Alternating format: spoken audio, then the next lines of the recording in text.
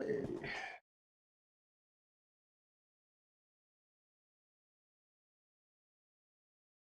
am I on?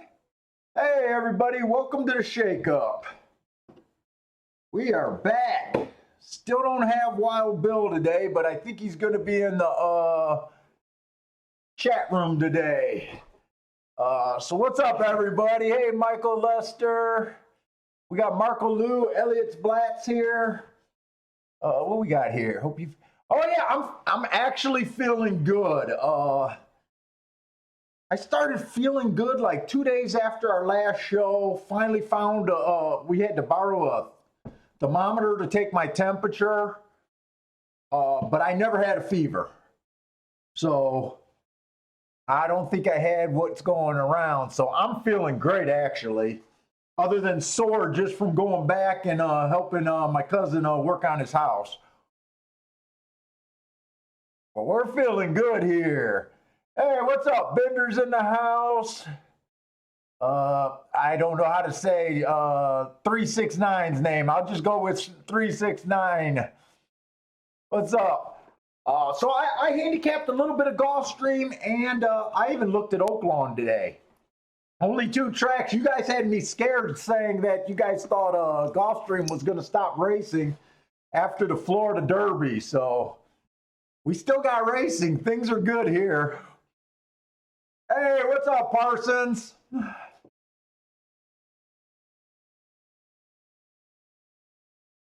Yeah, we're happy that Gulfstream is still on.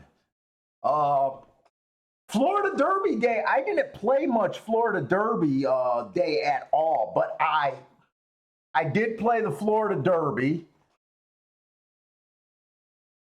I played the 1, the 2, and the 10 to win. And no place money on any of them horses. So the 2 ran second at 80 to 1. Paid like $42 to place. And I think with the big chalk that Exacta paid like 166 or 188. Did not have it. I was so mad that I did not hit that race. I think I seen Parsons putting out a tweet that he had it though. Hey, what's up, Larry? Larry's in the house. Who else is in here? Yeah, Gulfstream is still toughing it up. Hopefully, they're not planning on closing anytime soon.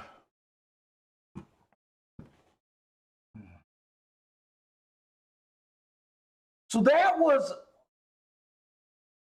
all I. No. I played 3 bets on Florida Derby Day. I had 1 small winner. I regret not playing that 2 horse at 80 to 1 to come in second. That should have made my day.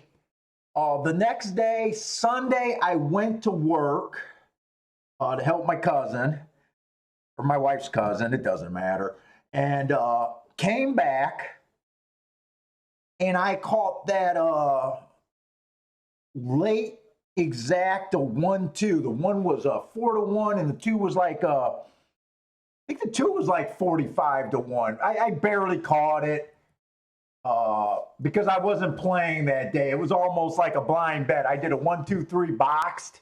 I just got home, and I actually caught that nice Exacta. I don't even remember what it played, to be honest, but it was late in the day. But other than that, I haven't been playing, haven't been looking, worked the last 2 days.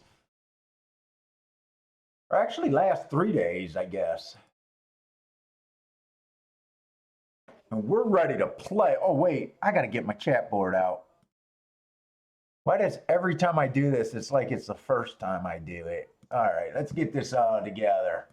So hopefully you guys been hitting some stuff. Hey, what's up, Brian? Hi, all. First time to the group. Hey, welcome then, Brian. Welcome to the group. Feel free to ask any questions. A lot of guys, or even if you want, give out your picks in the chat room. Guys are asking questions or putting out their picks. Just hanging out. No real rules anyways, except for just don't be an asshole in the chat room. Hey, what's up, Pie Man? So we're mostly, obviously I always focus on Gulfstream first. So we got 5 minutes. These first races always sneak up on me. Let me get all set up first. So Gulfstream, I just keep going back to basics when I start. 5 furlongs on the turf has one of the longest biases that I've been playing. It's speed, and it's you either need to be on the lead or within 3 lengths of the lead at the first call. You don't want to be farther back than 3 lengths. They've only closed, my closing definition is 5 lengths out or farther.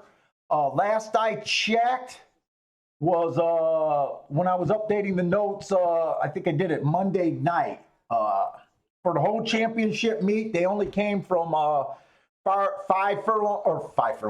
lengths out or farther 10 times. So for the most part, you want to avoid closers on this turf, sprints at all costs. I don't know how much I'm going to like this race, but we're looking for speed. So this one horse, so we got a 50,000 maiden claiming, 5 furlongs on the turf, the one horse. Tried dirt last time, 1 race sample. That was his debut. We can forgive every horse that only ran 1 race. He has every right to improve. With that being said, that the first race doesn't really show me anything. The inside of the track was good that day. He was in the 4-hole. He was slow. He got destroyed, so we're not going to waste much time on him. The 2 horse. I have no skills with first-time starters. I do ignore them. Hey, what's up, Joshua Kuhn, Simon? I think I got everyone. Brian Reed, Pie Man. So first-time starters, I just ignore. This 3, he showed legit speed on March 5th. His last race, he ran 2nd at the first call. That's 1 tick slower than the fastest winner that day. He was average at the 2nd call and slow at the finish. That's a nice race. He looked like he'd do it for the lead, got the lead, and tired a little bit. That's not a bad race. 21 flat, 43-4 is on the fast side usually, even though I have it as a 2nd at the 2nd call. 2 races ago, he was average, slow. 3 races ago, he was slow at the first start. First call, match strides with the slowest winner at the 2nd call, and was average at the finish. Looks like he's 5-2 right now. It'd be easier for me to look at this screen than that screen. Hey, what's up, Caesar? We're doing good. We're ready to play some racing. Today would be the first day I'm playing this week.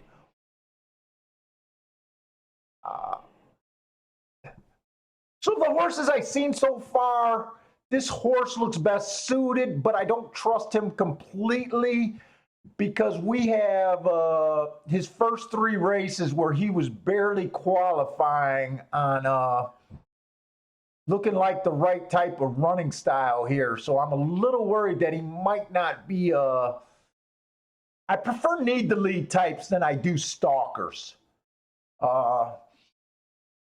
If you're new to the show, I put my marks up. I mark up my program the night before, the morning of, but I don't do any handicapping. I just put my marks up, that's it. If it sounds like I'm going through the races for the first time right now, looking for the winner, trying to figure out my bets, I absolutely am. That's how I always played. So I'm not one of those that believe in picking my horses the night before. I make a lot of adjustments throughout the days, and I'm pretty much a track profile bias player, is what I specialize in. So that's part of the reason that I don't really believe in settling on a pick before I see the odds board and throughout the day. The 5 horse ran a 1 race. That race was a 1 race sample that day, so I could have built a profile for that day. He got a decent speed figures. You guys know that I don't care for speed figures, but it is a decent speed figure. It completely the wrong running type looking like a closer that first race, but you know I also don't like to declare a horse a running style after one race. But other than that, he has every right to improve here. I wouldn't be shocked if he's a closer, but then again, like I said, I wouldn't be shocked if he goes right to the lead here. But on paper, I can't come around betting this horse. The 6 horse, first time starters, your guys' knowledge on first timers are better than mine. I ignore them. 5, 7, and 8 all fall into that same category. So this is already a dangerous race for me. Hey, Paul, did anyone, take a chance on identifier? Marco Lou, I would say the buy. You know me, Marco. I always start off the day saying that I always go to the strongest, long-lasting bias. So this has been one of my strongest, longest-lasting bias. I'm not, you know how the last couple of weeks we were thinking outside on the turf. I don't know if outside's great, but I feel more confident handicapping towards the speed here. And Michael, did anyone, take a chance on identifier? Here's the thing with me, Michael. I try never to look at the horses' names. I don't know if I took a chance on identifier. I try to make it a habit. There's very few horses that I look at their names. When I know their names, it actually hurts my handicapping. And if that's a good race, stakes race or a solid top horse, I probably would even look less because I like playing. I don't like stakes races that much, but so I don't know the answer on that one.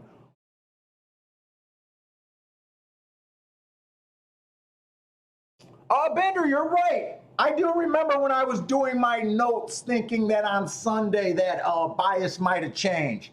Good looking out because I kind of agree with what you're saying, that inside speed on the turf on Sunday, it did seem to change on Sunday. I absolutely agree with you. And man, I love that since you were able to call me out a couple times and showed me what you were doing, I know that Bender is building his own track profile and he's following this shit. So because of what he showed me, and he's even called me when I mismarked a couple of horses.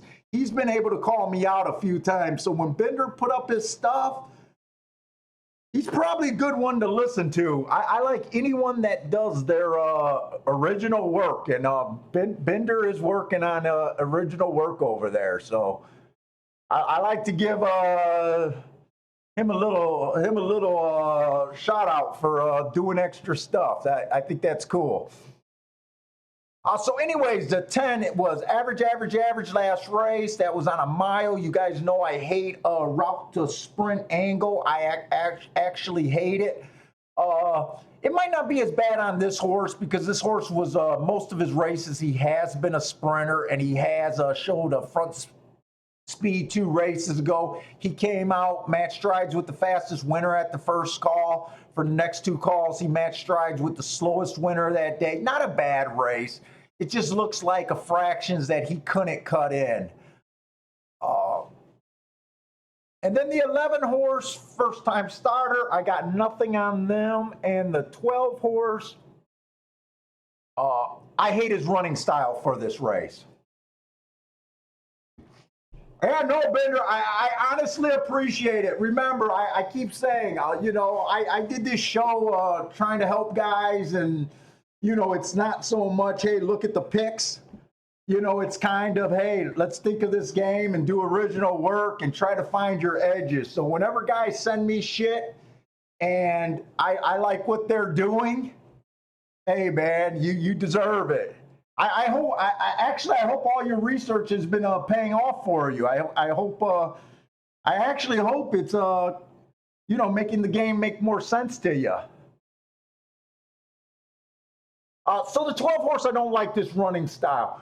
I always come on with not enough time for the first race. I knew I really didn't like this race. We got at least 1, 2, 3, 4, 5 first timers that are all dangerous. We have, I think, at least 1 or 2 horses that only ran one race. So the horse I like best on paper is the 3, but I don't take 5 to 2 or less in a dangerous race like this. I don't love him. I just like his running style. There's way too many unknowns. And I think the 10 has a nice shot. And the 3 is 5 to 2. The 10 is 7 to 2. Those are the 2 horses I could come out with. But to be honest, I am absolutely sitting out this race. I always say if I don't put my, money behind my mouth, my opinion doesn't mean shit. So to me, this is a sit-out race with all the extra things.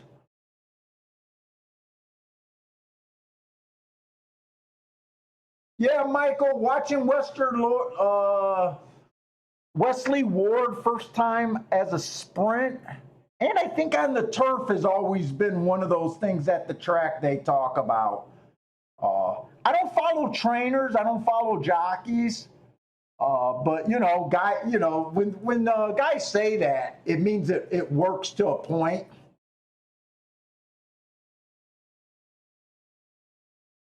Yep, I'm staying away too, Josh. Look, I agree with you, man. This to me is just a sit out race. I didn't play yesterday, and in fact, I didn't even do the chart. I come home from doing that construction work after not doing it for so long that, man, I just been going right to sleep. So I guess what I'm saying is I didn't pull up the charts yesterday to see how they ran at Gulfstream. I should do that now, actually.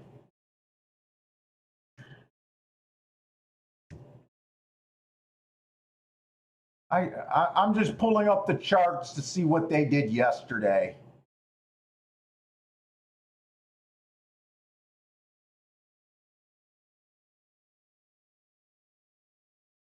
Wait, did they run yesterday? Oh no, they didn't run yesterday. I'm so used to, yeah, we're done with the championship meet. I forgot about that. They didn't run yesterday. Oh, Larry has a small bet on that 3. Yeah, I just realized that Partez, that Gulfstream was that's right. We switched over. It's the regular meet now, the summer meet.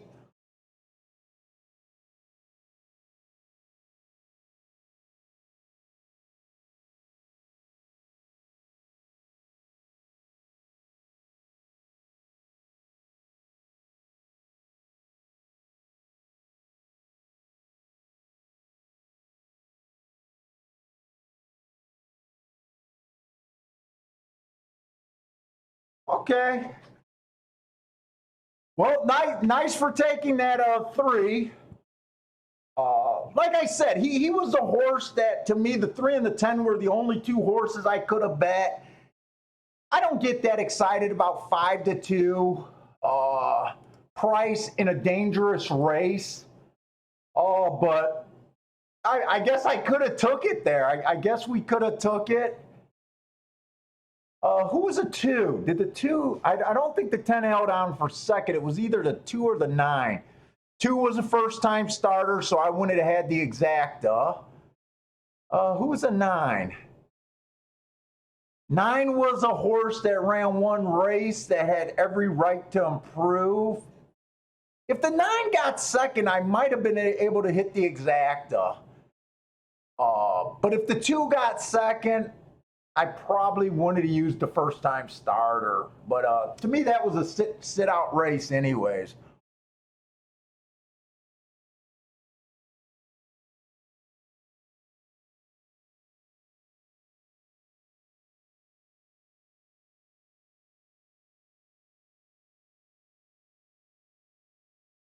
Jeep and Survival hit the 3. That's all right. Way to start out.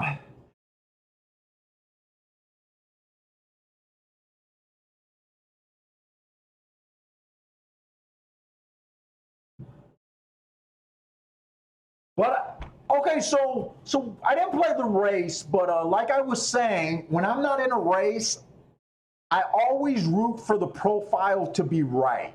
And I said the profile was you want to be on the lead or at the worst 3 lengths off of the lead. The 3 went wire to wire. The 10 was the only horse chasing. He did get beat. He might have finished 4th, but remember, I talk about the profile. When I make these profile, it's for the win spot, not necessarily the 2nd, 3rd spot. So I do like how that race played out.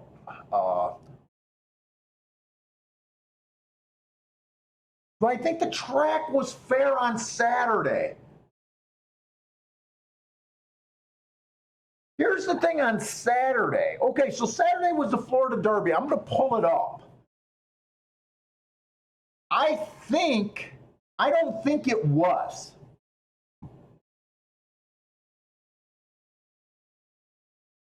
I know Partez was one of the guys that I was talking on Twitter that I was pissed that I bet that 2 horse and didn't at 80 to 1 and didn't do a place bet or played him, backed up with him with the big chalk. I was a little pissed at myself about that. But when I was doing the chart, so what happens is me and Parsons was playing. We were both on our Skype. We were playing together on Saturday. I was kind of bored. I tell you guys I don't like stakes racing. I don't get really excited about stakes racing. It's just not my thing. It's not my comfort level. I like what I like, and I play what I play.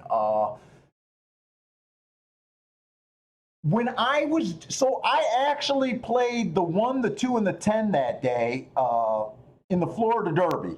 Now, the 10 I just liked because he ran with the big chalk. The 1 also ran with the big chalk, and I thought they were close enough to possibly reverse. And then I played the 2 because of the inside of the track. But when I was doing the charts for that day, like I said, so I do the charts late at night. So I guess I got bored. I wasn't really watching the races. I knew they were stakes. It's just not my thing. I remember telling Parsons, hey, I'm going to go walk the dog. I'm not that interested in the card today. And that's what I did. And that was a few hours before. But so I wasn't watching the races real closely because I was already, kind of bored with them. I think Saturday was 328. And here's my charts for 328.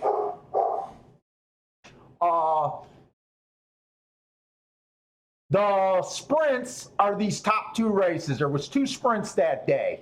Right off the back, I noticed that the 6 won one of them. Now, the 6 post can win, but that's on the outside. And the 8 horse is even farther outside. Yes, he was a chalk.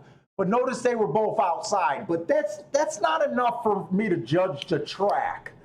Because the 8 horse was a big favorite. That's what that asterisk is. Just tells me that he was under 2 to 1.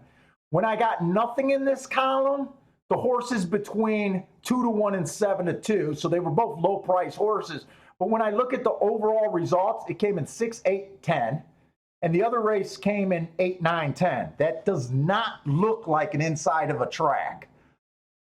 And remember, I gave you guys a warning, and some other guys pointed out in the chat room because they know that I love the rail so much that they also point out that on Big Stakes Day, the track seems to change. Well, for sprints, that looked like that changed. We don't see too many 8, 9, 10s and 6, 8, 10 trifectas.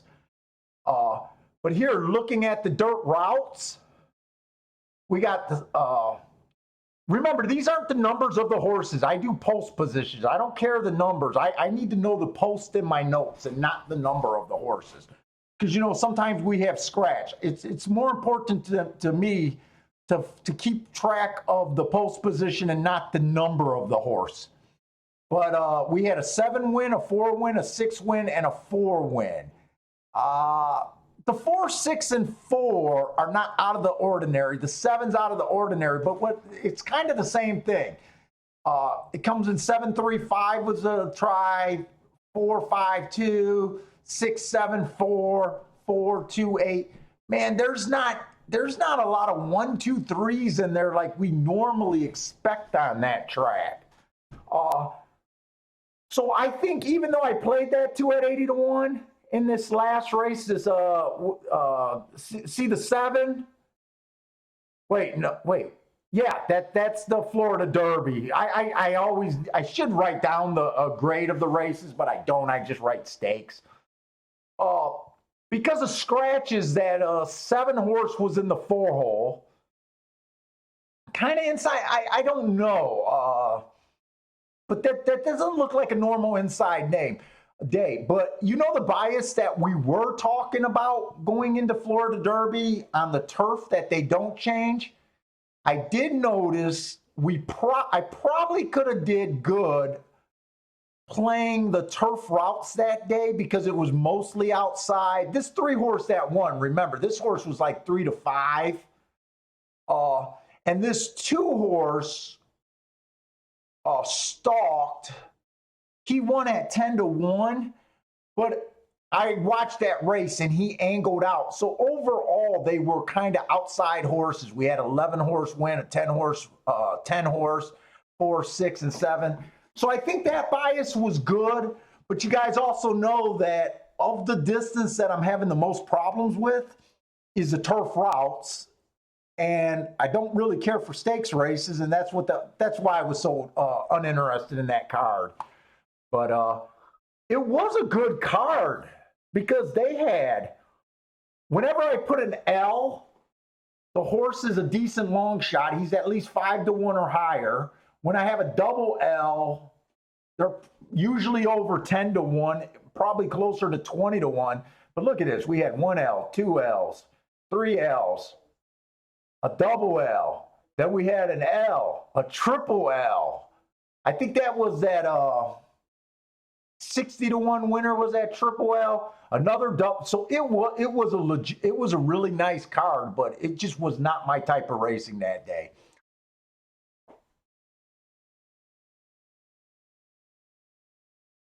Oh, Rex had the 60 to 1. Okay. So Parsons called me late. And I had played that freaking race. It came in, I want to say 4, 5, 1. 4, 5, 1. I want to say the 1 was the big chalk on the rail, right? I had the 1 and the 5. The 1 and the 5 ran together. The 5 was 24 to 1. And I played the full horse in the second spot, the 60 to 1 winner. It was a 60 to 1 winner and a 25 to 1 winner, and I should have boxed. They were all inside. So who hit that, Rex? Nice call on that 4. Because soon as Parsons called me, I was bitching that we should have had that I should have had that. And if he was talked to me, we probably would have had that.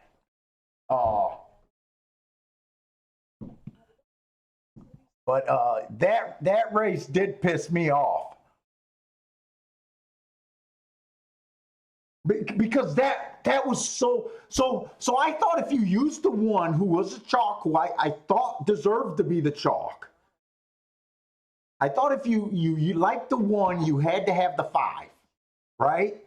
And then I think, I don't remember if the 2 or the 3 horse was scratched. I think one of the inside horses was scratched.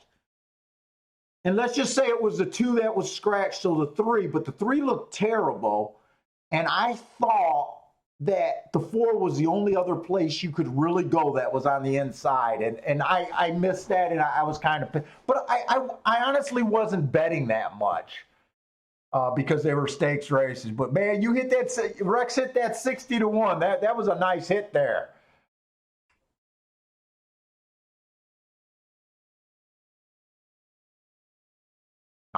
I hope you had a good bet on them, too. That is a year maker. or at least a couple. If I would have went after that race and I would have hit that for what I usually $10 or $20 exact, it probably would have set me up for 2 months.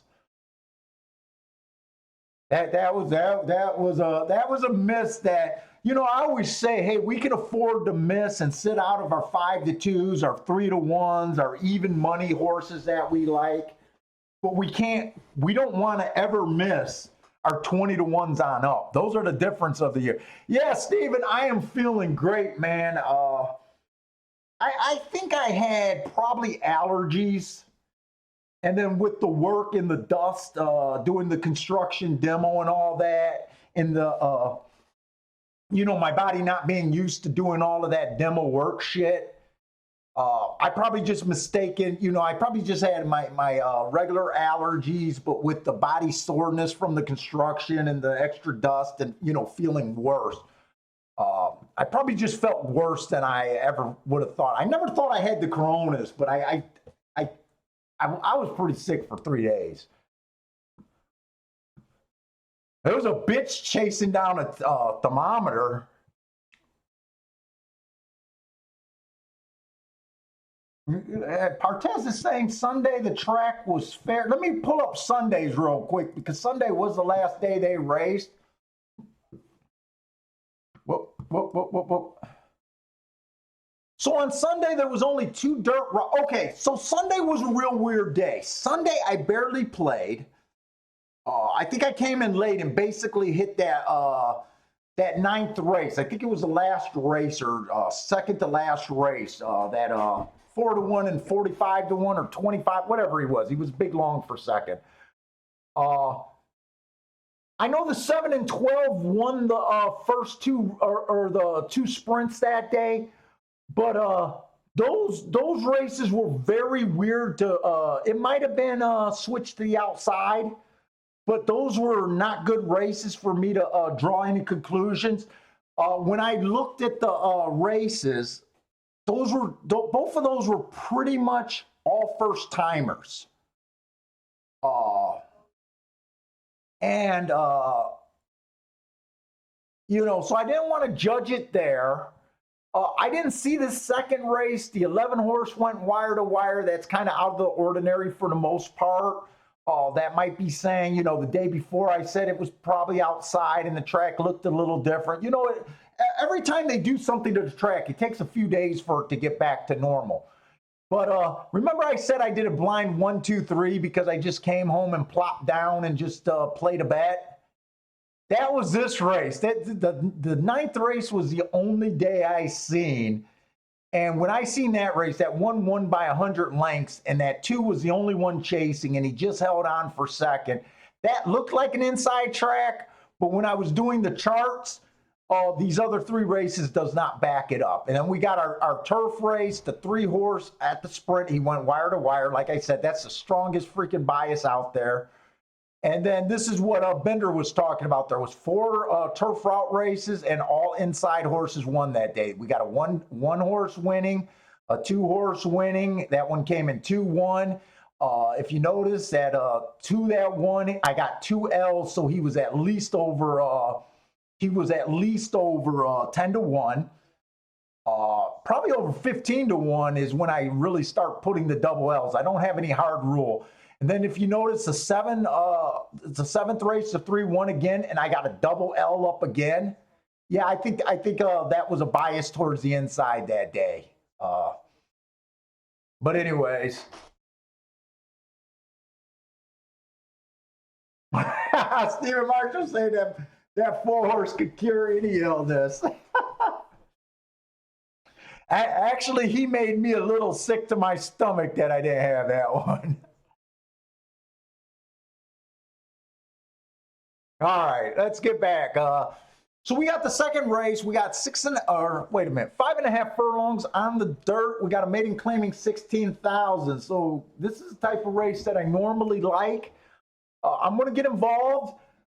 Even though we looked at the last 2 Saturday and Sunday kind of charts that I do, and I do think the track was probably playing a little bit outside or maybe fair. the track had a few days. It had Monday, Tuesday, Wednesday to go back to normal. I don't know what makes these biases. I don't know what makes them go back to boy. But I'm still going to handicap this race like the inside of the track is good, even though the evidence shows me that the last 2 days that they actually ran, the outside was good. To me, I always go back to what's been the stronger part of the track. I can make adjustments later. If I need to protect myself here, I'll just go with lesser bet. But I am going to start trying to handicap like the inside of the track is where I want to be. And if I got to make an adjustment off of it, I'll make an adjustment off of it.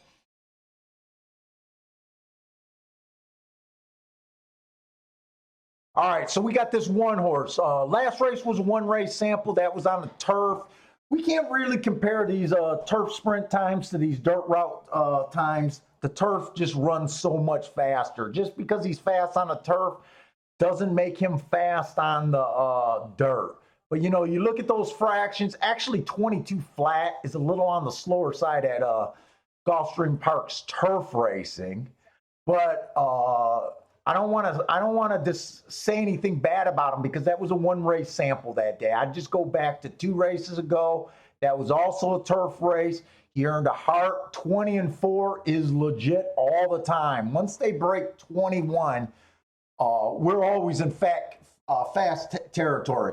When a horse earns a heart faster than the fastest winner that day, automatically excuse, automatically a good sign.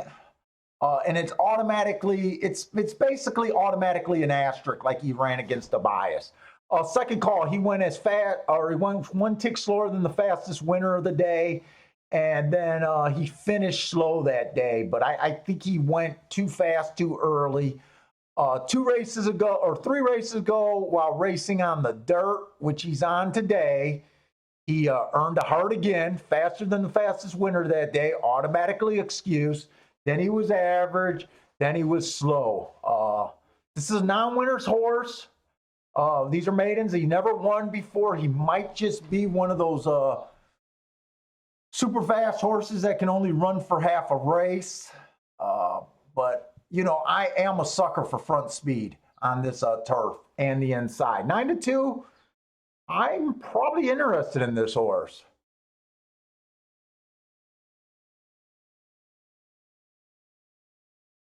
The 2 horse gets the inside today. Last time he was on the outside and in the 6th hole. It said he was outside. He was slow that day. I don't like that race. 2 races ago, he was average, slow before he was pulled up. Obviously not a good race. Actually, this horse's whole career has not been a good form. He's flashed a little bit of speed, but this horse at the top of the stretch has been uninterested, double digits lengths behind. He just looks bad form. I can't get behind him even with him being on the inside of the track, I don't think. The 3 horse, 1 race. By the way, the 1's dropping a bit in class. The 2's making a substantial drop here. We're probably going to have a lot of droppers here. The 3's making a drop in class after 1 race. That race, it doesn't show me anything. He was just slow. But I never judge a horse off of their first time out.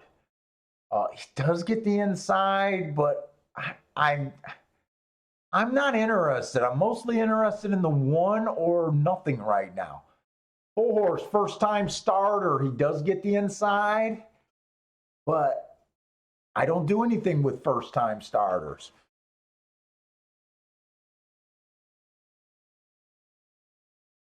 The 5 horse, average, match strides with the slowest winner and was slow. Not a bad race. He had the 7 hole that race. I hate speed figures, but when the horses aren't showing us much, sometimes I'll just mention them. I don't like them, but the 74 and 81 speed figures are pretty solid in this race. I don't care for the. My markings on this 5-horse last race is not that good, but they're a little bit deceiving. It looked like he was in the slowest pace on the slowest race of the day, and he just backed out. So that slow finish is probably not as bad as what I got it made out to be. He still finished 2 by 3. If none of the inside runs, he might take advantage of it. 2 races ago, he was the slowest winner of the day. The inside of the track was good. He was on the outside. That race is obviously not bad because he won while I think he was against the bias. I know he was able to get to the rail.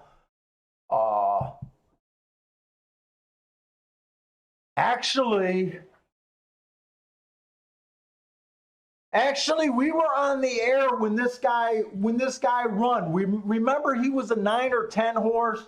We played the one that day. He cut across. He caused a whole bunch of horses. He did win that race. He did have the inside of that. Right. I do remember this horse. He was 110 to 1. We got put up. He got taken down and put to second. I think he was.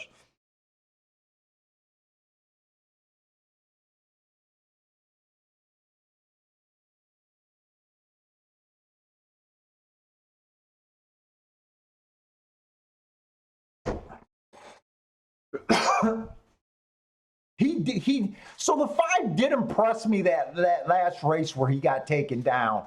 So I'm probably looking at the 1 and the 5 right now. Of the 6 horse, my best mark, Earn a Heart, for being faster than the fastest winner at the first call. He was on the outside of the track that day. He's dropping. 2 races ago, he was slow while having the outside of the track. 3 races ago, average, slow. He looks good. I just don't get too excited about 6 to 5 or 8 to 5. I can't really tell what odds he's at. Let me get to the right race here.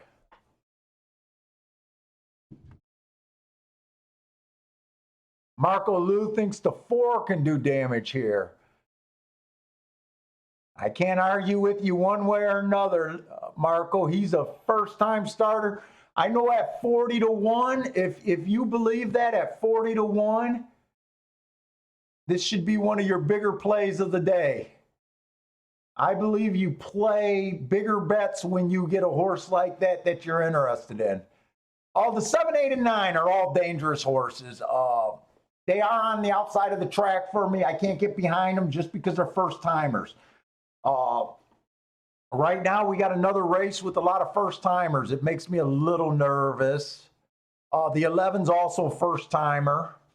Remember, I just ignore them. And the 10 was average, slow last race. 2 races ago, he was slow. 3 races ago, he ran against the bias, but I still think he's too far out. The only 2, this is a race kind of like the last race where there's a lot of dangers of unknowns because of first-timers. I kind of like 2 horses on paper a little bit, the 1 and the 5. I could sit this one out. The difference between this and last race, all honesty, is just I'm getting a little bit better odds. 7 to 2 on my top choice and 5 to 1 on my second choice. You know, better than the 5 to 2. They're not much better, but in my head, it makes it a little bit better. I'm trying to decide if I really want to bet this race or not.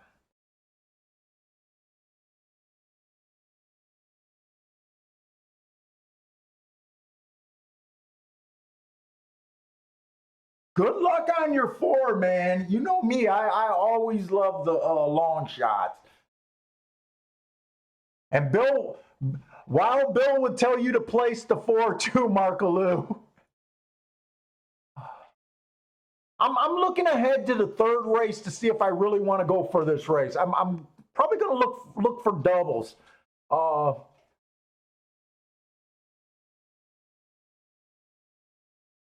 I love this one next race if the inside of the track is good.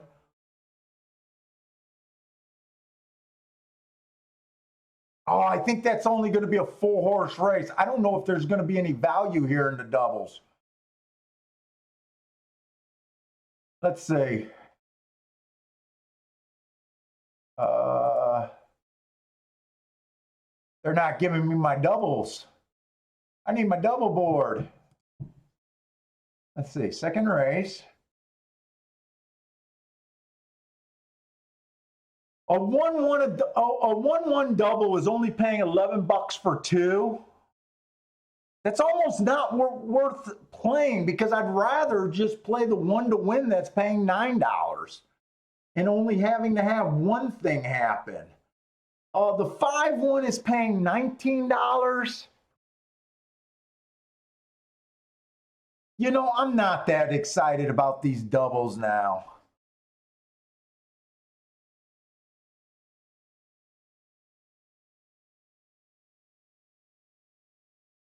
Yeah, the one right now is paying $10 to win. I'd rather just, even though I think the one next race is probably the horse to beat, he's probably going to be 3 to 5, and you're only getting $1 more for a dollar double. To me, I'd rather just bet the win ticket in this situation.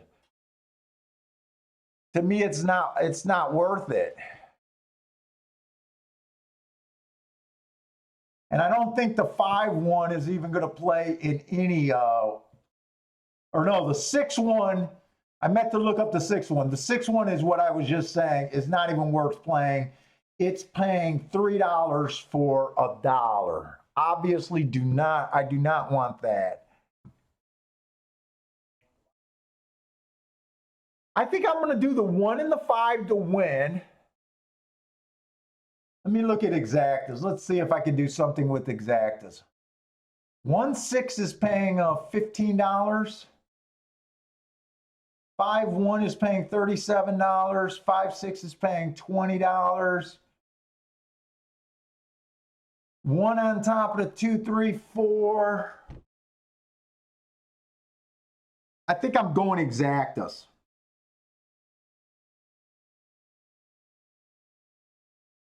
What is a 6? I got to write these down so I can look up and make sure everything's worth playing that I'm thinking. 6 on top of the 2, 3, 4 is a saver. I'm willing to play those. 6 on top of the 2, 3, 4 is paying $59, $176 for $1. So all I need to do that is for a couple dollars for a saver. I then am going 1 and 5 on top of the 2, 3, 4. Those are paying $100, $189, and $157. $787. Oh shit! I got to get these in. I got to get these in. So I'm playing 1 and 5 to win. A small 6 on top of the 2, 3, 4. I'm going to get all of this in. 6 on top of the 2, 3, 4. 1 and 5 on top of the 2, 3, 4. Those are going to be only $5 on those. They're paying a ton.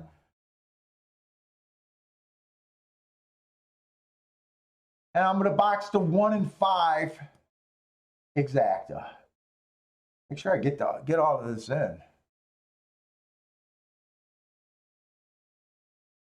Okay, I actually got all of that in. Got all the time in the world, and these are still. Yeah, Marco, I agree with you. I think one's should win that next race. It's a 4-horse field. Everyone gets inside. I need this bias to be back. I need the inside of the track to do well here. I played this, like I said, I was going to play this race. I cut my bets down. I played this like the inside of the track is good. So if the 6 wins, I need one of those long shots, a 2, 3, 4 to get second. If the 1 and the 5 wins, I got win money on both of them. I got a 1-5 exacta box. And then I got smaller exactas 1 and 5 on top of the 2, 3, 4.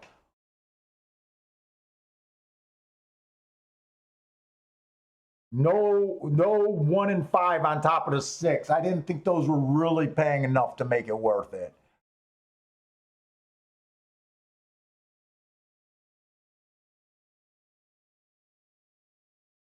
Yeah, you're pick 3. But if you, I don't know how many horses you used in that first leg. If you singled the last leg, I think you said you singled the 1, and if you singled the 3 on the first leg, I don't think you're going to be that bad.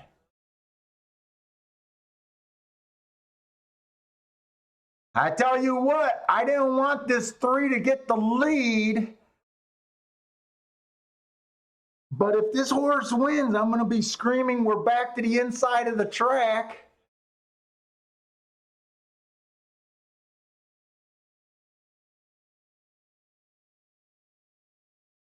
I'll take a 6-3, but I just don't know if the 3 has enough horse.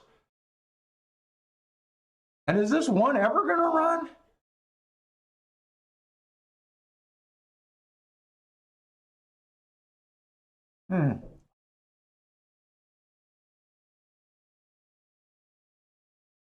I got nothing.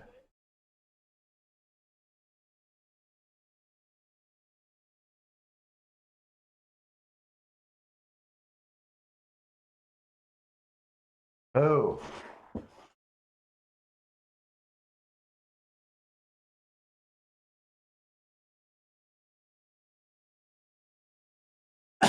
Was it 10 a first time starter?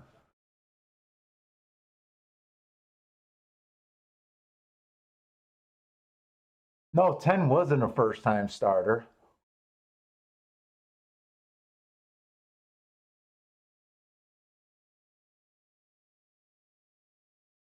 This track, this race right here, honestly, does nothing about how I think this track might be playing.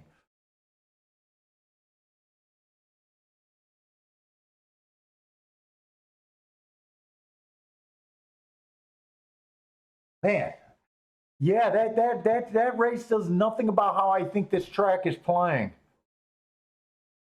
Did the 3 hold on for 4th here?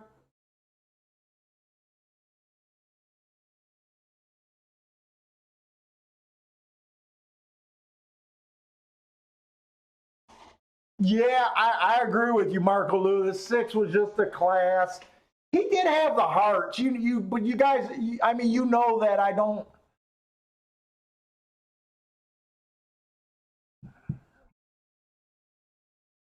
Well, it comes in 6, 10, 5, 9.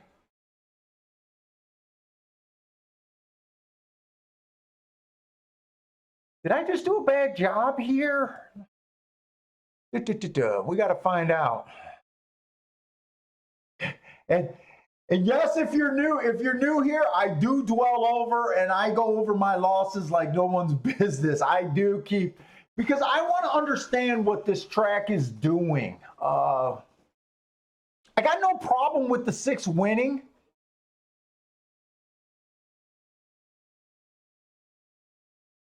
Six had my good heart for the first leg. I was just hoping that the 1 would be a better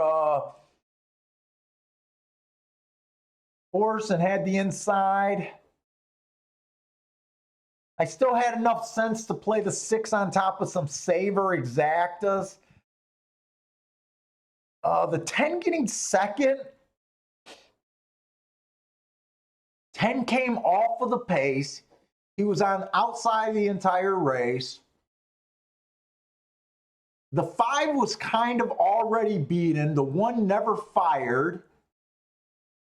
So the 1's a no-go. The 5 ran a good race. But the 5 was just a 16 and 5 was a basement horse for 3 races, 4 races. So I can see that when the 5 and 6 were matching strides, that the class on the 6 horse would probably overwhelm the 5. He put the 5 away.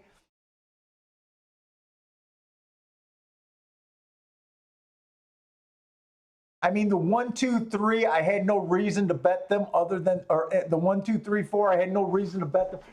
This race is honestly not gonna tell me anything. Other than I was probably, even though I cut my bets way down, I was probably just a little aggressive anyways. And who was the 9? The 9 was a first-time starter, right?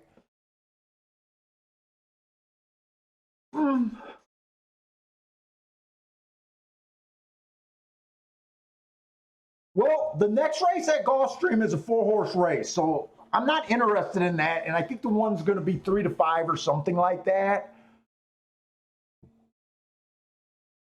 Yeah, Mizuman, you came to the same conclusion before I did. I like to go over. You've been around. You know that I love to go over it. But yeah, I kind of coming to the same assumption that you did. The 2 through 4 I threw in them because I was hoping that the inside of the track was good. I thought the 5 ran a great race. I thought the 5 ran a good race. But I understand how the 6, once the 6 pulled up to him, that the 5 really had no chance. I think he took the heart from the 5 and allowed the 10 to just creep up there. 10's had a lot of races. I'm not jumping anywhere on this race. The 9's a first-time starter, so the 9, I know the 9 had an outside trip, but the 9 could just be a better horse, a better group of horses than what these are. 3, I thought, held on pretty good for being 70 to 1 and on the inside. I think I agree with Mizuman that, hey, this is just not a race that you can hang your hat on about really judging a track. I agree with that. I agree with that. This is not the race for me to really go over. I probably bet a little bit too much in this race because I sat out the first race.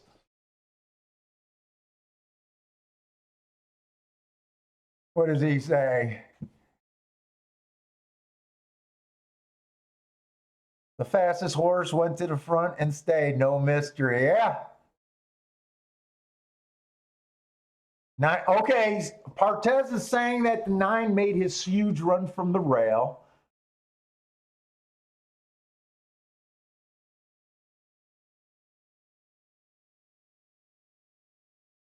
Mizuman looks like he hit a small saver try. Hey, I specialize in bad horses, man. And you guys know my love for bad horses. I think what makes this horse or this race a little bit harder to judge is that the 3 horse, he did have a right to improve. He was lightly raced, but showed no, there's no real talent. The 4, you can't even judge what he was supposed to do. The 5 ran his race. The 6 definitely ran his race. The 7, 8, and 9, you got nothing on them. Shit, the 10 might have just got 3rd because of conditioning. He ran 6 races, and he loves to get a 2nd and 3rd.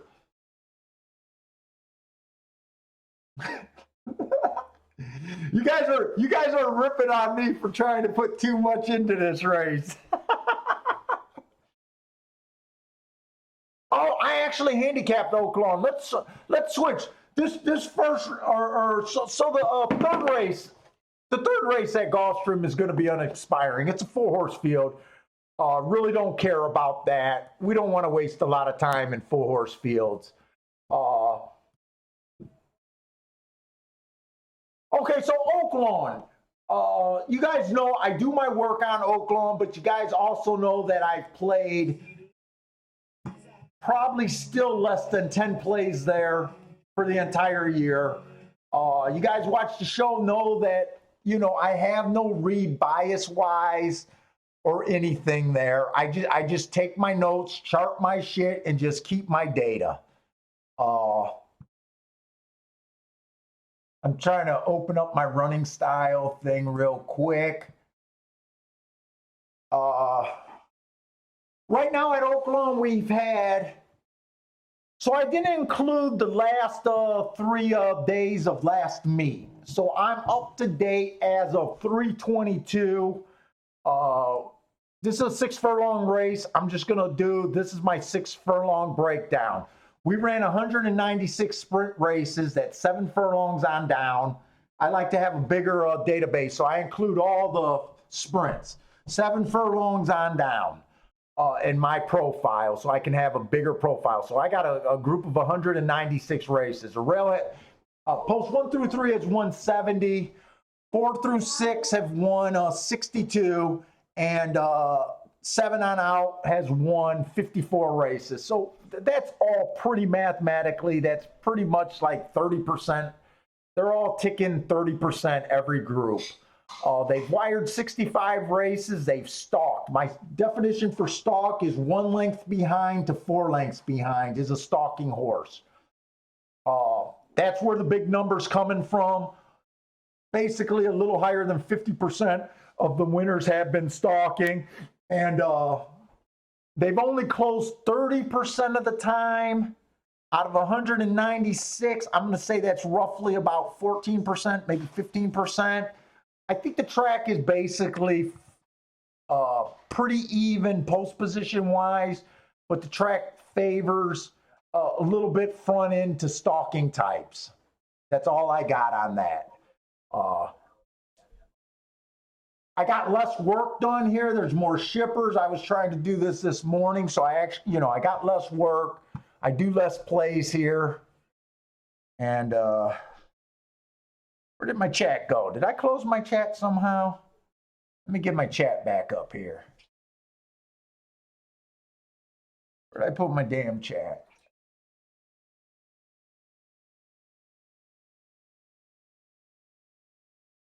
Restore chat. Or did it just go? Did it just go away? There's my chat.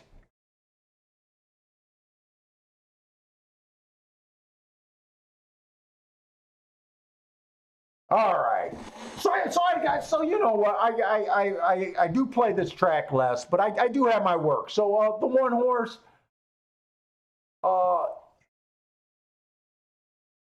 I don't keep track of Louisiana Downs. April 27th, I don't go back to that meet to do anything on this horse.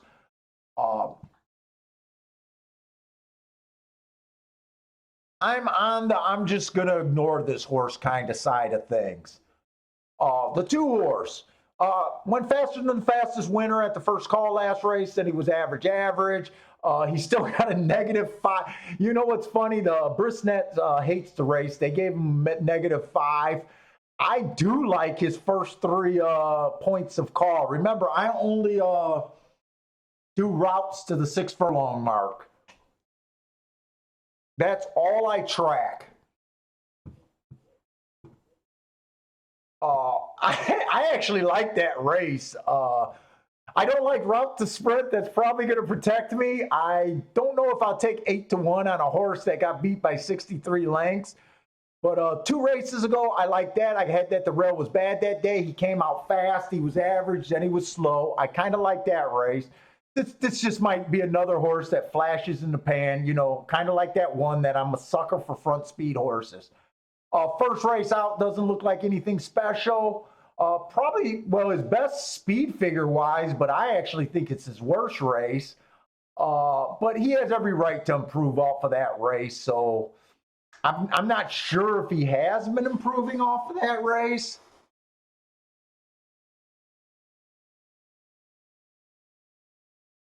But I am a little interested in him. I thought I was going to get higher odds too, though. 3, I'm just going to ignore him. First time starter. The 4 horse, average slow last race. 2 races ago while running a mile. He earned a triangle for matching strides with the fastest winner that day, and he was average. He also got beat by 24 lengths. I kind of like that race. The two horses I kind of a little interested in right now are the 2 and the 4 horse, but remember, I hate route to sprint angle, and both of these horses earned the marks that got me a little interested while running mile races, and I always say, fuck, a sprinter's supposed to be able to put up a fast first call. I'm putting a warning out there because I am a sucker for these type of horses, and I don't want you guys to be a sucker for them just because I can be. Where the hell does my chat keep going? Why do I keep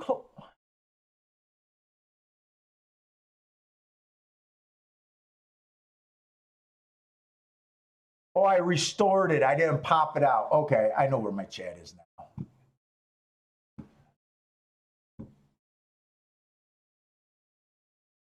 Mazuman is thinking the 1 might be sneaky here. A decent class and long layoff.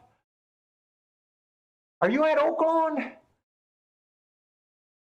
He might be sneaky here because he's kind of a front end kind of stalker kind of here. He looks like against the slow field. I'm going back to the 1 because I'm ignoring him and he is at a price. I see Mazuman is getting behind this horse a little bit, so I wanted to see what I might be missing. And I can admit I might be making a mistake by ignoring this horse. The layoff's long. He does have a front speed to a stalker profile, which I think will help him this race. The 5 is scratched. The 6 horse. Another mile horse that earned a decent mark for the first call and then fell apart. 2 races ago, he was slow. I can't keep jumping on these horses like this. The 7 horse, first time starter, I just ignore him. 8 horse, at least this horse has run all his races at a sprint. He was average slow. He ran for the first 2 calls last race before he got tired. 2 races ago, the rail was bad. He was on the outside, so that didn't affect him. He was just average slow. He ran for 3 calls there. And his first time out, he flashed a little bit of speed, dueled a little bit. He earned a triangle for fast, average at the second call, slow at the finish. He has improved his speed figure the last 2 races from that. What is he at? Shit, 55 to 1.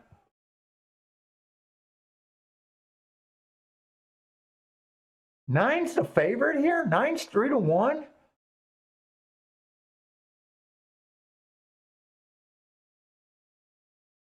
All right. I'm going to put this horse in the winner's circle, the 9. Just because this horse was slow, his only race. He's 3 to 1. He came from 16 lengths out to finish 3 by 1. He hesitated at the start. I don't know if he's going to be any closer because his first race out, we don't have the times for that race. I don't even know what track that might be. He was 7 by 11. This horse, I'm putting him in the closer category. He might not be a closer because he is lightly raced. But you know what? I always say the worst bet in racing is short price closers. I always try to bet against short price closers. And that's, off of 2 races, that's kind of where I got him figured in here.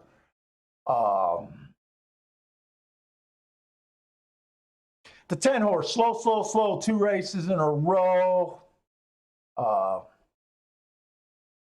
He's another, looks like a closer. He's not a short price. So when I bet closers, I'll take a closer, but, I want them to be at least 5 to 1, if not higher. Usually I'm not even interested in a closer until they're in the 10 to 1 to higher range. He's 19 to 1. So to me, if I was going to bet a closing running style, I would bet the 10 over the 9. And I'm not even sure I'm going to bet this race yet. Mizzou Man got some tickets out there. Let me unhide that. Oh, yeah, that is. Okay, so that's the market. I know Fairmont. Fairmont, I've actually tracked Fairmont years ago when I needed Fairmont racing for a tournament one time in Vegas. So I do know a little bit about Fairmont. Very cheap horses. A lot of front speed. Usually when they get to Arlington or Hawthorne, they're not really the better horses. That's the really the low end track out there in Chicago. Yeah. But I didn't. That is Fairmont, yeah. All right, so I was just on the 10 horse. The 11 looks like a deep closer. Last race he was able to stalk, but that was the best he's ever done. He matched strides with the slowest winner, then was slow. I mean, he did finish 2x1. He was second by a nose at the top of the stretch. I like him better than the 9 also. But I do prefer front runners. The 12 horse.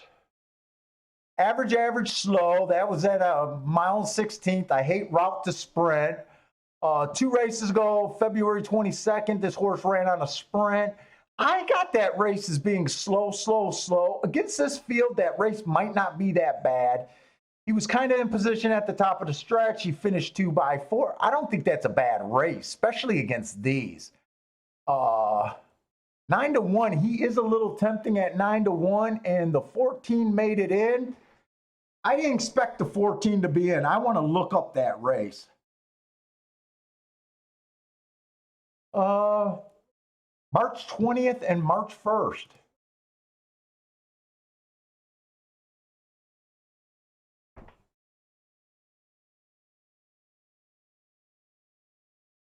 I got him earning a heart at the first call. I got it that it was a stalking closing day. I see him get the lead at the top of the stretch. This horse is 17-1. I got him average at the second call. He was slow at the finish. I don't think that's a bad race for 17-1. March 1st was the other race. He was slow. Oh, no, that was a mile race. Wait a minute. He was average, match strides with the slowest winner, and slow. That doesn't help. February 22nd. I'm doing more work on this horse.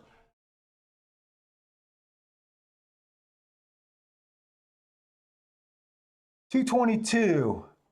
23 and 4, that's 6 furlongs. That's slow. 48 slow. 70 slow.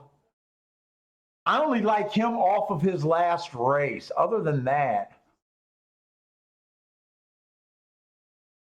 16-1. I'm interested in him at 16-1.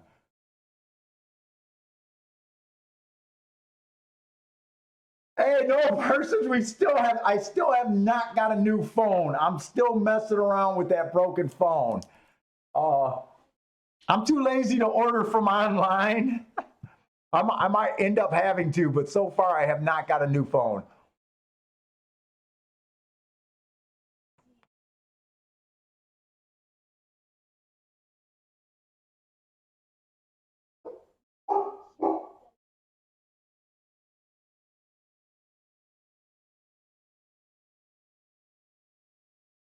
Look, I am going to play this race. I'm keeping my bet down here.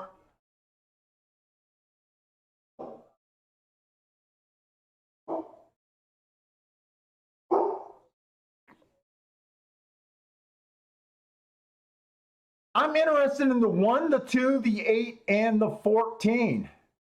You know what? I don't do 4-horse exacta boxes very often. I'm going to do a 4-horse exacta box. 1, 2, 814. Remember, I'm keeping these bets down. I am not putting my reputation on this kind of a bet right here. 1, 2, 8, 14. The lowest one is 9 to 1, and the highest one is 56 to 1. And I got 2 horses at 16 to 1. I'm betting all 4 of those to win. This looks like a shot that if I'm right about one of those horses and one of those horses can win, I'm doing a 4-horse Dutch. I mean, this is usually not a play that I'm doing. Obviously, I'm not going even a moderate bet here. I'm doing on my lower side of a bet here. All I did was a $2 exacta box, those 4 horses. And I put 10 on all 4 of them to win. That's all I'm doing. I'm just doing a play bet here.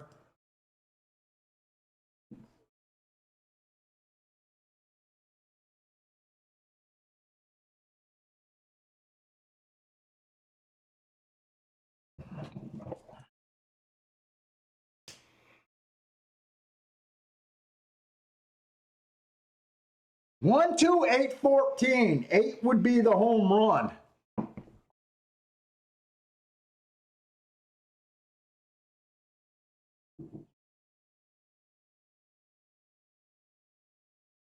This is all I want. I want the lead. I already did my job here. I'm walking on this one.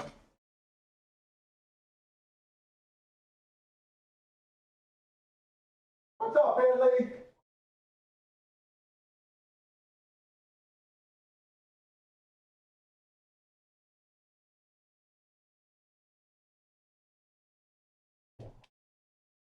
Can I get a 14-8? Can I get a 14-8 or 14-2? Come on with this 214.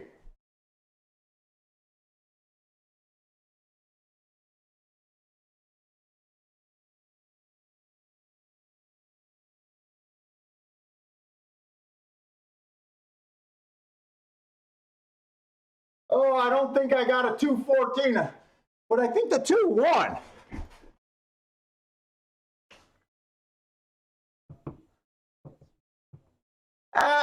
It's not a boom. I only got $10 to win. I'll have to even see if I made money that race. If I would have got a 14-2 or 214, even though I only had a $2 exacta box, it would have been a home freaking run. And that's why I say I hate. It's the worst bet in racing. Deep closers at a short price. Terrible bet in racing. Terrible bet in racing.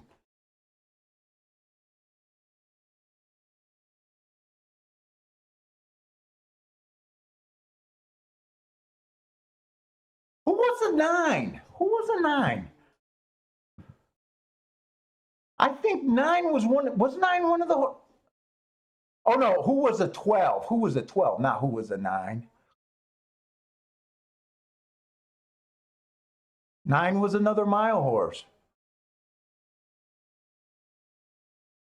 It's just bad horses. This is like the first race at Gulfstream, or no, the second race at Gulfstream, except I was able to get a winner. I should have just played my best marks and just what if you guys remember, 2 was the first horse I was interested in. And then I got a sidetrack on that 14 especially. I could have bet this race better. Maybe I shouldn't have did the 4-horse exacta box and just put 20 on all 4 horses to win. I would have picked up 160. Nah, you know what? No. No matter what, I should have just took a bigger. I should have just narrowed it down. I threw the 1 in late. I probably shouldn't have threw the 1 in at all and just went win tickets. I probably should have just used the 2 and the 14 for my main win bets. And I probably should have, for half the amount, bet the 8 because the 8 was like 50 to 1. I probably could have thought that bet through better. Because betting all 4 horses and settling on a 7 to 1 shot, even though we got our 7 to 1 shot home, I think it's almost, I'm going to work out even money and I'm just going to pay for, you know, that exacta that went up that gave me a thrill for a couple minutes.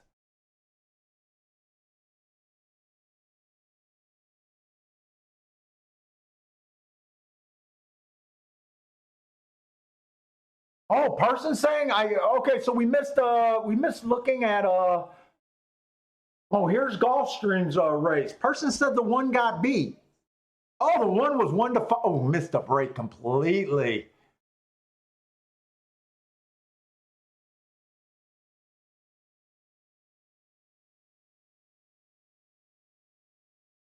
So 3 went wire to wire, 1 missed the break. That's why we avoid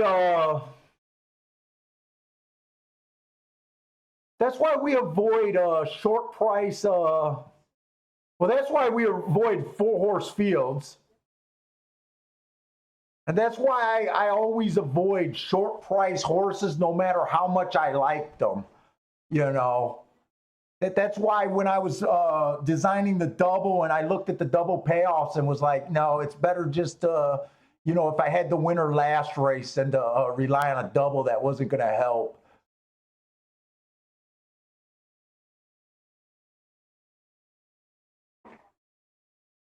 It's even hard. 3 won pretty easy, but 1 missed all shot at the start of the. I don't know. So far at Gulfstream,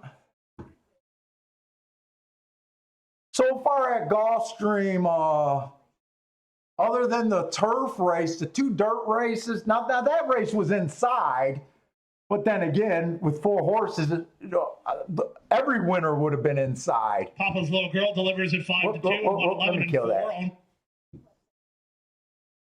So another race that didn't tell us anything.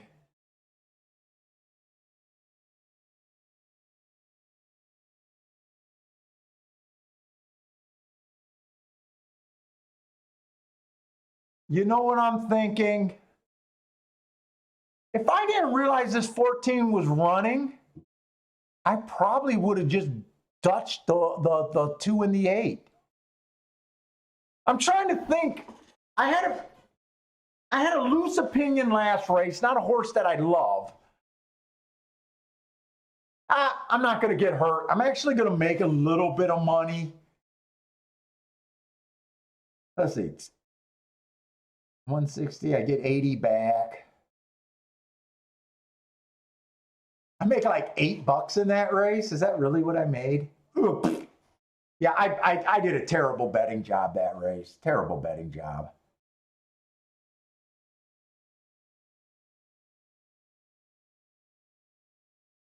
I'm really beating myself up for the way I bet that race. Because with the limited opinion I had there at Oaklawn Park, I should have got paid off. I should have made more than $8 on a. I think that bet cost $72. My total bet was $72, and I got 80 back. Yeah. You don't want to bet $72 very often to get $80 back. That's not a winning profile. That's not a. I need to reread a chapter about money management, bet structure.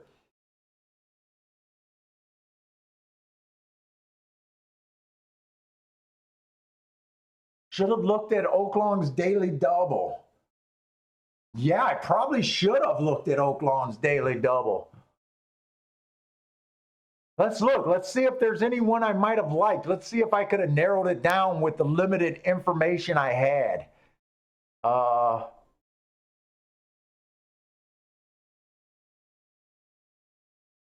You know what? I'm going to put my defense out there. I'm just glancing ahead at that second race at Oaklawn Park.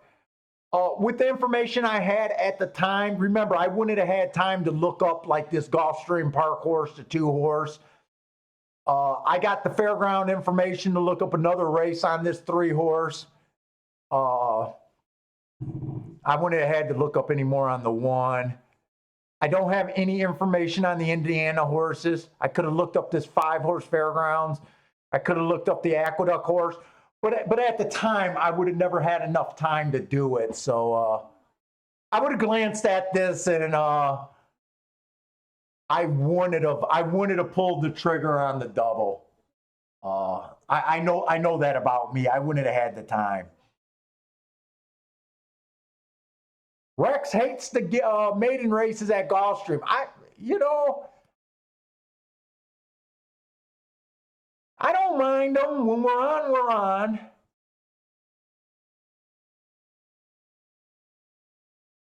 Is that the next race, another maiden race? Oh, yeah, we got another maiden. So right now, out of 4 races, the first 2 were maidens. The third race was a 4-horse field that we weren't interested. I could have easily sat out of every race at Gulfstream Park so far today. I like the cheap maiden race. This is the maiden race that I'm going to like the least, the maiden special weight.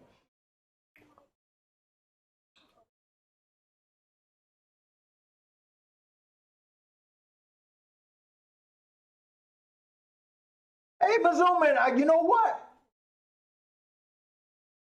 When I do have a losing day, I like looking at my bets, and you're going to want to do this probably. I know you're a handicapper because I see you in here all the time. I don't mind going for home runs, but then we got to review ourselves and just go over the plays and like you want to decide. Like I said, like go back, look at the chalks. Were they legit? Were they bogus? Like I know you were singled to the 1. In that third leg, 1 missed the break. I can't blame you for singling the 1 at the time that you bet them. You know what I'm saying? I don't think you went real wide in that first race. I don't think you did.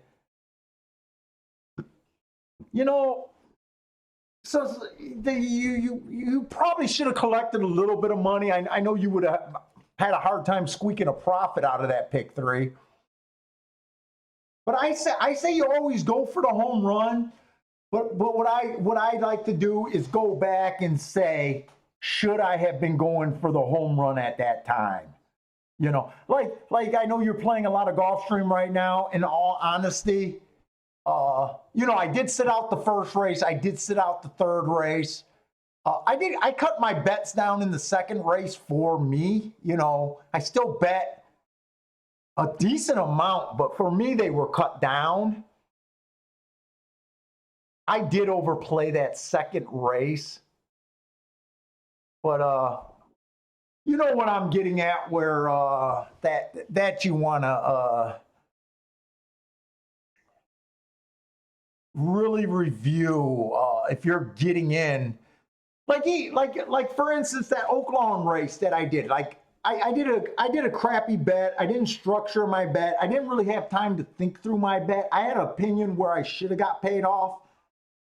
And if I really thought about it, I shouldn't have included that 1 horse.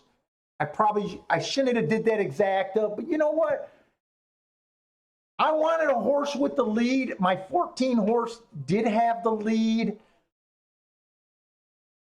I don't mind going for that home run on a cheap, $32 bet. That if that 214 came in, it would have paid a few $100 for $1. At the same time, I know that I didn't think my bets through, and I could have made money in the win pools there.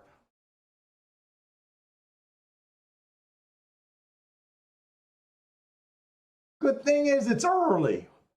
We can still find something, but we got to find some better races than this, These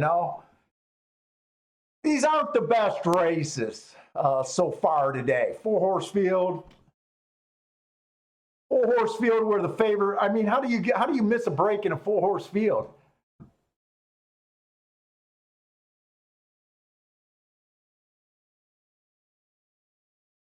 like my mental state feels good because I was between two horses in the first race, even though I couldn't play them. I'm willing to let a 5-2 horse win and not have any money on it. I'm okay with that.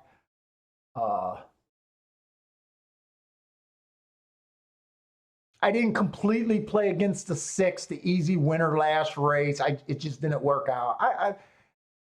To me, when I go back, I don't feel like it's been bad, but at the same time, we could have sat out every race, right?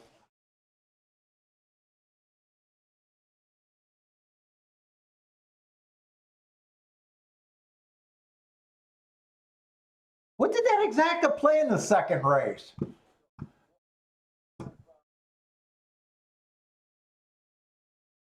What did that exacta play? Did that exacta pay good?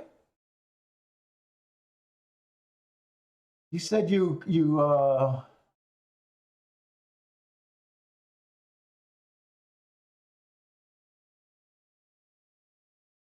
I see what you're saying. You could have hammered that exacta in the second race.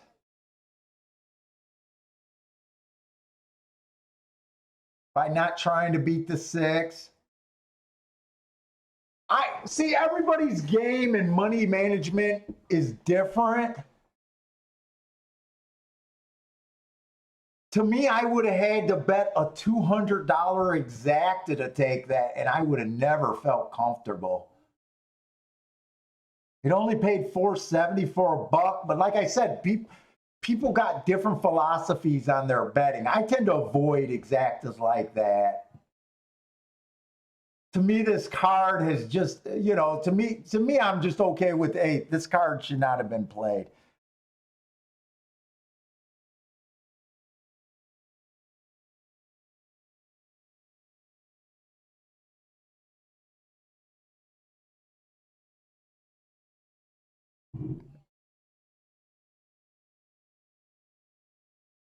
Yeah, so you're saying that you could have, in your head, you could have legitimately played it for $20 and took like $80 of profit, and you would have been happy with that.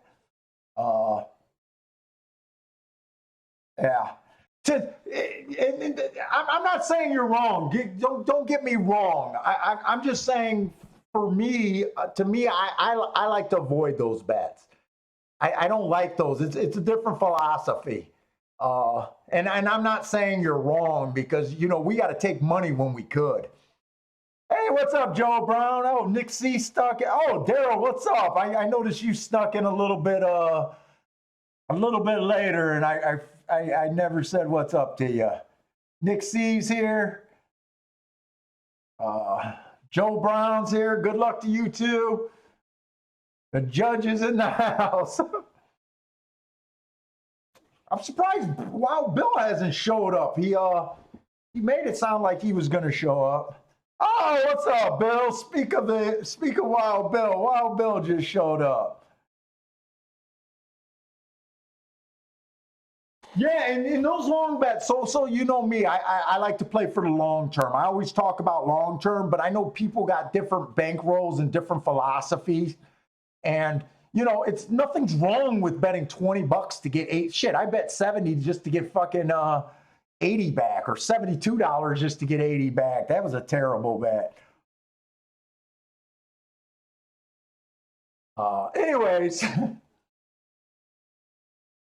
Bill's here. We can all start winning now. Hey, Bill, are you just showing up late because you got busy, or because these first three races today were all garbage?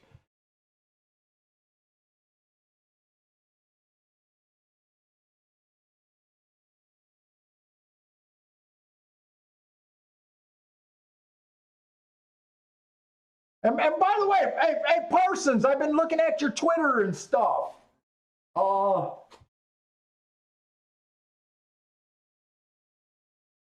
If you got something going on there, feel free to throw it up here if the guys are interested. If you're going on with promoting your Euclid Racing over there.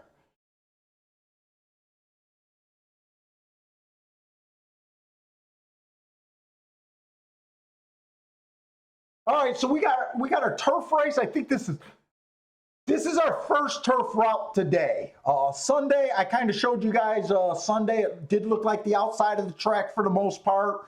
There was a low price 3 to 5 winner that rode the rail, but other than that, it was all wide moves. For I think the last week and a half at Gulfstream Park, that turf been favoring the outside. We've had some success with it. It also the surface that I tend to have the most problems with. When I with the bias, I feel a little bit more comfortable if it's outside. But right now, we just don't know one way or another. And Bender keep pointing it out, and I keep forgetting. And Bender just corrected me again. Saturday it was outside. Sunday was the inside day. Thanks, Bender. I'm glad you keep pointing it out to me because I don't want to make a mistake. So I was going to aim this bet to go to the outside of the track, and now I'm not so sure. So let's just go through it. I might not even want to play it. Let's just go through it, see what the heck's out there. So we got another maiden special weight race. It's on the turf. Like I said, for me, whenever I do good on the turf, it's a day that I think there's a bias out there. When I'm not sure, the turf routes, I'm talking about turf routes, is the surface that I kind of want to avoid if I can, unless there's a bias. So I guess what I meant to say for the last maybe 2 weeks, week and a half, it was favoring the outside. Then on Sunday, it all of a sudden went inside. And if you remember, Bender keeps pointing it out. And when I brought up my charts, remember 2 of those horses were in the double long shot. So they were probably over 10 to 1, maybe even over 20 to 1. So that inside was a real switch on Sunday. But with this being the first race of the turf race right now for the week, I don't know what to expect.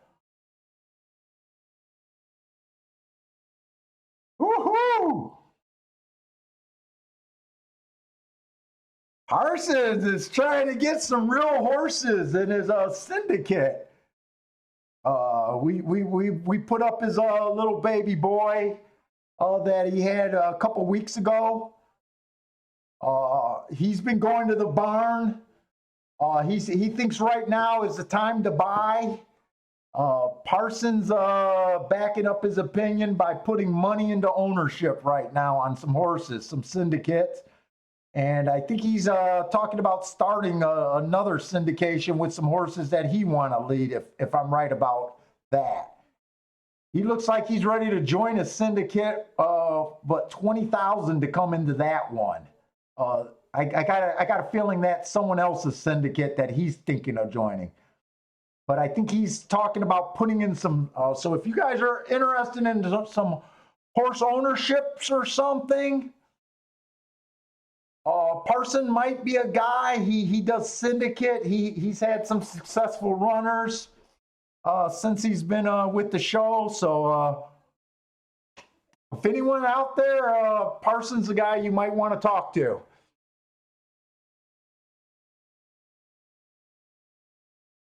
Okay, so the one's a first-time starter. I keep saying it, but, I don't do anything with them. The 2 horse, I'm going to come back, try to look at. He's coming from Saratoga. That race was just an even race. Every right to improve. I'll try to look it up just to see.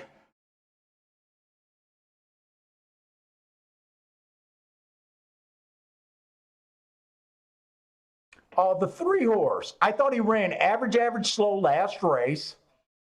That's not a bad race. He stalked. He was in. So what I like for horses that come specially from behind. This is not a really come from behind horse. He's been a stalker. But on closers, guys, I have more success judging my closers at the top of the stretch.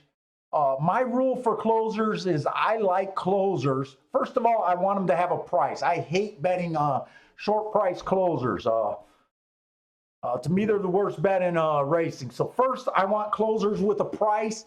Second of all, I like closers on what I think is a dead track closing day, or I want closers that can get within 3 lengths at the top of the stretch. This horse that ran 2 decent races, he was average his first race out. I don't worry about his speed figure dropping a little bit. Often horses, when they run a nice speed figure the first race, they tend to drop their second time out and then come back on again. 7 to 5, I'm not interested in horses at 7 to 5 on a track that I don't know how it's running. But I just wanted to point out what I wanted in closers. He's, like I said, he's not a closer, he's a stalker, but look at that stretch call to indicate a closer. This 4 horse, 5 to 1, he went too fast too early last race. That's a nice race. He stalked into that. Looked like he ran in the same race as the 3 horse last race. So there's not a lot of difference, in my opinion, between the 3 and the 4 in their short little careers. The 5 horse went fast at the first call last race, average at the second call, at the third call matched the slowest fraction of the slowest winner that day. Not a bad race. So far of the 3 horses that I can judge, they all look the same. They're all in position at the top of the stretch.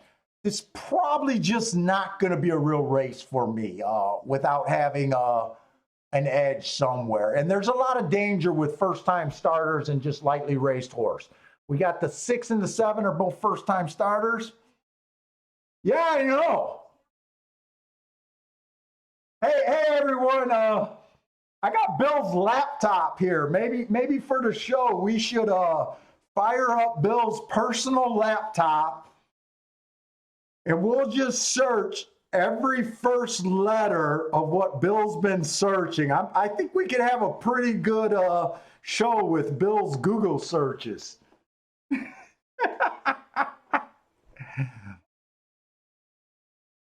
Hey, Bill, how much do you want to pay me not to do that show?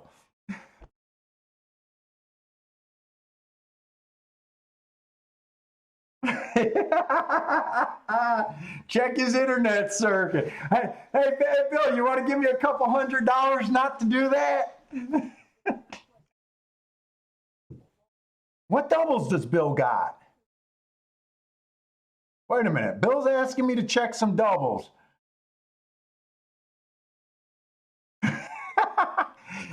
You know I probably won't be able to crack your password. Ooh, 20 grand for 10%.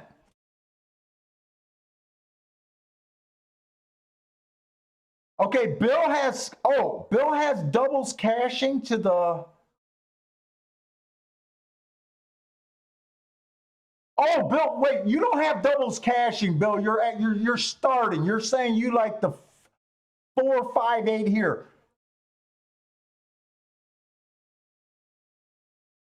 Bill likes the 4, 5, 8 here going to the 2, 4. Give me a couple minutes, Bill. I want to go through just a little bit that I got. I'm probably uninterested in this horse, so I'll spend time looking at your bet. The 8 horse. Bill likes the 8 horse. He was fast last race. That's a real good race. But like I said, everyone in here is coming off of decent races or no races at all. 9 is coming from Keeneland and Churchill Downs. There's no one that looks bad here. Okay, the 10 looks bad. The 10 I'm not behind, but no one is. The 11 horse, I got the inside of the track. He earned an asterisk for running against by. I'm just not interested in this race, guys.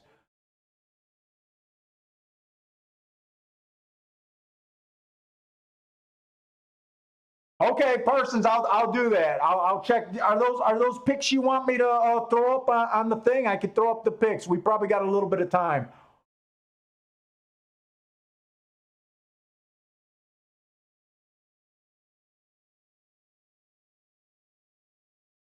And the 16 is in, and I didn't realize he was in when I was doing my stuff.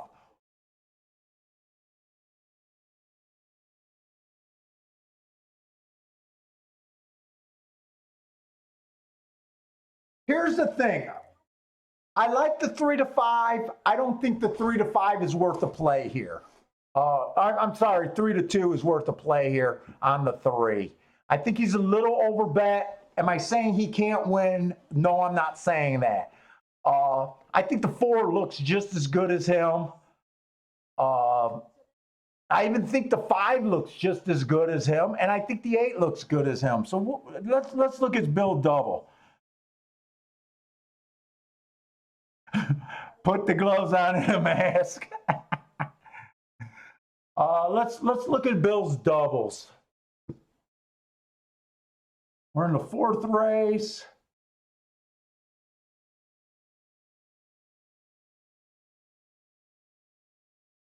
Why the hell is my Twin Spires having a problem giving me the doubles? I got to click out the race and come back into it. Where's Bill's ticket? 4, 5, 8. So he likes the 4, 5, 8 to the 2 and 4. 4 to the 2 and 4 is paying $61 and $18 for a double. Okay. 5 is paying $331 for a dollar and 94. Where's the 5 here, Bill? Okay, I do like your 5. I said I liked your 5. And the 8 horse is paying 92 and 18. Yeah, Bill, I like your bet. So your bet is $6 for every dollar. Your lowest payout is paying $18. So you could get 3 to 1 if you hit the 4 next race with 2 of your selections. And you got some bomb tickets in there. Yeah, Bill, I like your ticket. Yeah, you're not in a bad position. That's a way better ticket than your other one that you were able to cash.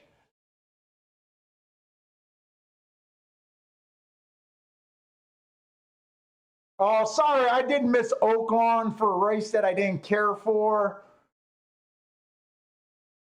The 3 was a horse that I said I wanted to look up. The 3 earned an asterisk last race, bad rail. The 3 won at Oaklawn. Was he long?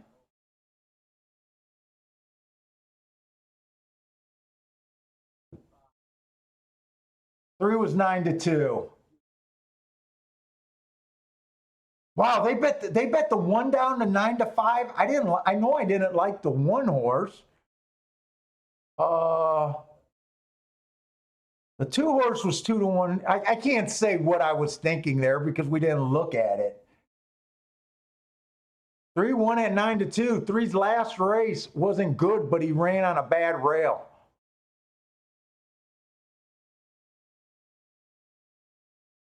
Sorry about that. Hey, if you guys are looking at Oaklawn and want to do Oaklawn, let me know. I'm getting distracted a lot. I didn't like this Gulfstream race for myself. I would have liked to look at that Oaklawn race, but sometimes these are catching up on me, and it's hard to do the 2 races. Yeah, the 3 won at Oaklawn.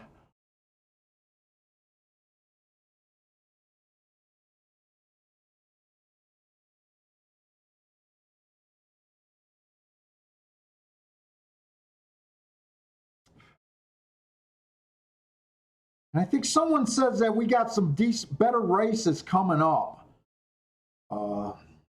at Gulfstream. Hopefully that's true. I mean, I'm not complaining about the card so far. It's just it wasn't a great card for me so far for making plays. And we got the 1 horse, the 6 horse, the 7 horse. We got 3 first-timers in this race.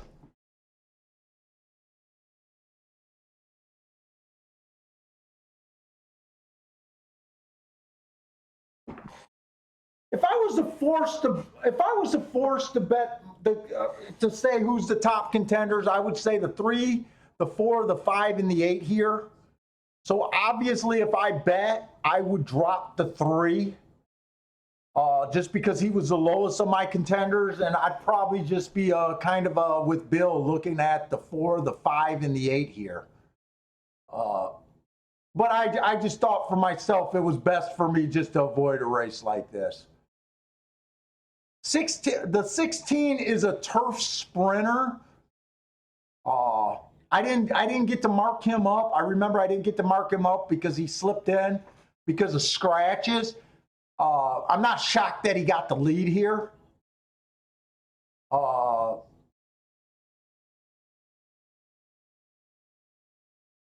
I hate route to sprint, but sprint to routes I like a little bit better.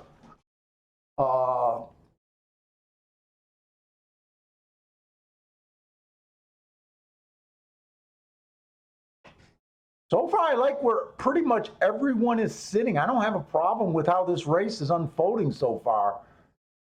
The pace is slower than what I would have expected. 23 and 4, 48 and 4. That 48 and 4 is really on the slow side at Gulfstream Park. Yeah, Billy, it is slow.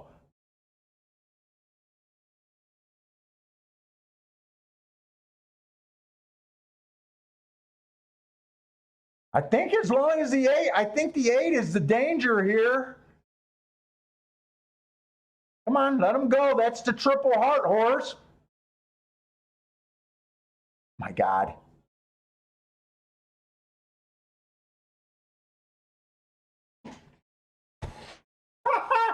You know, this is the second winning race that I sat out where we had it. Granted, I don't get that excited about 5-2 and 9-2 exacta. I mean, it's a useful exacta. I just didn't think the danger was worth jumping in, really. But yeah, obviously, I don't have a problem with the way that race unfolded.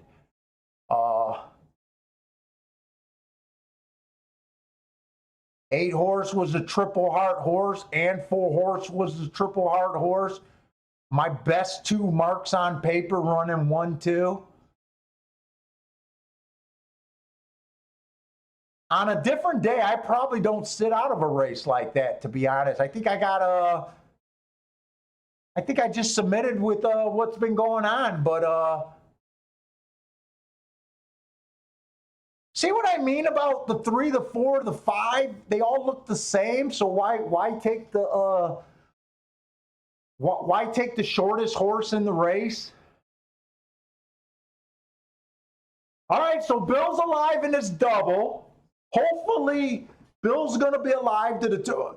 For you guys that don't know, you know, if you guys watch some of the other streams where there's 2 of us, that's Wild Bill. Billy Boink is Wild Bill. He's the one that is on camera with me for most of our shows.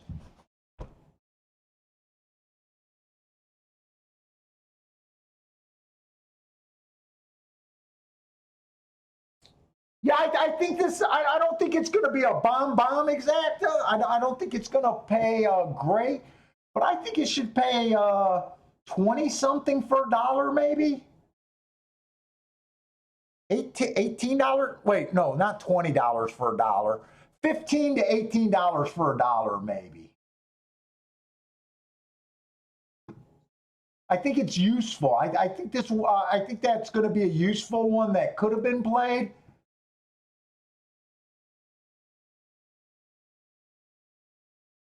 Wow, I guess I wasn't really interested in playing because I still got the Oaklawn bet board up.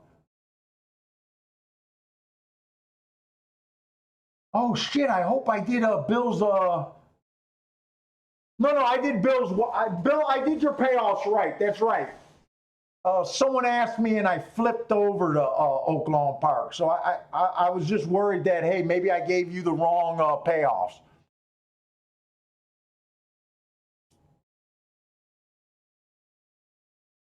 Hey, Bill, I'm surprised you didn't,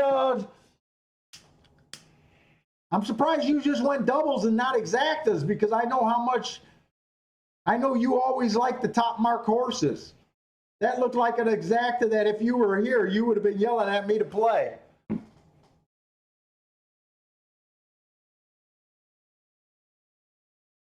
Yeah, so that paid $34.80 for $2. So right about, well, I'm so used to doing the payoffs for $1. I always say I'm in a payoff. So yeah, 15.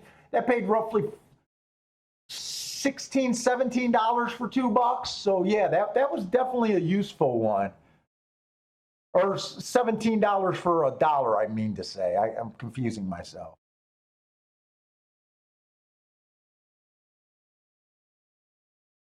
Oh, thanks for bringing up Parsons stuff.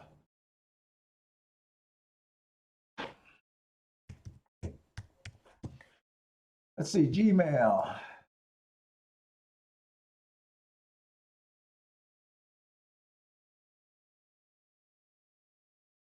Ooh, really? I don't know breeding.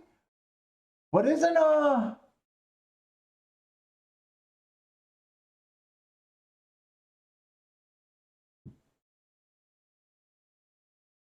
So Parsons, is this the horse that you're thinking of leading the one of the things by? Or is this the expensive one that you're thinking of going into? This is the Colt by Totalist here.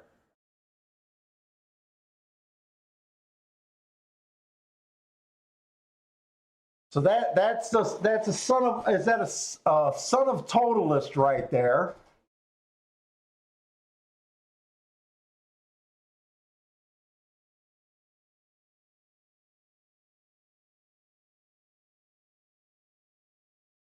So I don't know anything about breeding, but isn't Totalist one of the now I'm gonna sound like an idiot. I am admitting I don't know nothing about breeding, but isn't Totalist one of the big boys uh big producer and studs right now? Isn't he one of the top horses right now you can get? So that's his that's the Totalist one right there.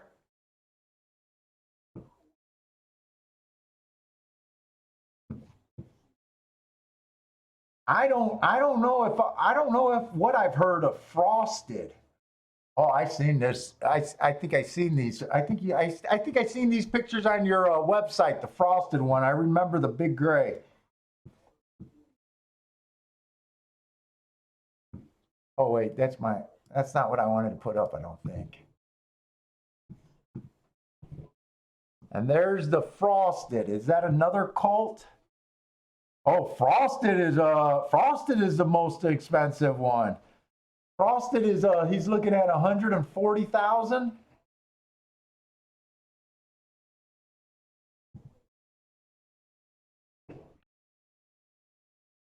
Yeah, I've seen this one. Kiki, Parsons wants you to buy a horse. My wife says she's too cheap to buy horses. That's gambling at a different level.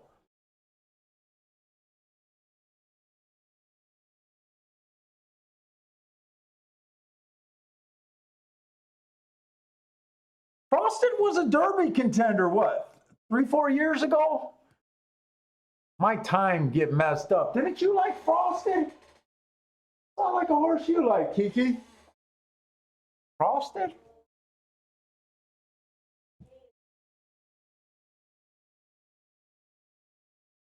Oh, Golden Sense or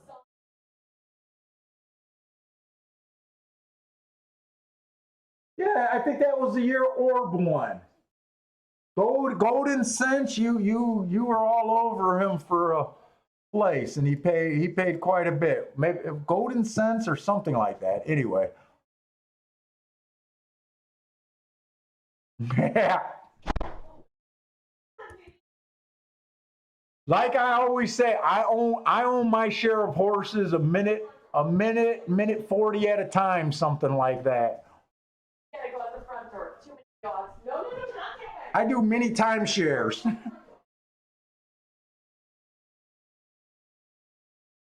Yeah, those are some nice horses.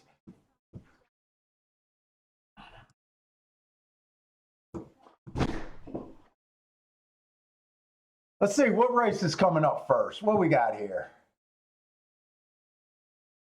All right, let's see Bill's double. He's alive to the 2-4. Let me get him because I know he's going to be asking if things change. So Bill, you're alive for $56.90 for $1, depending on how many times you got it. And you're alive to that's the 2, and $18.80 to the 4. All right.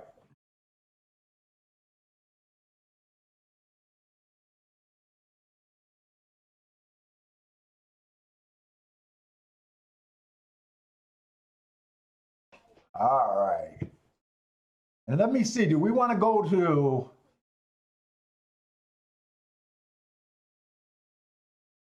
Okay, I'm going to do Oaklawn real quick. I'm going to look at it real quick. I don't know if there's a real play.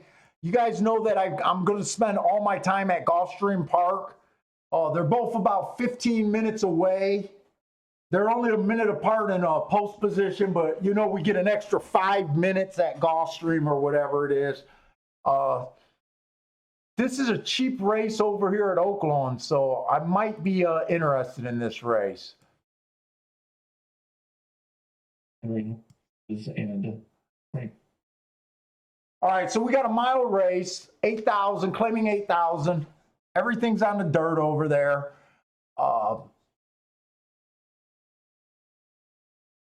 me pop up the running styles here. Oaklawn running styles, I just want to see what it's been doing on the dirt. 123 races on the dirt so far as of 3/22. So that's, I'm missing about 3 days. So the track's not going to change overall that much. There's only been 3 extra days of racing on a mile. So out of 123 races, post 1 through 3 won 48. That's a good percentage. 46 post 1 through 6, or 4 through 6, 46 winners have won through 4 through 6. And when we get to the 7 hole, it gets a lot less, 29. So there is a little bit edge to the top first 6 post position. And I know for the most part, Oaklawn Park runs a lot of big fields. I do know that. They run a lot of big fields. So it's probably safe to say that you want to be kind of on the inside, or, you know, post 1 through 6, not inside, but inside the middle of the track is good. They've only wired 34 times and they only closed 28 times. So there's not really a big difference between if you want to be on the lead or you want to come from behind. When I see a track like that, when there's not a difference between speed and closers, I tend to say that the track runs closer to fair than not overall. I know the big number, half the horses are stalking, but remember, there's more ways to win stalking than there is wiring. You know, you can come from 1 length out or 4 lengths out, between 1 and 4 lengths out. So we always expect to see that bigger number in stalkers, almost always. For me to say a track is speed favoring, I'd like for the wiring to be at about 40% or higher. So I won't say that this track is definitely not speed favoring, because it looks like 34 goes into 123 races. That looks like it's 30% of the time, maybe even a high 20% of the time. So that's on the low side of wiring. So I don't put that in the speed category, really. I'm more apt to saying this track is probably closer to the fair end. So we got a mile. I'm going to go through this quick because I just don't have as many plays here. This one horse, slow. Matt Strides with the slowest winner, slow. We look at his overall positioning. He doesn't get in position very often. He did there and almost won it, but for the most part, he's not getting within 3 lengths of the lead. He's 67-1. Probably not a serious contender. His last 2 races were at this level, or maybe even a little bit lower. Before that, he was at a higher level. Raceway Park. I don't know. I'm not that interested in this horse. The 2 horse, average last race, a little bit higher of a level, dropping a little bit. Still didn't get in position at the top of the stretch. I don't have a lot to go on by this horse because I don't keep track of Lone Star. I keep track of Houston, but those are a whiles back. That's last March. So those races aren't going to help. Those were a year ago. 76 to 1. The public's not standing behind this horse. The 3, last race, I just didn't look up that race. He did win it, so we're not going to hold that against him. 2 races ago at this track, he was average, and Matt Strides, he was the slowest winner of the day. I always have problems with the slowest winner of the day. I always try to beat them, but they tend to beat me a lot. If I got time, I'm going to try to look up that other race. If I even want to jump down this rabbit hole, I might not.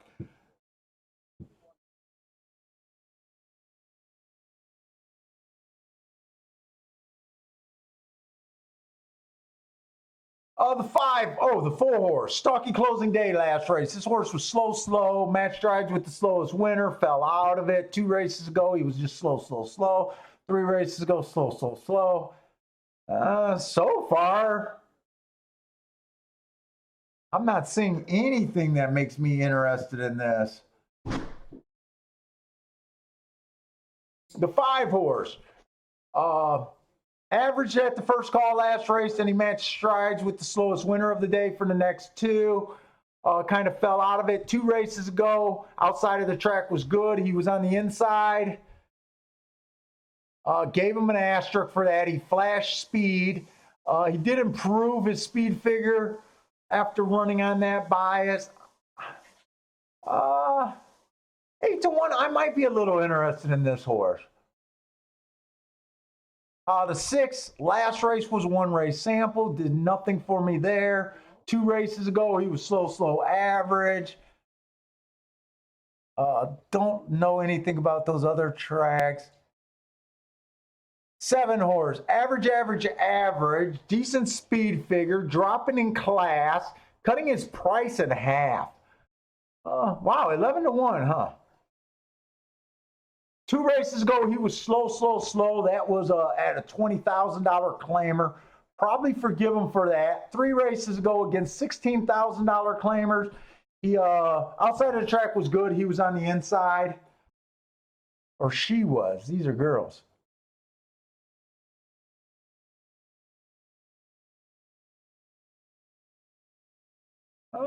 That's a 7. I'm a little interested in the 7. I'm a little interested in the 5.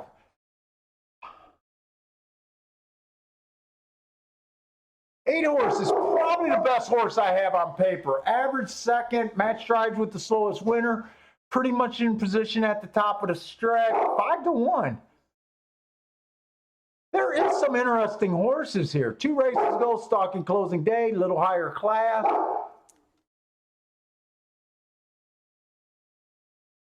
I got a feeling I'm going to want to look up this 9 horse, Fairgrounds. And the 10 is dropping after being slow 2 races in a row. I hate his last race, but 2 races ago was not a bad race. Even for being slow. It's a deep closer that got in position.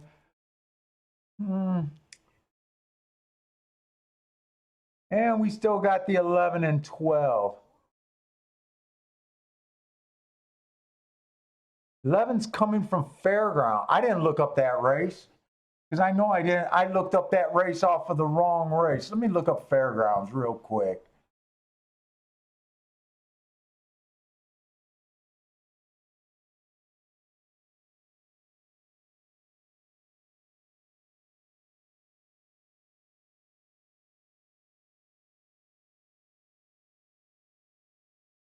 Fairgrounds 3-5. That race is no help. That was a 1 race sample.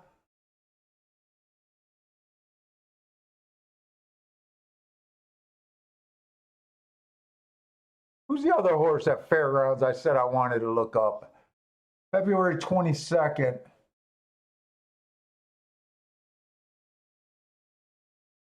25 and 3, slow, or no, match, slowest winner of the day on that 9.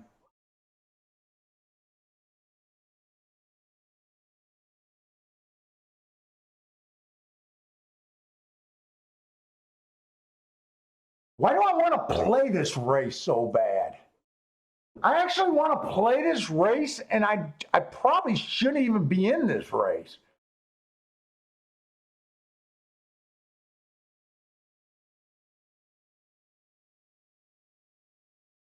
I don't think this 8 should be 5-1.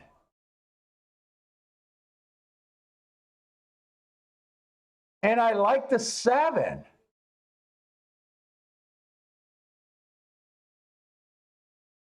I like the 5, 7, 8 here.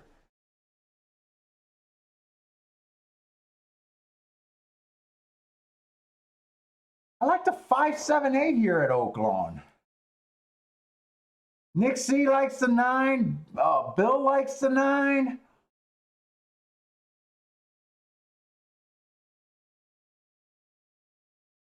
You can't call me a degenerate junkie today, Bill. Bill, I've been sitting out races.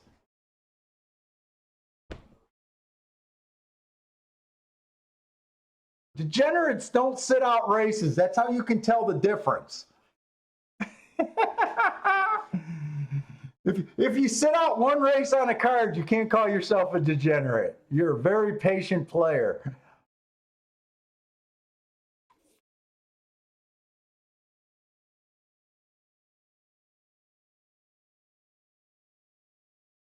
Oh, I like this 5, 7, 8. Obviously, it's not obviously I can't make a real bet on this.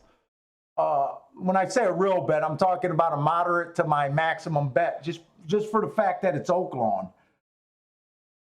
Parsons likes the 12.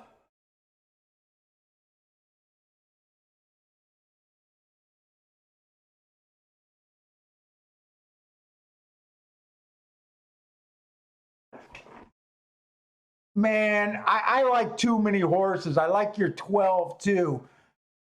I'm trying to make something work with the 5, 7, 8. I got danger all around.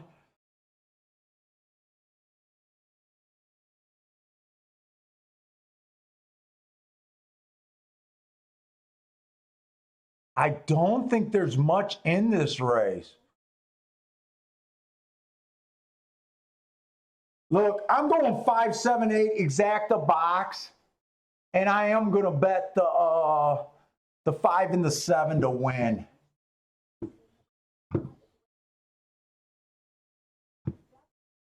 And do I got to jump over to Gulfstream?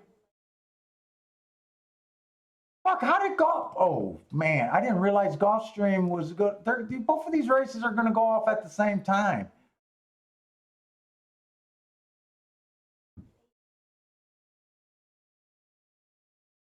I'm betting the 5 and the 7 to win at Oaklawn. And I'm doing that exacta box 5, 7, 8. And I keep putting a warning out. Right now, I wouldn't buy too much into what I think about Oaklawn. It's not my track. I still probably haven't even got to 10 plays this meet at Oaklawn. But I am a little interested in this race. 5, 7, 8. And I want to jump over to Gulfstream. Gulfstream, we are going into the 5th race. Which one of these races are supposed to go off first? Let me get my betting board over here. I thought both of these I had the same amount of time at both of them. Did they add time to the Oaklawn's clock?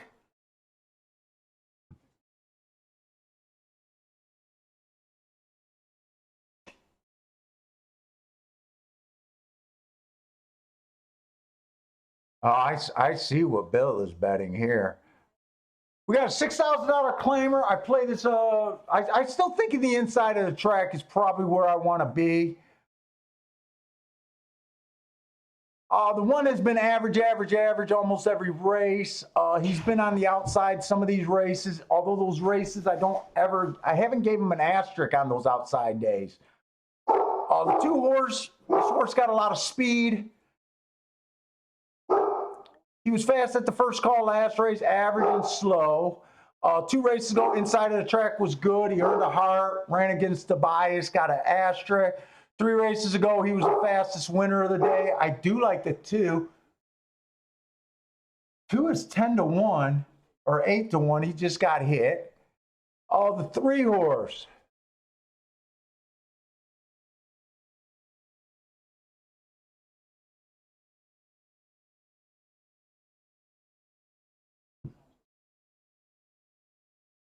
I think I know what I'm hoping I'm gonna take a gamble. I think I'm gonna bet the 8 or the 2 to win at Gulfstream. And then I'm gonna play exactas, the 4 and the 2 on top of the 1, 2, 3, 4.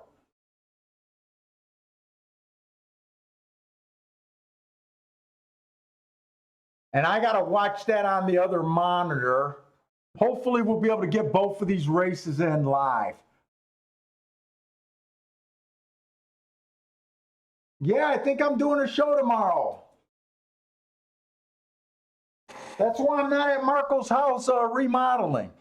So I bet the 5, the 7, and the 8 in exacta box here at Oaklawn. I got the 5 and the 7 to win.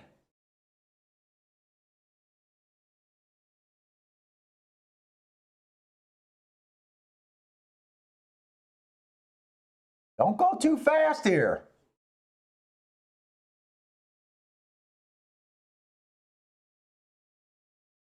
$23 and 2.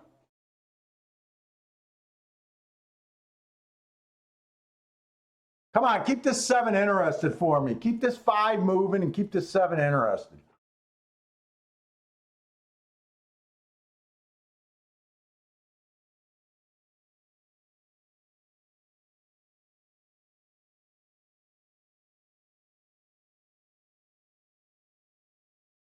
And let me get I'm putting the win bet on the 2 at Gulfstream.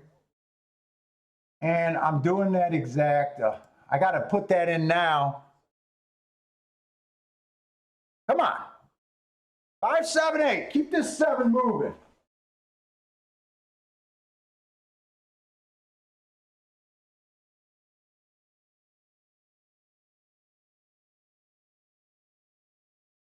Oh, I didn't know you were down here by yourself.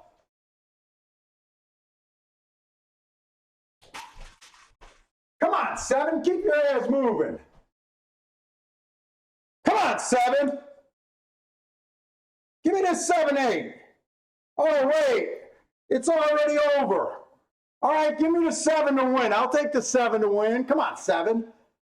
Sorry, I'm watching on a delay, but we hit a 14 to 1. I knew I wanted to be involved in that race. All right, I missed the exacta, but I hit the 14 to 1. That's a boom right there. All right.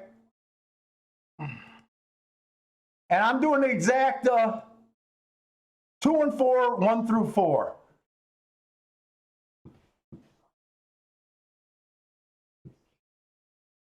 Wait. No. Just do it this way.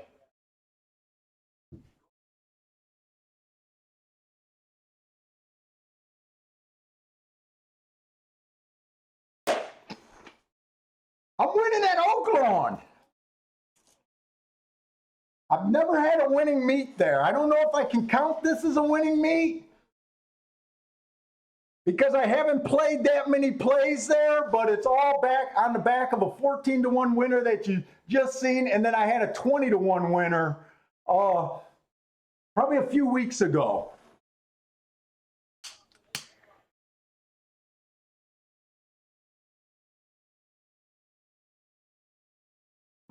Come on, bring me this 2, 4 with the 1.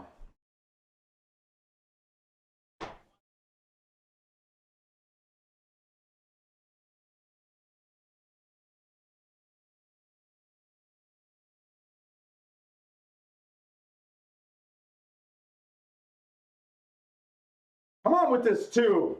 2 with all the inside of the track. Remember, I got win money on the 2. I need to close an exacta today would be nice. I don't have this 5. I'm not good. Oh, come on. I need the 4 for the exacta. All right, we'll take the 6-1 winner though. All right, get them home though.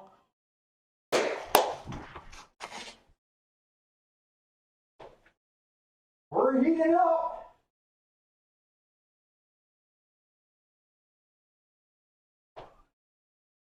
We're heating up. Hey, Bill, nice hit on that double. Nice hit on that double, Bill.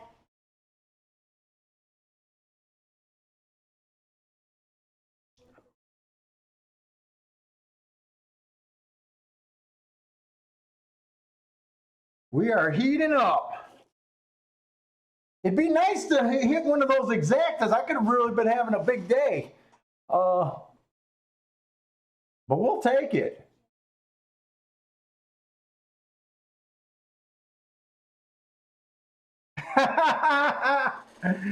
Partez, hey Partez, don't anger the horse racing gods, man. Do not anger the horse racing gods. They giveth and they taketh away.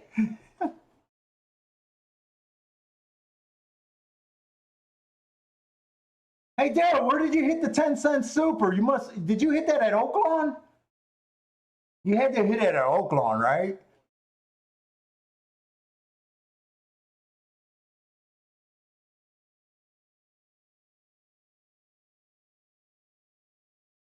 All right, nice.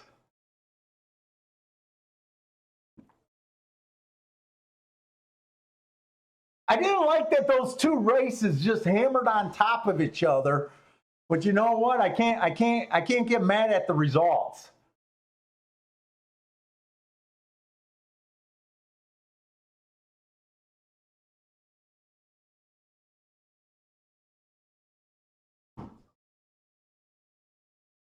I needed a 2-4 to hit the exacta. That's all right. Billy.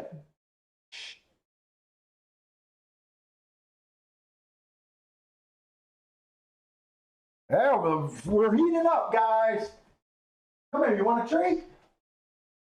You want some treats?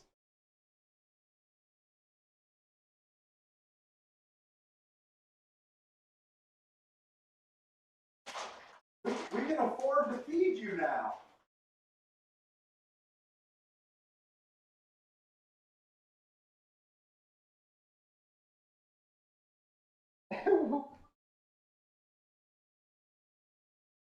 Gonna eat it?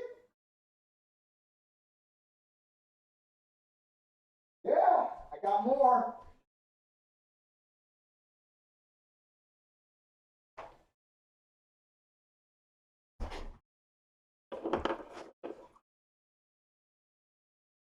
Cole, how much did what exacta pay?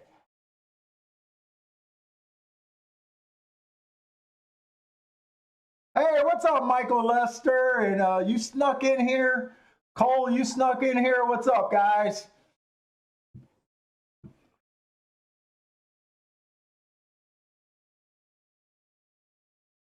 And this was my betting board. I just slid that over so we could get these bets down. And how much did that 7 pay at Oaklawn? You want another one? Look, Bentley gets his treats when I hit winners. I was hoping we'd get 8-1 on that too, but I can't be greedy, I guess.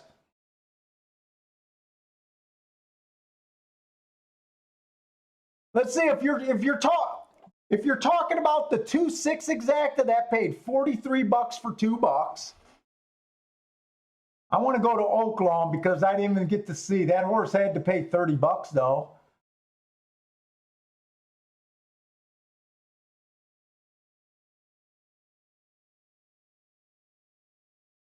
He paid $30. Oh man, I ran first and third that race. The 8, I didn't realize that the 8 held on for third. The exacta at Fairground or no Oaklawn paid $57.80, but that's for $1. Here you go. Here you go. Good boy. Who was the 12 that snapped me? Oh shit! I think I said I liked the 12 too. I think I did like the 12. Yeah, I think 12 was the horse that I think Parsons said he liked, and I was like, ooh, I like too many.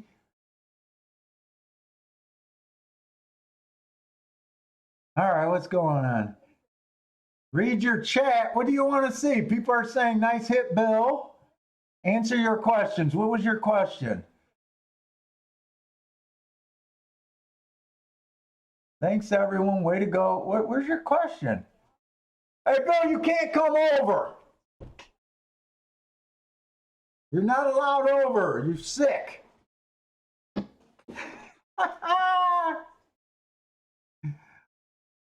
You might not want to come over. You know I've been sick for the last week, right?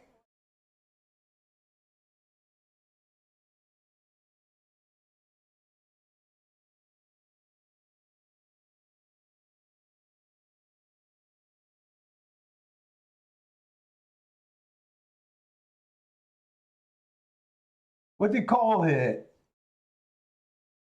I think Cole hit. What did he hit? He hit the superfecta. Oh, Daryl got the superfecta. Where did you hit that superfecta? Oh, you got the superfecta. Oh, nice job. You got the superfecta over there at Oaklawn. Everything just sped up with those two races. Hey, nice hit. Do I think the track is fair? Hey, Pertez, what track are you talking about?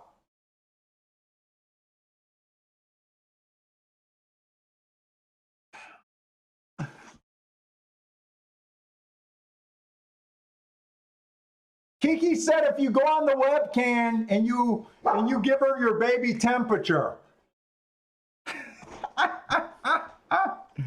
we got to make sure you're not pulling the fever, Bill.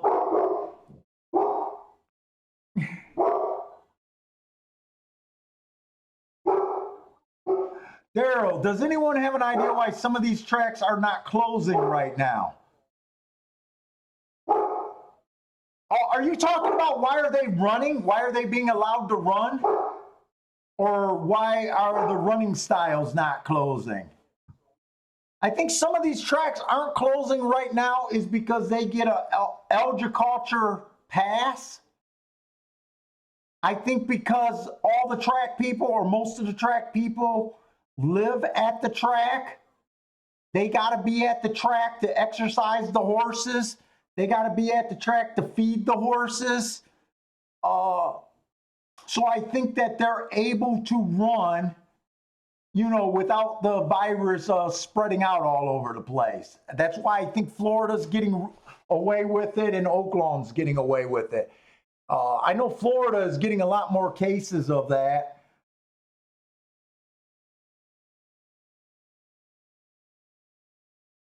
Yeah, the Mizzoumen's saying that they got to run anyways.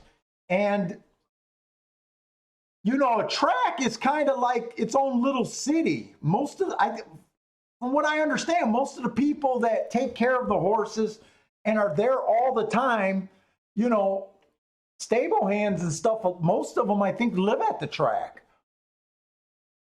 Right? So as long as they're not running rampant, it's like in California. I think I read that one part of the state was talking about closing part of the, the deep country down. And they couldn't do that because the farmers are saying, shit, we got to milk the cows twice a day no matter what.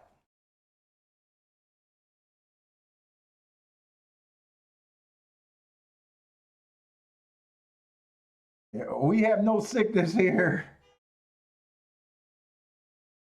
So I think if you're sheltering in place and you live at the track, I guess for now they can run the horses.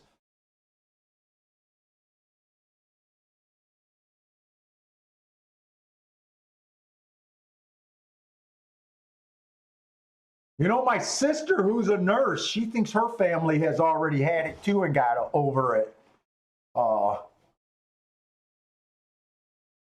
I'm kind of hoping that she's right, because if her and her family already had it and they got over it, they're good.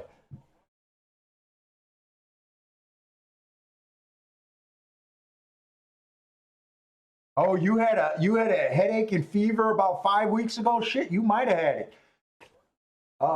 My cousins who are doctors, or my wife's cousins who are doctors, Marco, the guy that I'm helping remodel the house, he's a doctor, and his wife's a doctor, or surgeons, I should say. But we're also his dad is helping, who's 65, and you know, when I got over my sickness and went back to work, he just, the big thing he wanted to know, he was worried about the cough and everything, but you know, he wanted me to make sure that I had no temperature, and wanted me to make sure that I didn't have a temperature for a few days. I don't think I had it, but yes, if you're exposed, actually, that's a good. If you're exposed and you got over it, that's actually a good thing, because they say you're good for the rest of the year, or should be.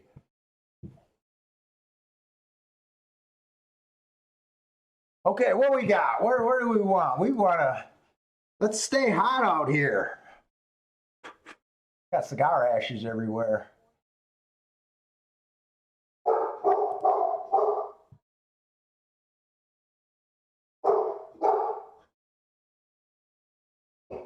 And everyone's out walking in our neighborhood right now, so Bentley's going to be barking. Let's see, Gulfstream is going off in 13 minutes. Oaklawn's going off in 14. I guess I'll try going to Oaklawn first. But I'm going to try to allow more time at Gulfstream. We're Oaklawn's fourth race. Is this a fourth race? I can't look up that race. We got Turfway. We got two shippers that I can't do anything on. It looks like Turf Paradise. What we got? We got a full field. We got 9 horses in this race.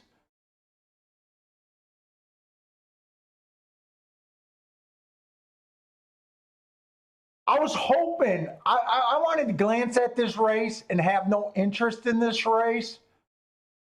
That's not going to happen, because I don't have a lot of marks done, but this 10, I do like this 10's marks. Average last race. He's 12-1 right now.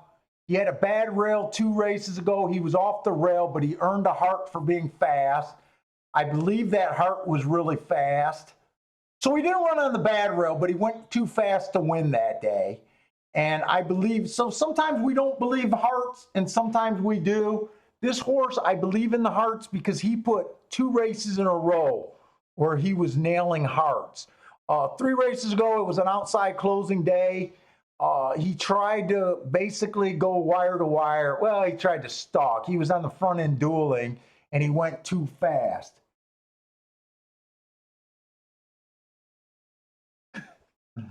Well, maybe Bill will be here tomorrow. We'll see. And of the horses I got marks on, nothing looks like fast to me. I'm going to try to look up some of these horses. So the one horse, I can't look him up because he's coming from, I think that's Turf Paradise and Del Mar. So I don't keep track of any of those 2 tracks. The 2 horse, I can look up. He's coming from Turfway Park. I just want to make sure I'm not going to.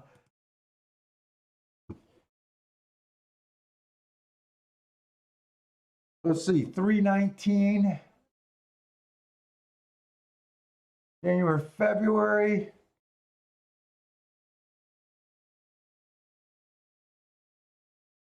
Holy fuck, I'm that far behind on my Turfway Park work? I stopped at 229. I didn't do any of the work in March. All right, I'll look up that 214 race. It was a bad rail that day. He was in the 5-hole. Slow. No, slow average. Well, he's not a front end horse, so he's not going to mess with the horse that I'm interested in. The 3-horse, his running style, he'll have to come late. He doesn't get in position at the top of the stretch. I feel okay leaving him out. The 4-horse, I'm not going to be able to look up. Shipping from Turfway Park, he's a problem. Oh, he's a favorite too. He's a problem. I can look up the Fairground Park horse. Thought I already had Fairgrounds open up. I do. 224. I'm looking them up 2 races ago. I don't really care about that turf race, I guess. He was average, slow. Maybe I am going to look up that March 8th race on the turf. Wow, he was fast that day. Fast at the second call. And slow.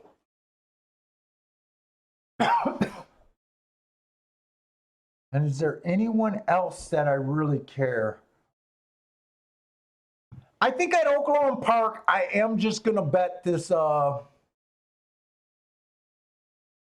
don't know. There's 3 shippers from that Turf Paradise or whatever it is.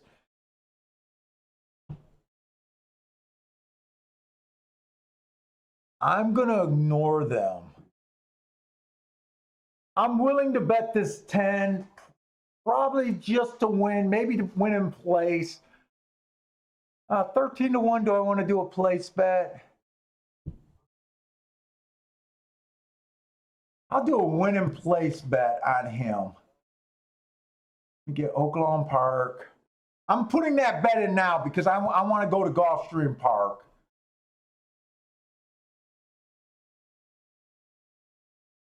All right, so we bet the 10 at Oklahoma Park. Now I want to go to Gulfstream because I want to spend my time at Gulfstream, and I'll have plenty of time at Gulfstream. This Oklahoma Park, there's a lot of danger in this race. We got a bunch of unknown with these shippers, but I'm willing to take 13 to 1, even 10 to 1 if he goes down a little bit. Hopefully he doesn't drop below that. I'm willing to take that bet there. Gulfstream Park, we're going into the 6th race. Okay, I want to spend some time here. Well, they're still saying 8 minutes to post.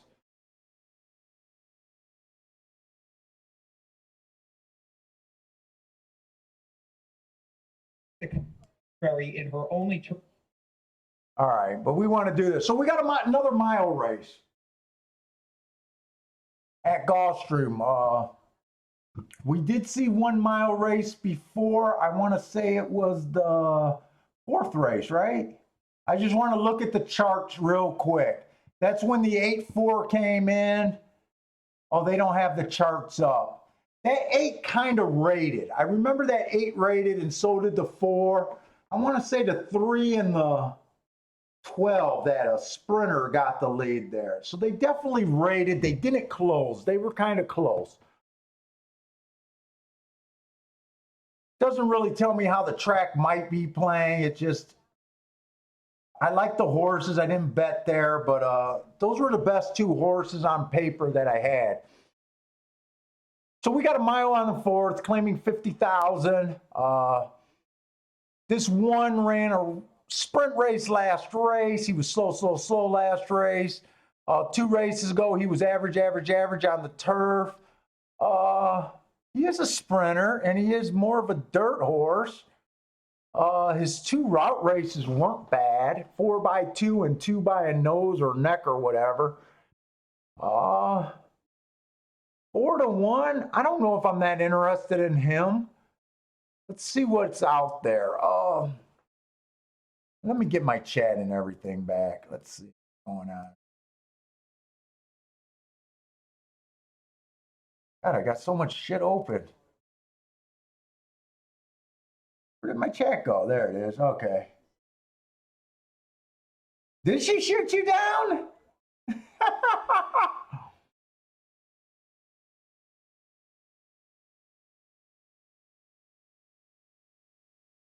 What's that?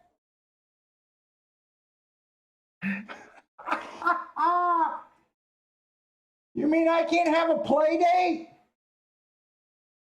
That's some bullshit that I can't have a play date.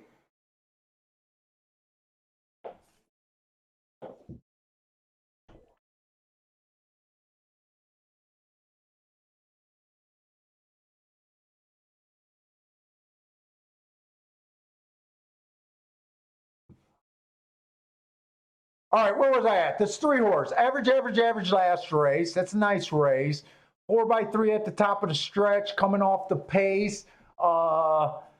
This horse earned a second in a triangle 2 races ago on a stalking closing day, winning the race. That's a real nice race, but it was a stalking closing day.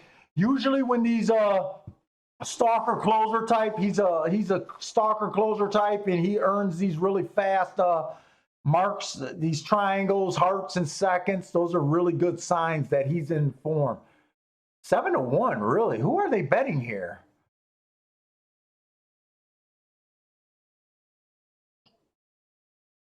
The 4-horse, the chalk right now. Inside of the track was good last race. He was on the outside. That was on the dirt. He was the slowest winner at the first call. He was average the rest of the race. Obviously a good race, best speed figure ever. Even while running against the bias. So that's a good race. 2 races ago, he was second and earned 2 triangles. Rail was bad. He was in the 9-hole. Rail didn't hit him. He's on a 4 race winning streak. So obviously this horse is a contender. Probably deserves to be favorite from what I see so far. I always say, start with the favorite. In your head, decide if they're legit. If they're legit, use them. And don't try to beat them too badly. If you think they're legit, should be the favorite, but they have a few flaws, you can try to beat them. But, you know, try to protect yourself by betting less. And if they're false, try to beat them. This horse is probably legit, maybe a legit with a little beatable. Remember, horses aren't meant to just keep winning races. 4 in a row is pretty solid. I mean, it's hard to disrespect him on paper. I'm disrespecting him more on his price and just hoping that it's time for him to lose.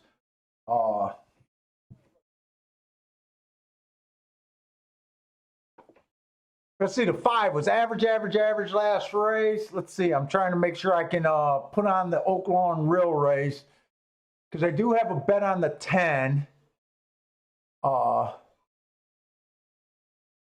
Let's see, the 5 was average last race. That was just an okay race. 2 races ago, inside of the track was good. He had the inside. I don't really care for that race. He was 2x7. 3 races ago, he was slow. I don't like him for the win here.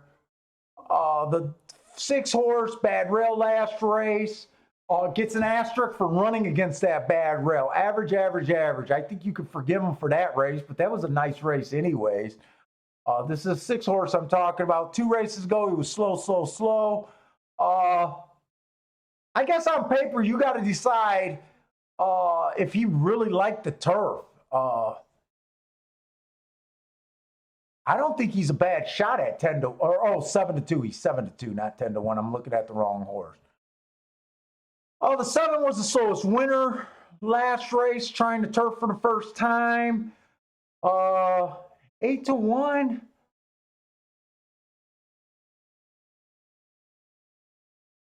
The 8-horse, outside, stalking closing day. This horse was on the inside and he tried to go wire to wire. That's almost a double asterisk. He earned a heart, which is also an asterisk. Totally forgive him for that race. 8 at 10 to 1. I might be a player, but there's some speed in this race. 9 has some speed. And he's been running good. This is a tough race.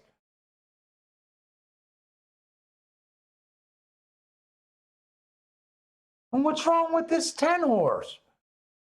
I got this horse average heart. He's 25. So I was almost going to just sit out this race. But there's some horses that the price just demands that I bet, whether I think they're, you know, if they're in my top 4 and you're 25 to 1, I'm interested in this race, but I want to put up the Oaklawn race, see how we fare at Oaklawn. They're loading in the gate. They might even be off.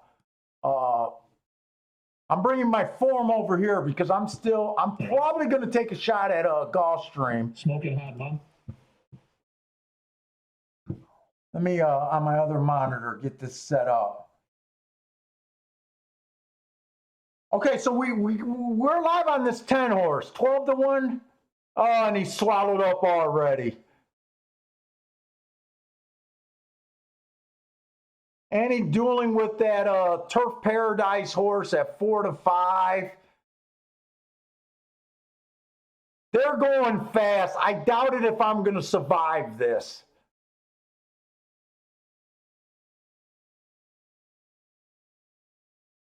Come on, let him out a little bit more. All right, you got to race. If you let this 6 come up to you, you're done. Come on, you're looking around. Do you have horse? Do you have horse? Do you have horse? I got him to win in place, but place with a 4 to 5 isn't going to be great. Come on with this 10. Come on with this 10. Come on with this 10. We'll take a 2-10. We'll take a 2-10.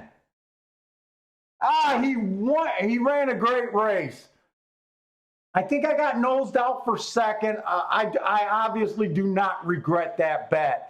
The 2 at 30 to 1 beat me. I'm going to have to look to see. Who was he?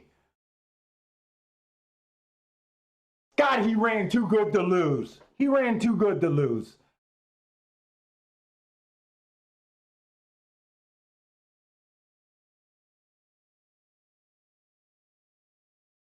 Oh, Matt's calling 2-3-10 on TVG. I think he's right. I would have took that place bet with that 30 to 1. Yeah, I think I got beat for second there. That's all right. I was on the live 12 to 1. That's all I can ask for. He did nothing wrong. Just did not work out quite the way I needed it to.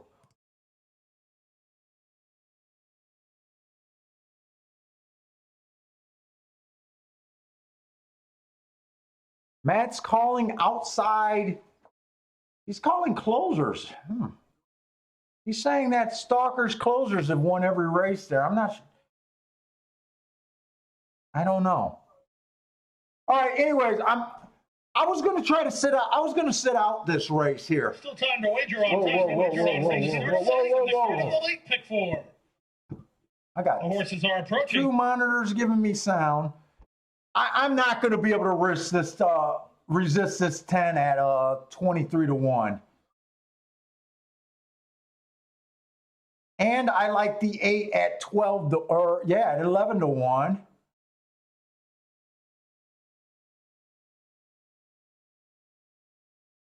I think I'm just going to Dutch those 2 horses.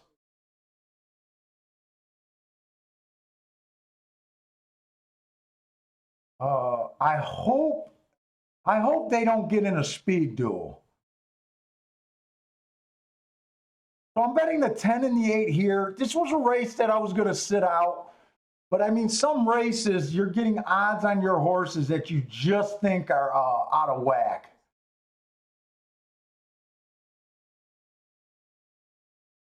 And I tell you what, where's my form for Oaklawn? I want to see who that 2 was. Shit. Give me that. Get this back on. And turn off the sound. 4. Okay. A field of 9 on turn. Turn off the sound.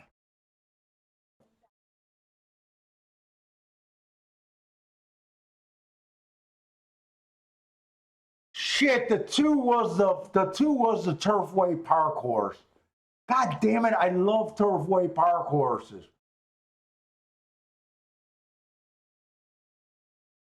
I looked up those races. I didn't have the 19th. I think I just got off of them because I said, look, the 10 has the lead. I didn't think the 2 was going to bother the 10, except for at the end of the race, which was true. I'm okay with my bet there. The 10 ran too good to lose. I mean, he put the 4 to 5 away. Who was the horse that came and nipped him? 10? He came in 2? Was it 2, 3, 10? 2, 3, 10? Did the 3 beat me? So I got beat by 2 horses that came off the pace, I think.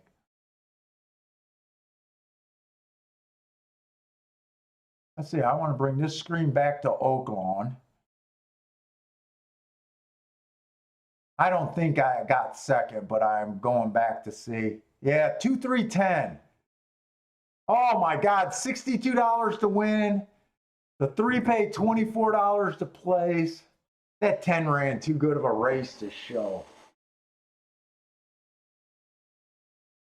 Although I don't regret that bet at all.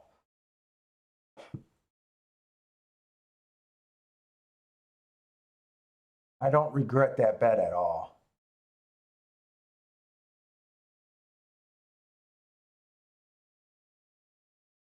Oh, Golden Gate just canceled, so they shut down California.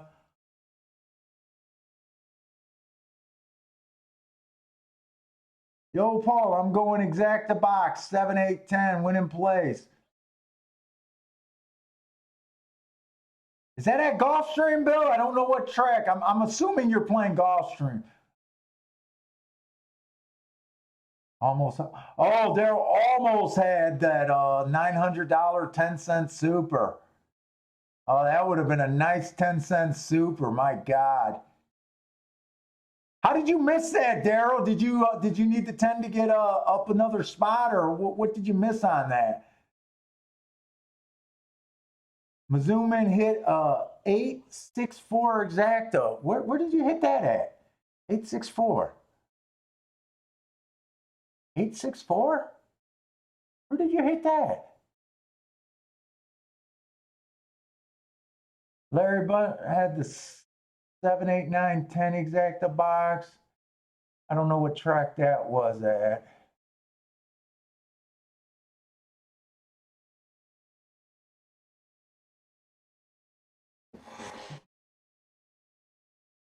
I think it was 10 and the 8 were the horses I played here.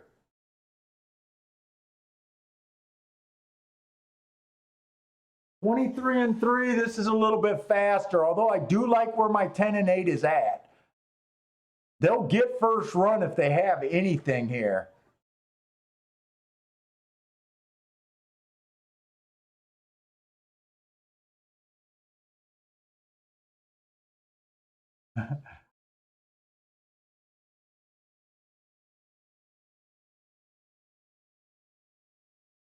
Come on, I'll take the 8. I'm hoping the 10 didn't blow his load here.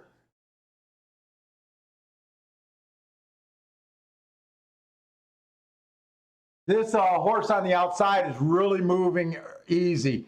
If this 8 or 10 doesn't go from here, shit. Don't let me be second again. I don't got a place bet on this 10. Man, this is such a good damn race. Oh my God. I'll tell you what, this is nice racing right now. Who hit that? Nick C hit that? All outside horses? I think we want to be looking at the outside of the track right now at Gulfstream Park.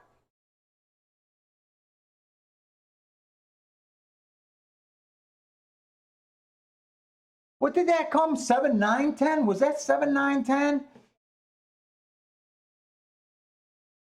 I got so backed up because these races are on top of each other. I haven't been able to see the your guys' comments. Okay, he got that at 7. Nice hit, Larry. I wish you would have did try. Nice hit. Ooh. Ooh, nice hit. 7, 9, 8.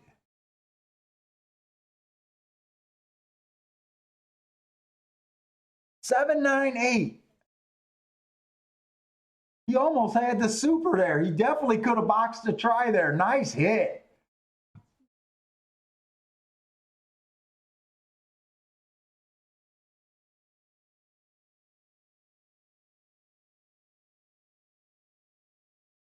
Wait a minute. I think Bill has a bet going here, right? Bill started his double with a 7, 8, 10. Right? Wait a minute. I'm going 7, 8, 10, win in place. Okay, he's going exacta box, 7, 8, 10. So he missed the exacta. Okay, no, those aren't doubles. I thought those were doubles. Win in place on the 10. Okay, you got a daily double. Bill has a daily double, 8 with the 1, 4. Wait, no, 7 with the 1, 4. He has a 7 with the 1, 4. Nice hit, nice start, Bill.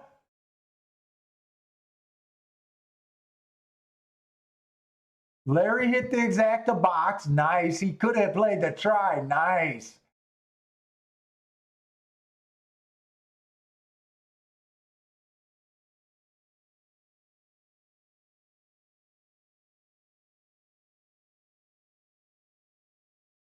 I went all in on the 7 here, Nick C. Nice hit, Nick. Sorry about that, guys. I with both of the races going off, I couldn't follow everybody's bets. Wow, the chat room is on fire off of that race. And what a race to get fire on. We got Nick C calling out all in on the winner. So obviously nice. We got Larry giving out a 4-horse exacta box that happened to be the try, but he doesn't have to worry because his exacta is huge. We got Bill alive in his double to 2 horses. Yeah, that exacta is going to pay without a doubt. That exacta paid a little short. Sorry. Did I see that right? Did that exacta pay a little short? I think that, man, we just had 2 great races back to back if you love long shots like I do.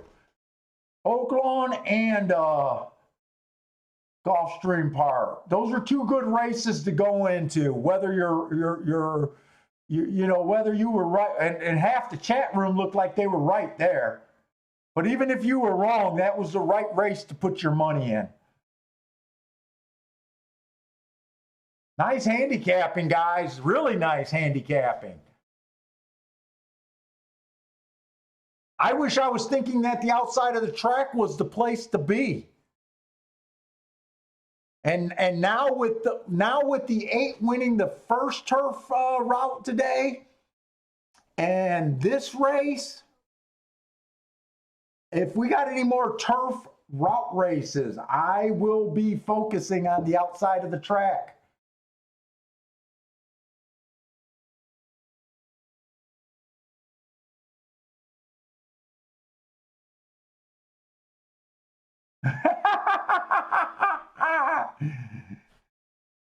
$740. We just seen a $740 10-cent super, and we seen a $900 10-cent super.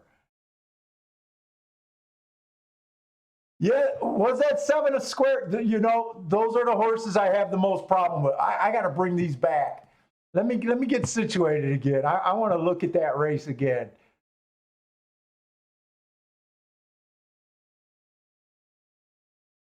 Absolutely. 7 was the slowest winner of the day. Those horses beat me more than any other horse. One of these days, I'm going to stop trying to play against the slowest winner of the day because as long as you guys been watching the show, you guys know how often those horses win.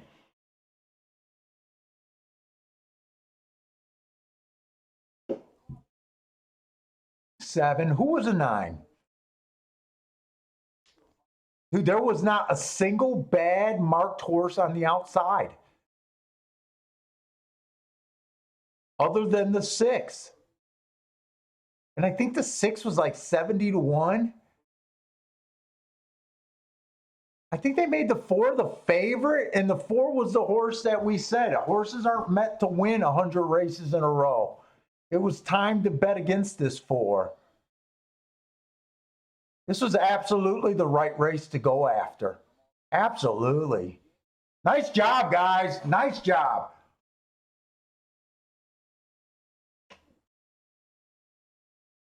I'll be right back. I got to go to the restroom and grab a drink real quick.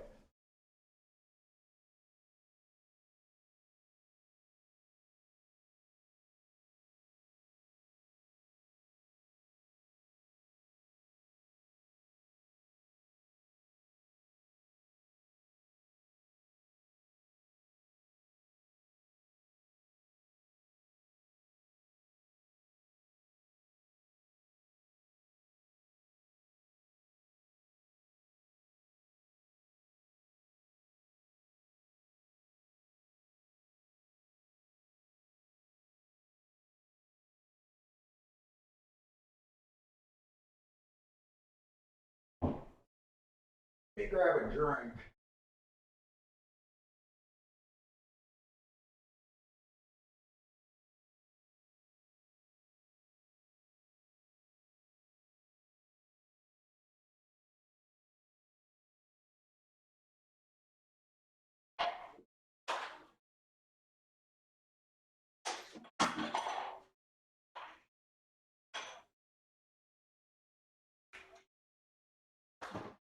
Bentley, you there?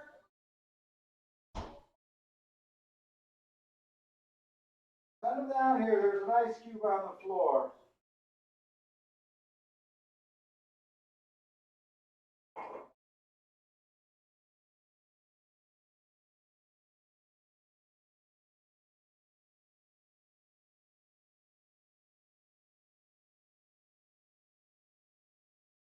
Come here. Come here.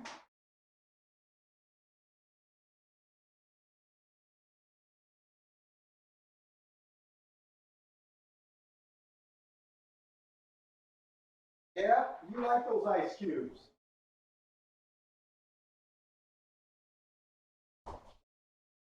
Good boy.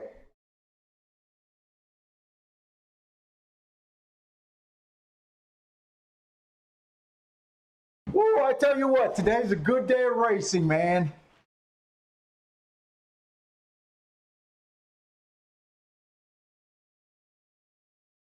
These are the kind of days I live for. I mean, just not because we hit some, but I tell you what, whether I'm winning or losing, when I see races like this, we hit a 6-1 today, a 14-1.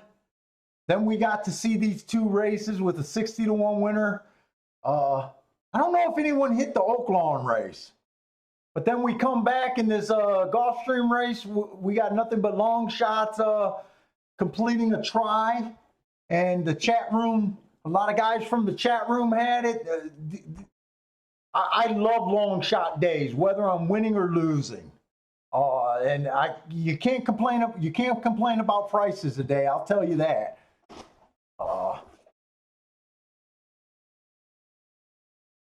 Let's see. What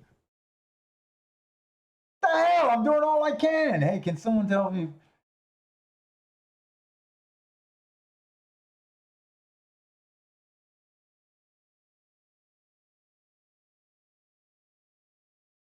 Bill, you're alive to the 1 and 4. This is going to be the 7th race at Gulfstream. $59 to the 1, $219 for the 4, Bill, for $1 each. Good luck on that, Bill. I love making money. Dude, everyone's hot today, and it's good. It's a good show today.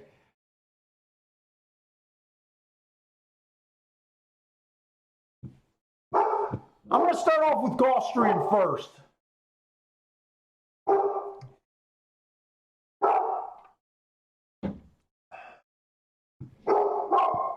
Oh, well, wait a minute. Bentley. I am going to equine base right now. I just want to look at the charts at Oaklawn Park. I heard that Matt Carruthers on TVG is saying that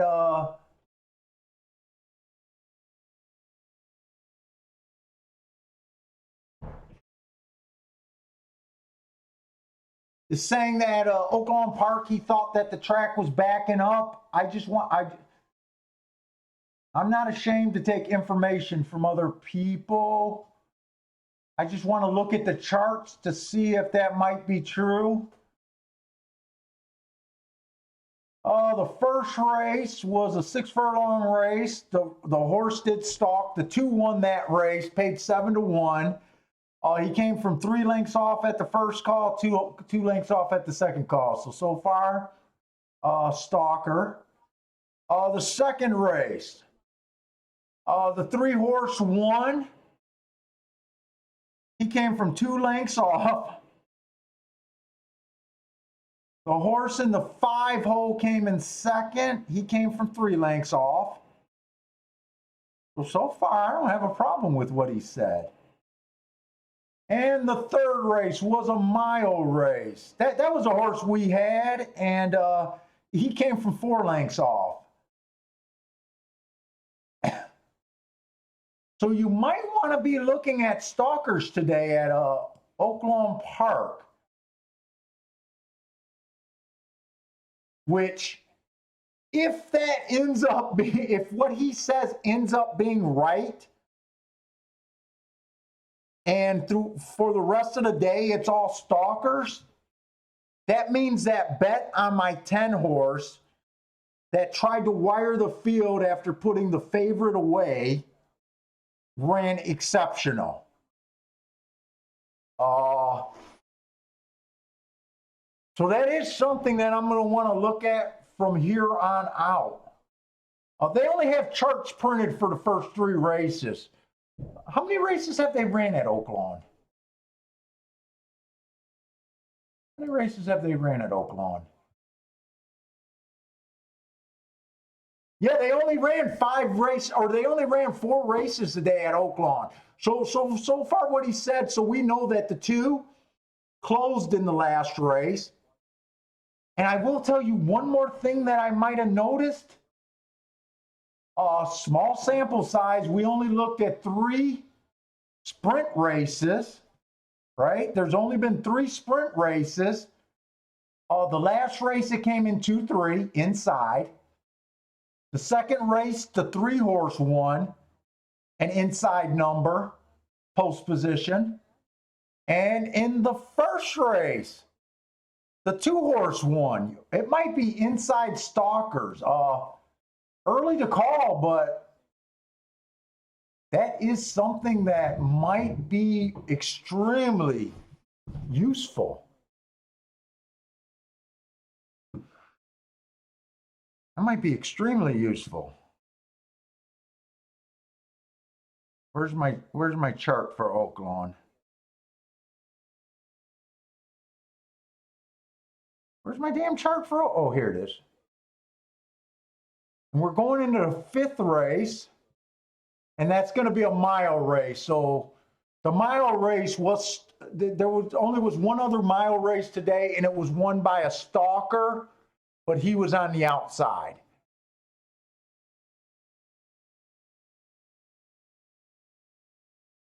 Oh, why are they circling the 3 at Gulfstream Park? What happened to the 3? Oh, this is a backtrack. I think that's a backtrack what they're doing at Gulfstream. Bill's hot today. Hey, what's up, Joshua Cohn? I think you just snuck in here too.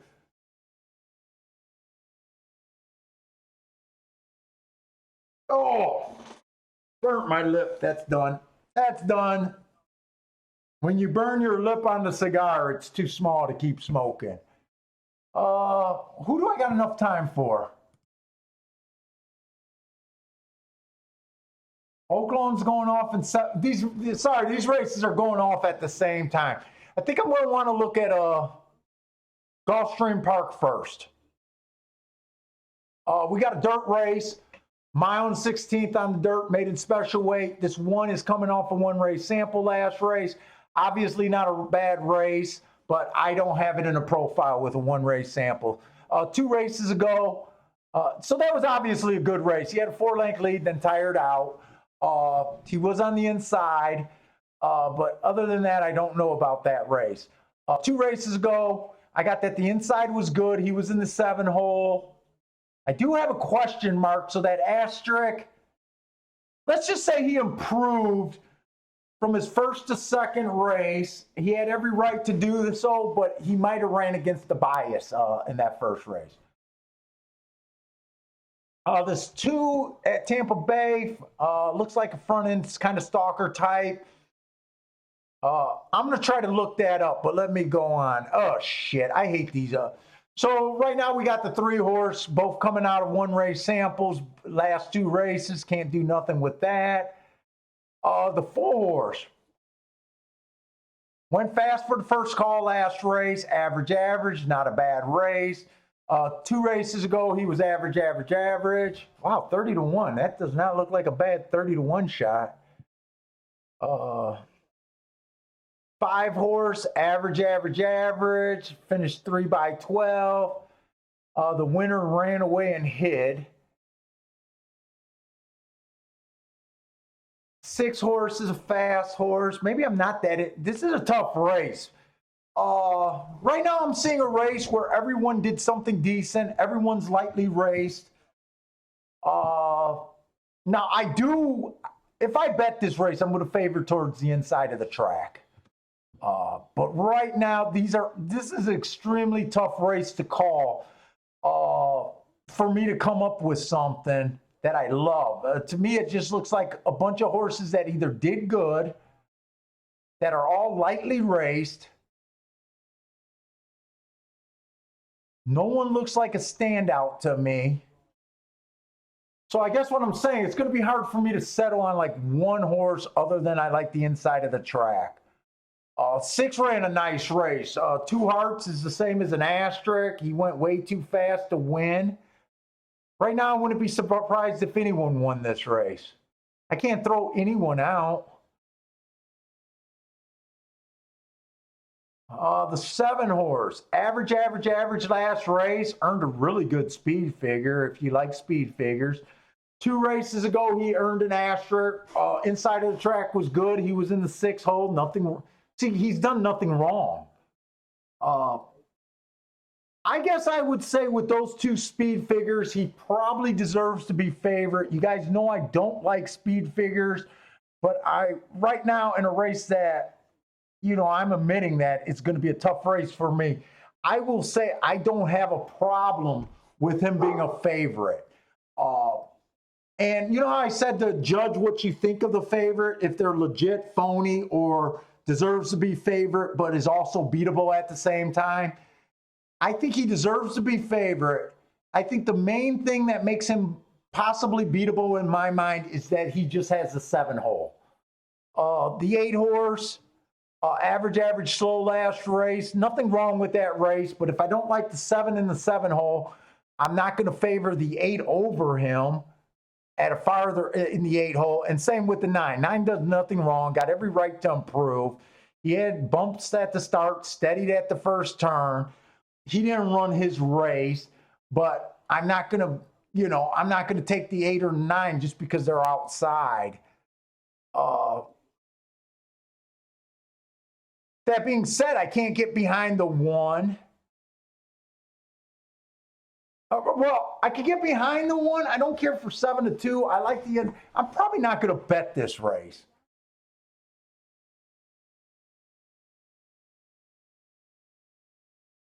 There is one horse that's almost saying, hey, you got to bet me, and that's the 4 horse. I don't think this 4-horse should be 30-1. That's my biggest opinion on this race. Is I think it's too tough to call. If I jump in, it's going to be because I got to take the 4 at 30-1 in a race like this. And I should probably look at Oaklawn. Oaklawn might be a more playable race. To really like a race and to really handicap a race, you need to have some horses you can throw out, and you need to have some horses that you have a really strong opinion on. And that race just isn't offering it for me. Okay, so Oaklawn, I'm probably going to have to go fast here. Looks like they're lining up and going to the gate. This is claiming 50,000 non-winners of 2 lifetime. The horses are at the gate. Oh, shit, I'm not even going to have time. I was going to say I'd be looking for a stalker closer.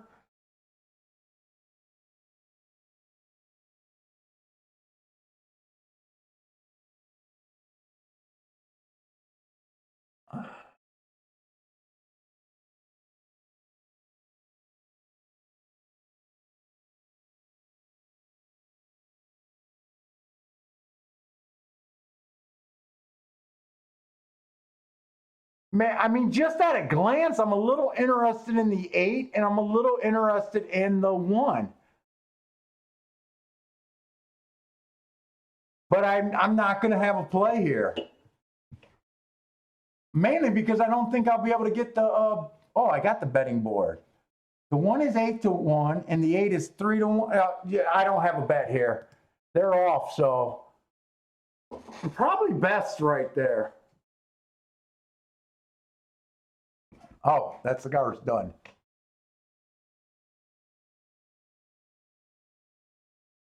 Three got the lead. I don't even remember who the 3 was in my head. Anyone got any action here? Marco Luz on the 3 and the 9 at Oaklawn Park. Good luck there. Anyone else got any plays that they put up there? Parsons is a 3-5-11 in a box. So you guys are both on front speed.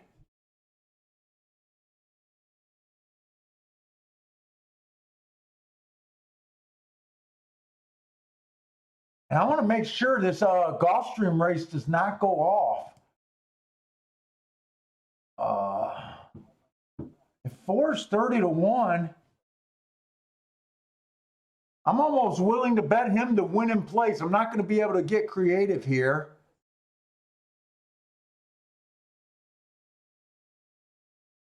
Is this one loaded, or is this one struggling to keep up? I think he might be struggling to keep up.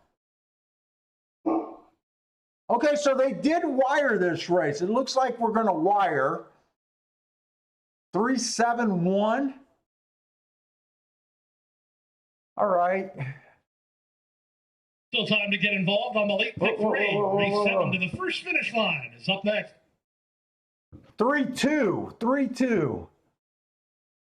That's another inside exacta there. Could inside be heating up? 3 was a big triangle horse.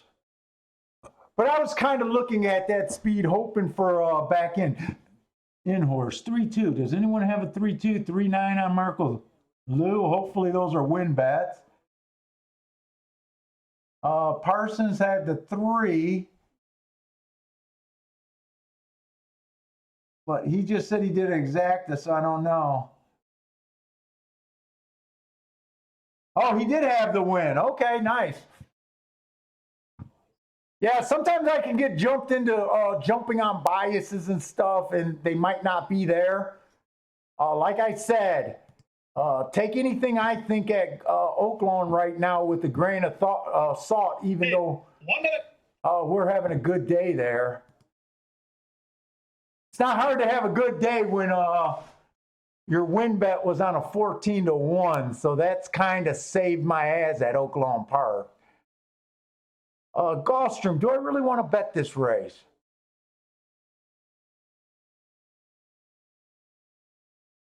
Why does this look like Oaklawn? That is Oaklawn.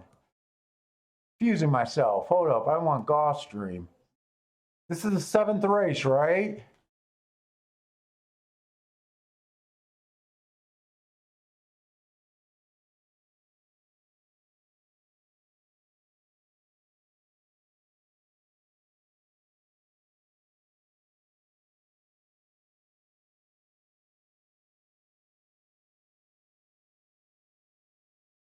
Look, I'm going to slip in a bet. I'm doing winning place on the 4. Whoa. Winning place on the 4. I got to take them at that price. And I'm going to try to do exacta with the 4 and second. 4 and second. I'm going 1, 2, 6 and 5 with that 4 and second. 1, 2, 6 and 5 with the 4 and second.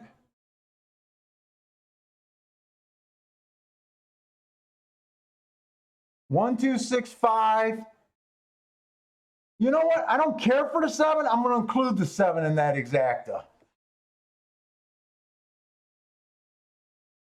My whole reason for if this 4 was like 10 to 1, I would just sit out this race. 25 to 1. I actually have to bet this race.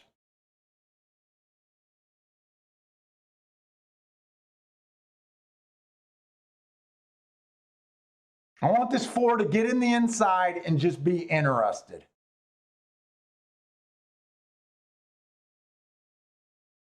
Can we get in along that rail? Okay, I like where he's at. Now I just need him to be interested, and if he has horse, I like this bet.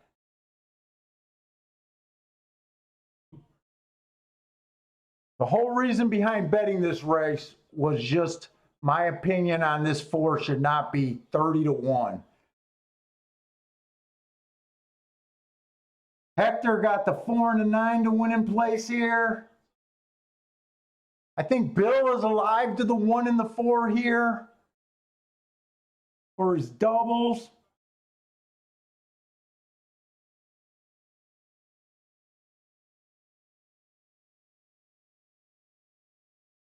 I just want this 4 to stay interested and feel like I get an honest ride out of him. Right now, he looks interested. It's just,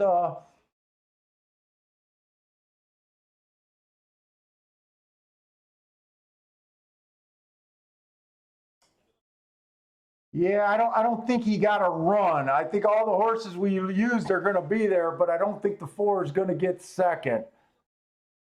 And he got the whip out, so I don't think so.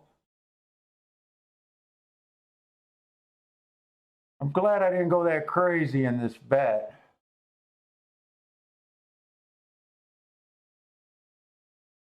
Seven was much the best here. So he was a horse that I said, I think he deserves to be favored. I thought his only weakness was the 7 hole, and that did not work out. That did not work out there.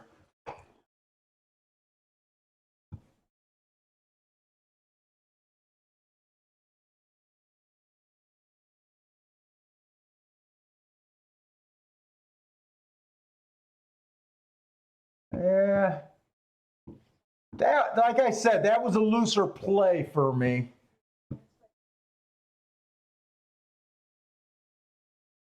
That was a looser play right there.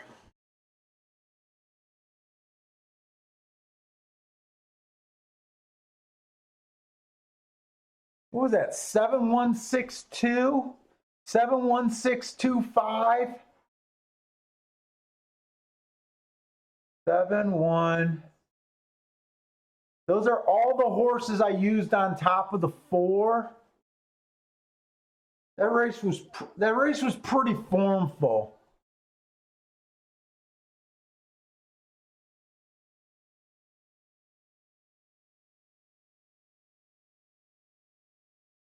That race was pretty formful.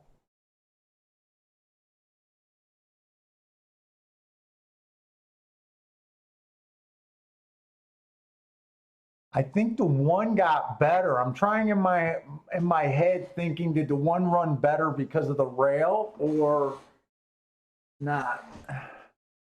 71625. So the reason I bet that race was hoping that the 4 could get first or second. The reason I bet that race was not. Luckily, I didn't bet that much in that race. I would have liked if that 4 ran a little bit better, but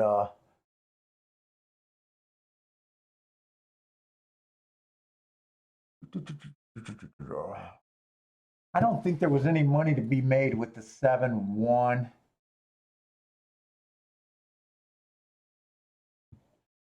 Seven one was paying $15. Even if I looked up these exactas, I would have tried to beat this 7 all day long. I would have still tried to beat him. $15 is not terrible for that 7-1 exacta per dollar. That's not terrible. But to me, I don't like betting the 7 hole for that. For me, I couldn't wrap my head around it. Luckily, I just tried to key off of that 4 and was able to keep the bet down. I don't actually mind that. We got a 5 furlongs on the turf. What do we got next at Oaklawn? So they finally wired. I want to look up this Oaklawn race one more time because I was thinking, Oaklawn, I was rushing. I never got that bet in at Oaklawn. I got shut out. Luckily, I did. It wasn't going to be that big of a bet anyways.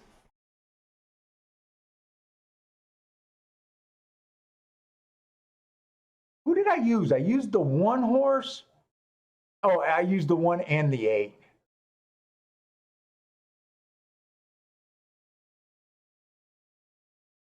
The 8 I liked. The 3 ended up winning. Oh, I got no problem with him winning. He was the fastest winner of the day 2 races ago.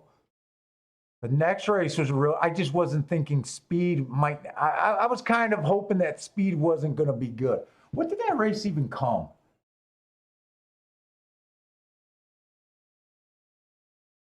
What did that race come?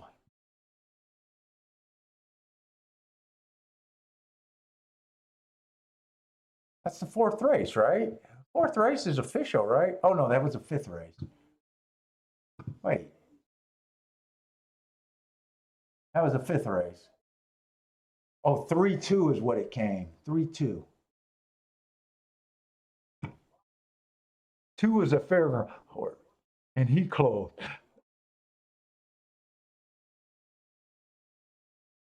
Other than that, what I'm thinking in my head right now, other than that 7 winning at 14-1 that we had, it's been all inside at Oaklawn Park. I think I want to still bang at Oaklawn Park a little bit as long as I got my markings on races. Let me make sure I got the next race marked.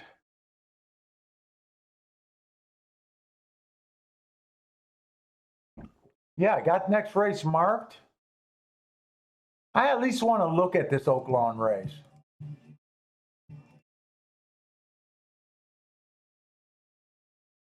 Oh, what we got?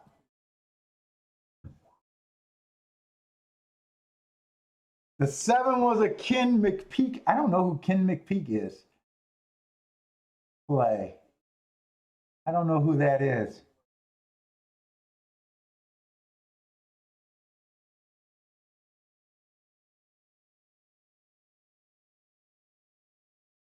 Marco Lubax, the 1-4 at Gulfstream.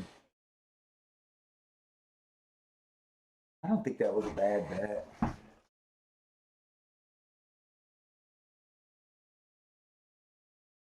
I feel like I got a lot of time. Yeah, we got 17 minutes for this race. Let's see. Let's see if there's anything to do here.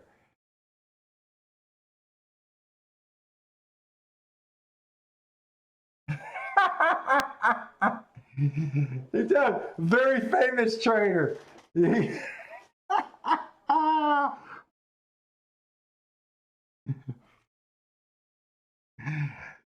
I've been playing for 30 years, but I'm like week one on knowing any trainers or jockeys. I sound like a moron when I ask about certain names because I just don't follow them. That's funny.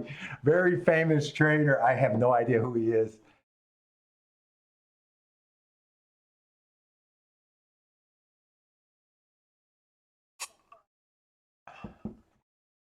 So the sixth race, we got a 6 furlong race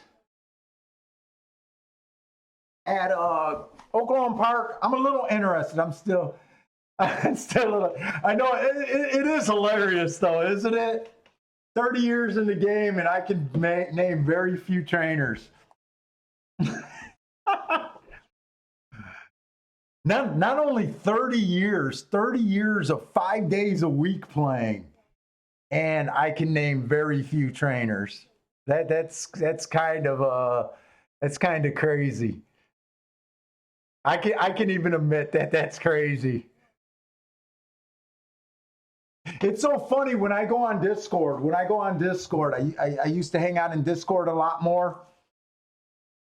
And I'll say for the most part that Discord chat room, I used to enjoy hanging out in there. And I still go in there. I'm just not as active. I just go in there and fly on the wall kind of stuff. But it's so funny. Even players with like a year in the game can talk about game history, trainers, owners, evaluating jockeys way better and could carry on a conversation better than I can about that part of the game, just because I don't believe in it. And sometimes you'll get it. I get into private. So when I'm in Discord, I'm mostly doing private chats when I'm in there now. And even those guys, I ask them, well, how long have you been playing? And they'll be like, a year and a half. And dude, they're telling me stakes races where they're remembering results from 10, 15 years ago, and they've only been, players for like a year and a half. And I always think that's hilarious. I just don't know the history of the game and that kind. It just, to me, it doesn't help in my handicapping, so I don't waste any of my mind with it, but it is funny.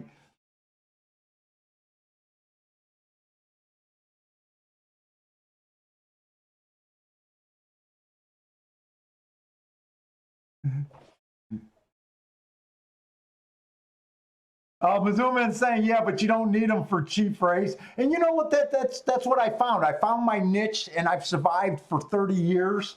And I'm the first to admit, fuck, I can't get excited for Florida Derby Day. But if you gave me a Florida card with nothing but $6,000 claimers, I'm jumping up and down. It's dude, I'm just stuck in what I like, and I do where my edge at. That's, I will admit, it's a funny little quirk from me. It's a funny thing.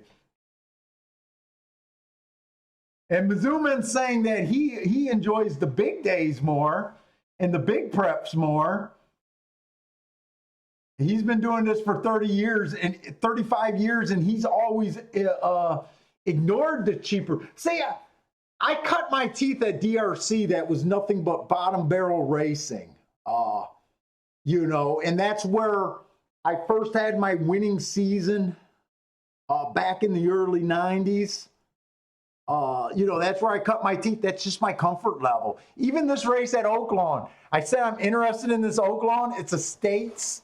It's a restricted Arkansas bred allowance 1X. And the Lowndes 1X is bugging me about this race.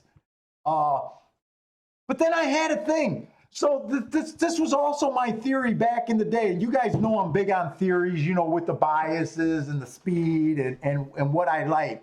You know, there's always theories behind what I do. And my approach to racing, my theory was, okay, I'm starting with, remember, when I first started in 1990, there was no simulcasting. So unless you had a bookie, you pretty much had to play what your track gave you, right? There was no simulcasting anywhere, 1990. And I resisted simulcasting when it first came on. I was like, no, I'm good. I just played DRC. But my theory was, and this is just a weird little quirk from me, is why get geared up for the big races on Saturday? You know, they mostly run the big races on Saturday, right? And there's very few of them. Wouldn't it be better? I just took the approach. Wouldn't it be better to grab something and to become really good at the cheap racing? Because there's probably 100 times more cheap racing than there is good racing, right? So for me, it was easier to say, oh, it's a stakes day at my track today. I'm just not going to go this Saturday, and I'll be back on Wednesday. You know, it's just a little quirk. So I thought back when I was young that I was being clever. Hey, master the claiming races because you get action every day, right? And it goes, you know, I fell into the bias thing. And, you know, I think all your bias handicappers, even the hardcore ones like me, will admit, hey, biases probably affect cheaper horses more than they do good horses. You know, so that's kind of how I fell into it. All right, I've been stalling on this race long enough. So this one horse, tried a mile last race. He was average slow. I don't care for that race. He was a sprinter before this, but I don't have, well, I do have Delta Downs. I could actually look that up. But to me, Delta Downs shipping to Oklahoma might not be the best angle. Mazuma, you're in Ohio. So here's the fact about Ohio. I was the biggest Ohio racing fan boy of all time when DRC went underwater. Ohio is where I won all my tournaments at, except for one in Vegas. Well, I didn't win that one in Vegas. I came in second in that one in Vegas. But I'm from Michigan, so I used to go out for all the Ohio tournaments at Beulah Park, Thistle Downs, and River Downs.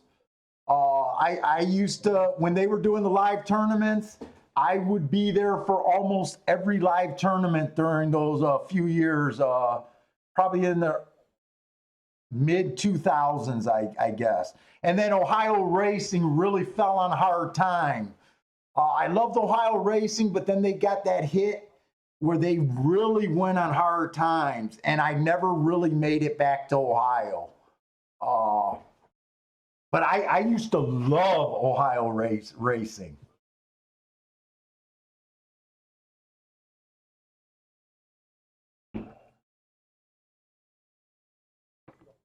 But the Ohio racing, I thought, so just this last year, I started tracking Ohio again. Ohio, their product is coming back. The fields are getting bigger, so I don't think Ohio's a death trap that it was for those really bad. They really had some bad years, and I had to leave Ohio during those years. Yeah, I used to love Beulah. I used to love the Beulah tournament. The first tournament I ever won was at Thistle Downs. So anyways, this two horse was average slow. Last race, 2 races ago, he was fast at the first call. Second at the 1 tick slower than the fastest winner at the second call. Then he was average at the third call. And he flashed some speed 3 races ago. He's a little interesting. I'm just in my head. So right now, okay, so of the 3 6-furlong sprints, they all came off the pace. They all stalked. They were all inside. I'm not sure how I'm going to approach this horse. I guess I'm handicapping this race more. I don't know if I'm going to have a play. I just want to see if I can form an opinion first. Right now, the 2's at 7-5. So even though I like his marks, I'm not that interested in betting 7-5. I'm not going to get too cute at Aqueduct and look for doubles, at Oaklawn and look for doubles or exactas right now. I'm probably just looking for a win bet right now. So I'm not interested in a race if the horse that I like the best is at 7-5. The 3 horse, slow last race. I don't care for that race. Decent speed figure. 2 races ago, he was the slowest winner of the day. We just had a slowest winner of the day win at 8-1. That I'm regretting that I didn't go for that race. Oh,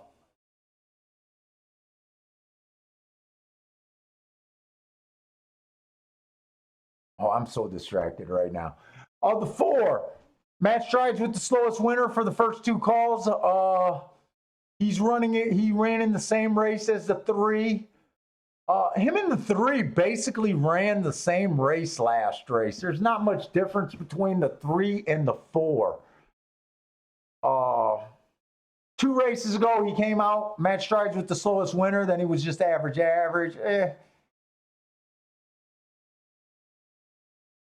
The 5 horse, average, slow last race. I don't have anything at Raceway Park.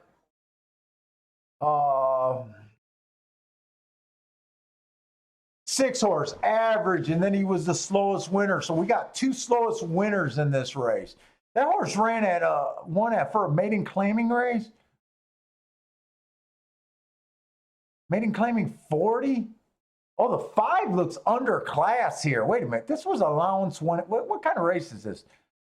For 3-year-olds and up, which never won 15,000 other than maiden claiming or starter.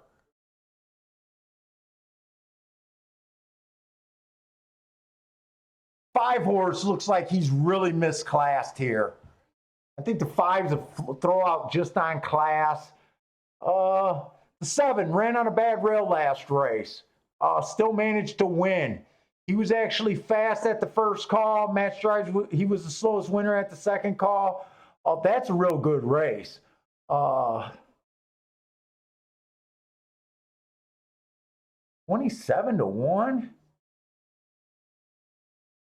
8 looks like off the pace.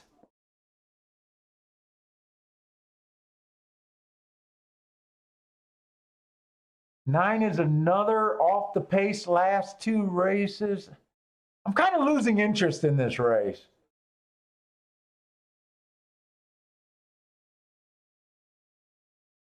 To me, I think this 2 horse looks like a legit favorite.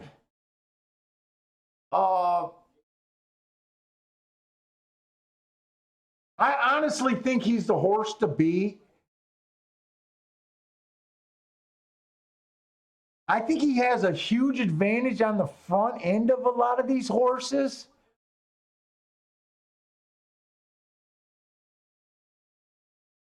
But I'm not sure.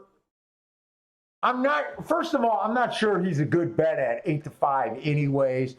The other reason I'm not sure is I'm not sure this track might be stalkers. And if this is a stalking race, he might not be that great of a bet at all.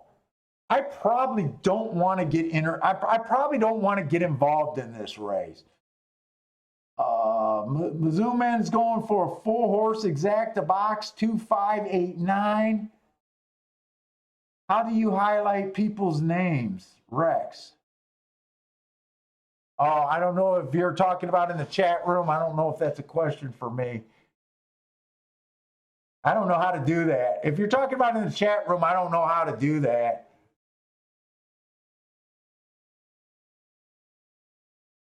Yeah, I don't really believe in this race. I don't think this is a good play for me here.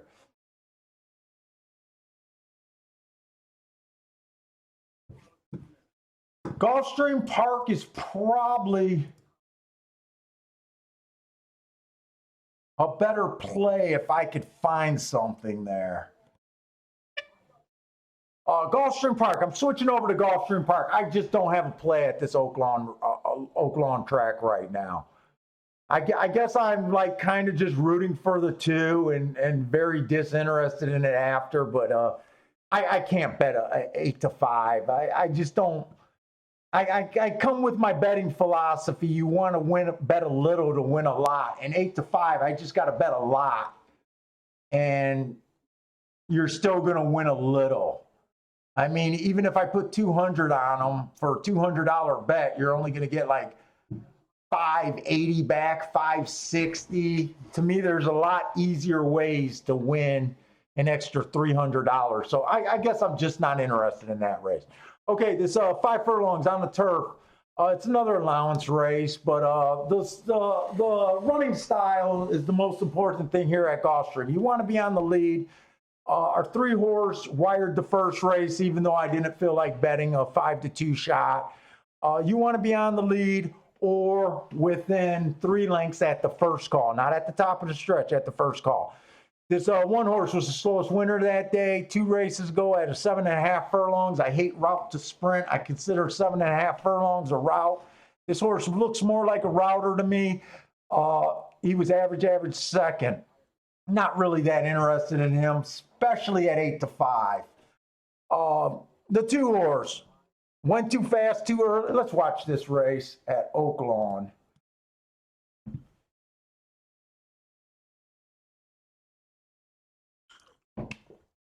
Two didn't even get the lead easy. I thought he'd get the lead a little easier than this.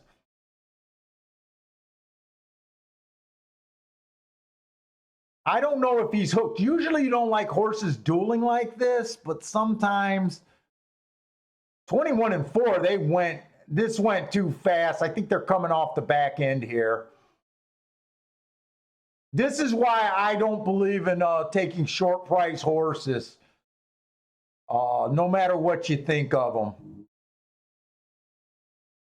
To me, he's already beat. I'll be shocked if he can survive this and win. He might, but I'll be surprised. I'm not even sure if he's in the front right now. No, he's not. And you know what? The four and the 3, they didn't even really stalk. This was pretty much a wire job by the 3. Whoa. That got close at the end. I think the 3 held on. The 2 might have got second. I think the 8 got third. But yeah, that was a race that I'm glad I couldn't get interested in a race like that.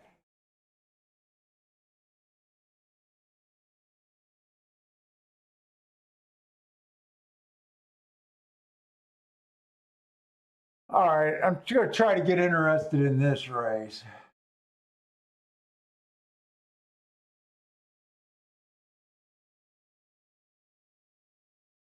All right, so this Gulfstream race, I'm looking for speed. I really like this 2's last race, but it was in November. 5 to 1, I'm a little interested. This horse has front speed. I love the 2 Hearts last race. The speed figure was 80. I don't like looking at speed figures, but this horse regularly runs in the mid 80s. At 5 to 1, I'm a little interested in him. 3, 1 race sample last race, so I can't rate that race. I don't care for that race on paper.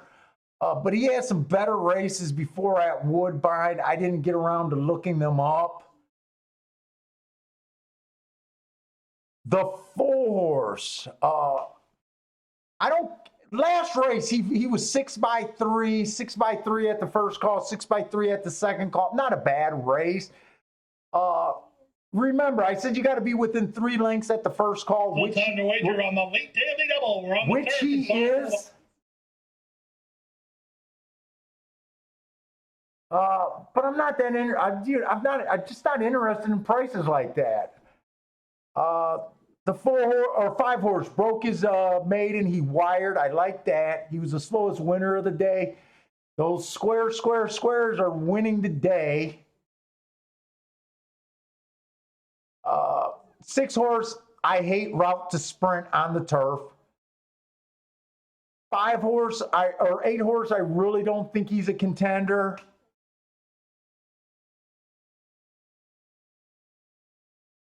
Nine horse is 24-1. I really like his race 2 back.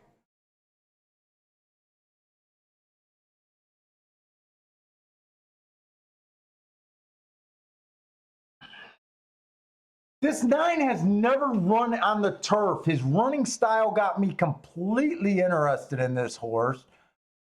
He has a bit of a layoff, 24-1. I think I'm willing to take a little shot on him. And I'm still interested in this 2 at 5-1. I think I'm interested in Dutching this race.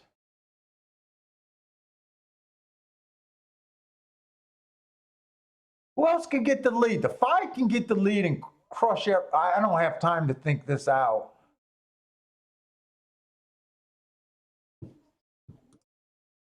I'm going to bet this 2 horse and this 9 horse just to win.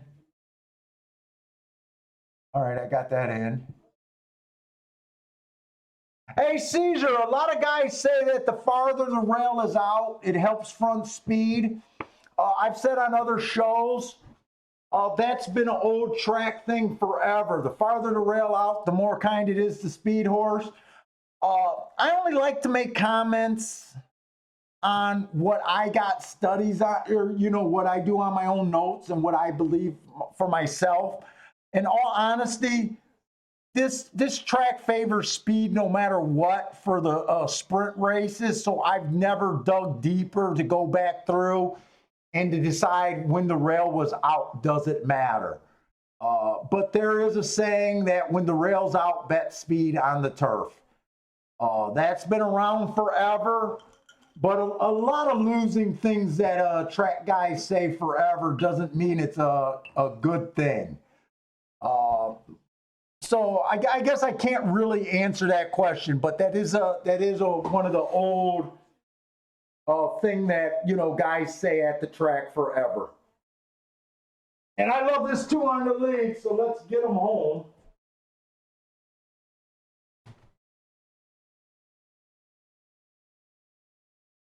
Oh.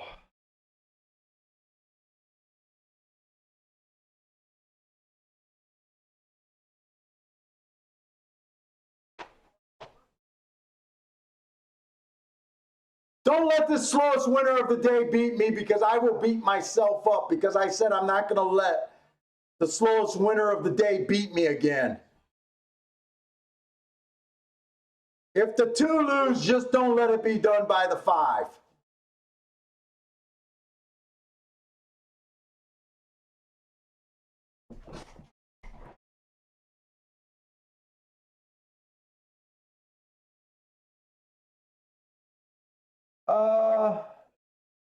Where's my remote? Or was that Woodbine horse? I got no problem with him winning. I think he was there the whole time. I'm rewinding the race. I want to say he stalked from about 3 lengths out again. 2 probably just needed a race over the track.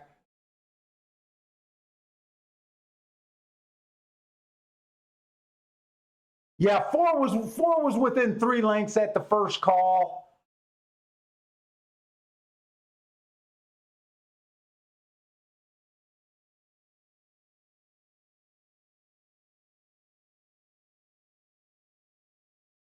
Oh my God. Fallen Leaf was it? Who the hell was Fallen Leaf? Oh, Fallen Leaf was the 2 horse.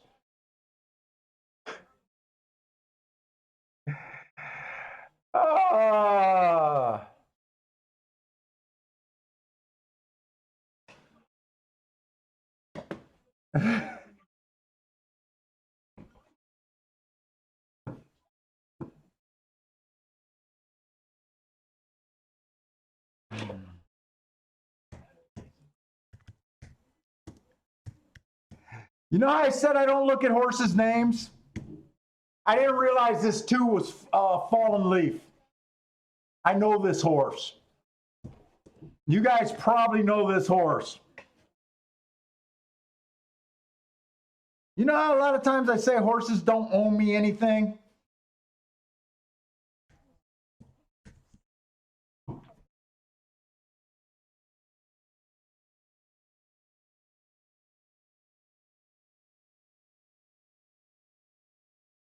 Okay.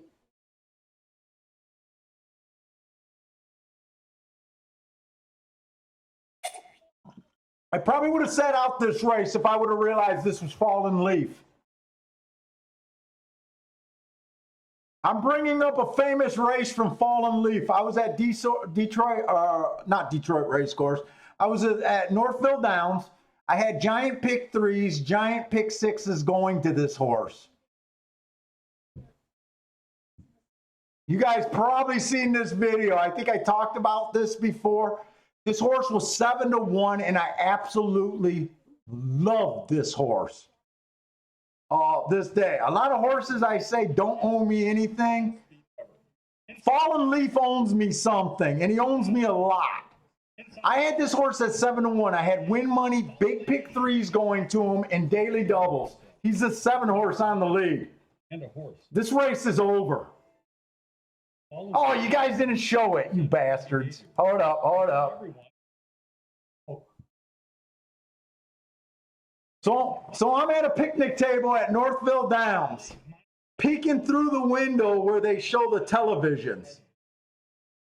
And I'm starting to strut. Come on, just show the damn race. Don't drag this out.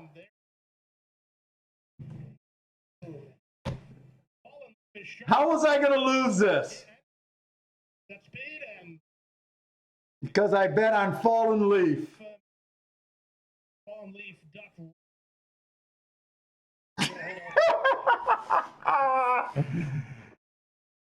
I still feel that same emotion at the picnic table. He did come up and became a useful horse since then.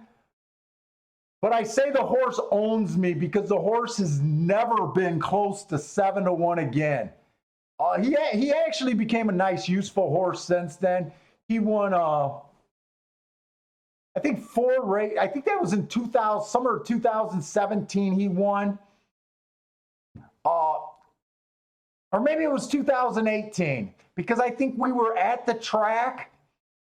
Me and the wife was at Gulfstream Park this day, and it was his next race. Maybe it wasn't that race, but he won at like pennies on the dollar, and I refused to bet him that day.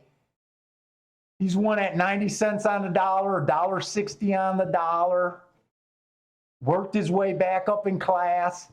$1.20 on this. I got a love-hate relationship with this horse. Probably bordering line on hate. I don't know if Bill's coming over. It depends on how strong my wife cusses me out later.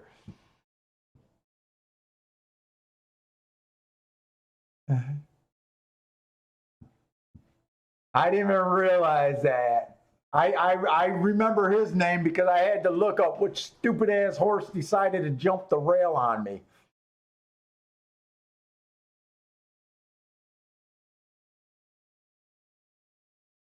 Zoom in, remember that? Man, you guys know, you guys probably been playing with me. A lot of you guys been with me for the last year, maybe even longer. I very rarely play pick threes. He was a single. You know what? Actually, no, I had 2 horses. I had the horse that ran third that just, or did I have the horse that won? And he was super long. Anyways, that horse cost me, that was a kick in the nuts that day.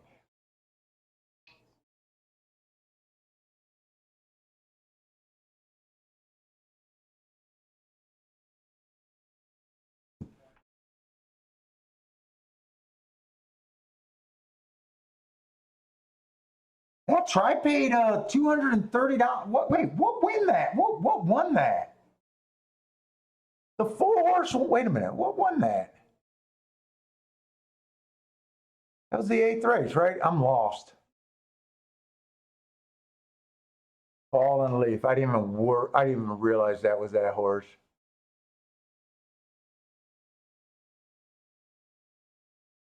The 4 was even money. How did that?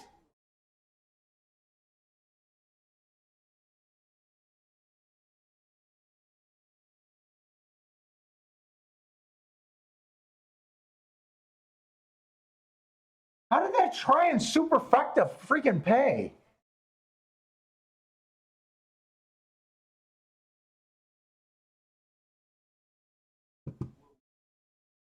I completely missed them. Oh, the 3 was 24 to 1. The 6 was 24 to 1.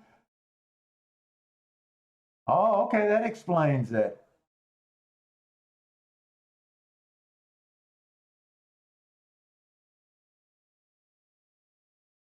I wish I realized that was that horse. I didn't put a big bet on him, but I made a moderate bet on him. Oh, that freaking horse.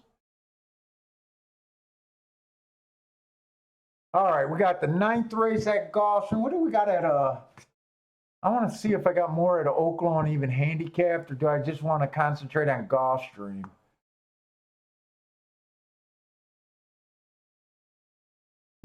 Are we going to the 6th or 7th race at Oaklawn?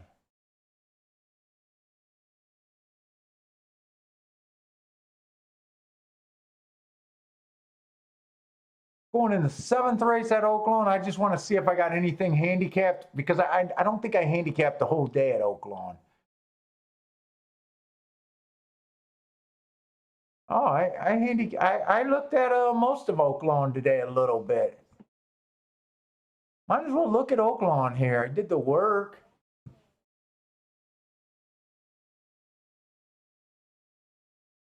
Got a lot of time. Berlin, Helen try 4. Fallen Leaf. I can't believe I fell for the leaf again.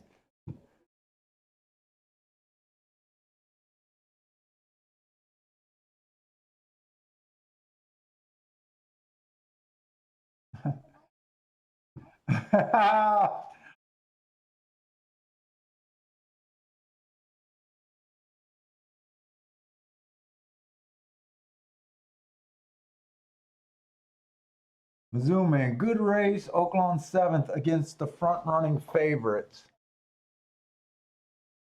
That's a claim. So we got the 7th race, claiming 20,000. They barely stalked last race. That 3 was pretty. Oh, and who got second there? Who got second in that six race? Did the 2 manage to get second, or did he get beat? Wait a minute.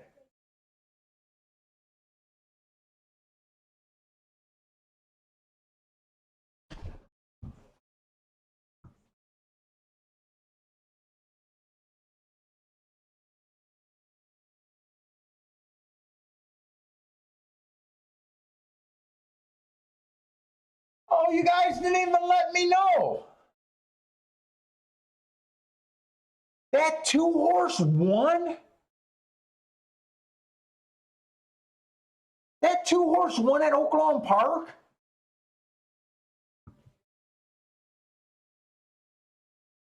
I didn't think he won. Hey, you guys watching Oaklawn Park? I thought that came in 3-2-8. Was there a disqualification, or did that 2 win that race and I just completely missed it? That was the horse that I said that I liked the best, but there was no way I could bet a horse at 6-5. But I thought he lost that race. Did he get put up? I'm trying to read the comments to see if someone tried to tell me that he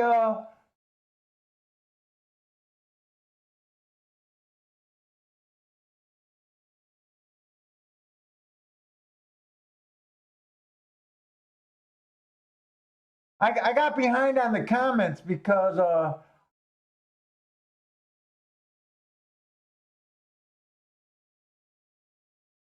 okay, I remember reading that.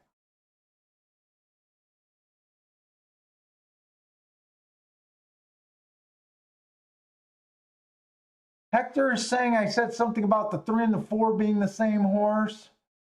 I don't know what I don't know where I was handicapping. Sorry about that.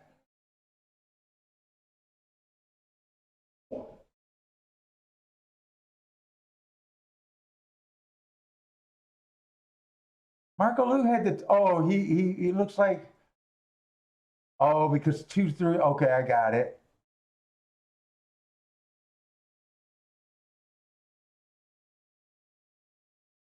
Oh, 2 got the bob. Holy shit! I didn't really. There's no way I would have bet him, and I'm not even looking at it as in saying, "Oh, I would have, could have, should have," because there's no way I would have bet him to win.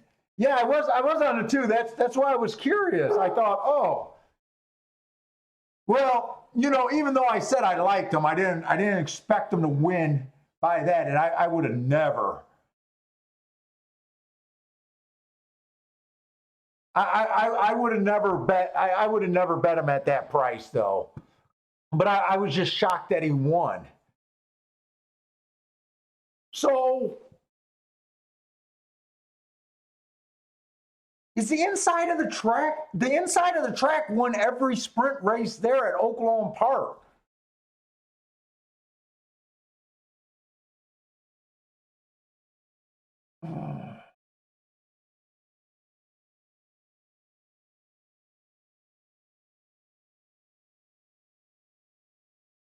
Okay, this is the 7th race. Okay, I'm just going to go through Oaklawn Park. Actually, I'm not seeing Oaklawn. Actually, I guess I'm seeing Oaklawn Park okay. We set out most of the races. We hit the 14-1, and last race, I mean, I barely won. I didn't bet any money, but the horse that I liked did win. Unplayable odds, but I'm wondering if the inside of the track is just the place to be there today. We got a 20,000 claimer there. We got this one horse, slow at the first call last race. He looks like a closer type, maybe stalker at the best. He was slow at the first call. He was match strides with the slowest winner at the second call, and then he was just average. That just looks like a pretty much even race. 2 races ago, he was average, slow. I like that race a little bit better. He just missed by a neck. He's 3-1. He's in the 2-hole here. So he is on the inside. They have been able to stalk today. I guess if he gives us a stalking trip, he can win. If he tries to be a closer, maybe not. The 1A is scratched. I didn't see that at the time I was marking the scratches. The 3, who is gonna get the 4-hole, which is he's really getting the 2-hole. This gets confusing because they scratch. The 1 was supposed to have the 3-hole, so he drew inside. And the 2 was supposed to have the 1-hole. So our 1 horse is going to get the 1-hole. Our 3 horse is going to get the 2-hole. Okay, so they're just moving in. Mazuman is leaning towards, he thinks it's more of a closing or stalker. I'll say stalker because I just use the definition, but we both agree they might be coming off the pace. I just noticed that every race, it was kind of inside. And that's his opinion. My opinion is, I'm not hard on my opinion either. It's just something I noticed. That the inside of the track seems to be winning all the races. If this was Gulfstream or a track that I played every day or I had more of a history with or numbers to back it up, I'd probably be jumping on this track like it was inside. But me playing it, kind of light and, I'm admitting this is not my track. I'm kind of thinking it might be favoring inside stalkers. But I wouldn't be surprised if I'm just making the call and it's the wrong call. I wouldn't be surprised if it's completely wrong. So the 3, Bad Rail last race, he was in the 8 hole. Average. Not a bad race. 2 races ago was a real nice race. Average at the first call, second. That was a real nice race. Just missed there. 4-1. The morning line is just going to be out of whack with all of these, with the extra scratches. Is the 5-horse scratched? Yeah, the 5-horse is scratched. I couldn't tell if he was scratched or the favorite. Oh, there, I got it on there. Marco Lewis saying overall speed wins at Oaklawn. The 4-horse, average. 2 races go average, fast, slow.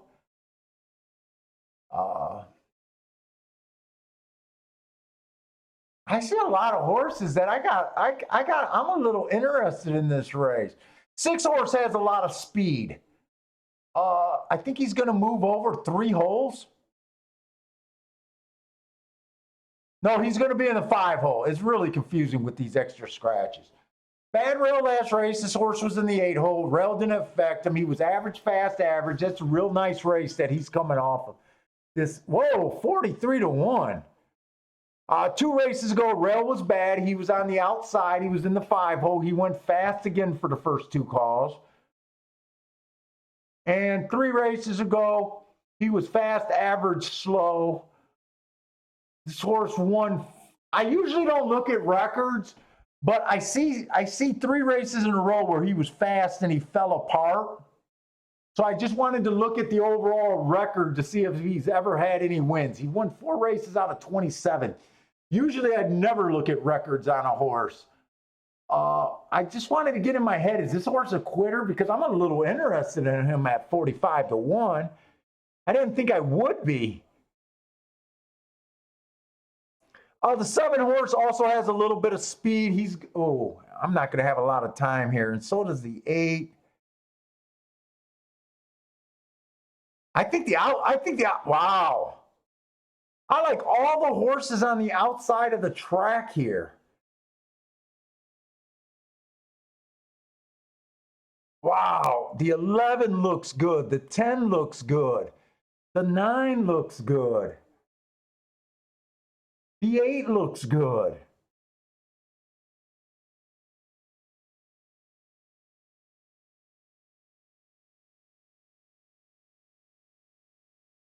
I see a lot of hearts here. If you think that this track is backing up, this might be a great race.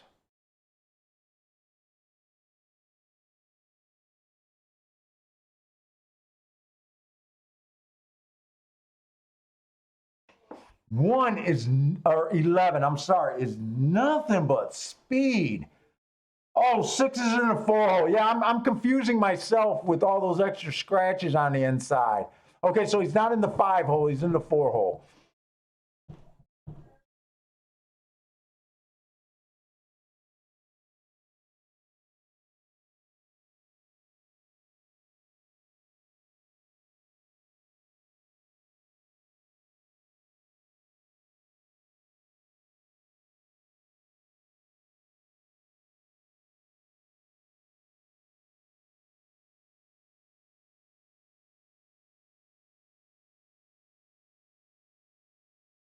If you play in this race, you need to get paid off.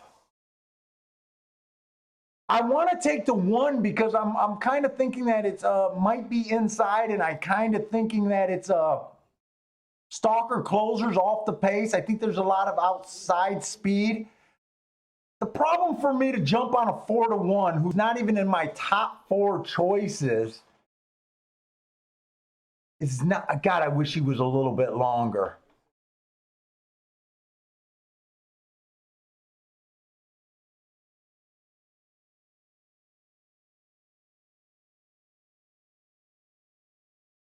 I'm still interested in this 6.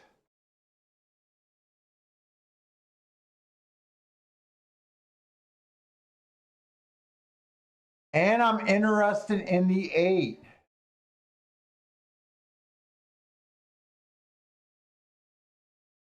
This is a great.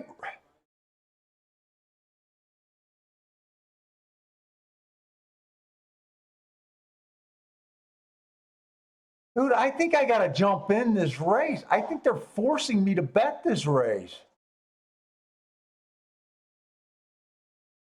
The 8 that I'm interested in is at 30 to 1, and the 6 is at 54 to 1.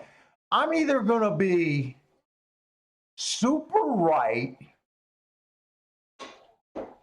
or I'm going to be completely so far off it's going to be embarrassing this race, but I'm okay with it. I'm betting the 6 and the 8 both to win. I wish I could think of this bet through.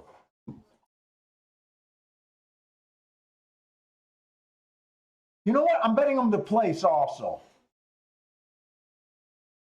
Where is the place? Oh, place is right below the win. I'm also okay. So I'm betting 6 and 8 to win in place.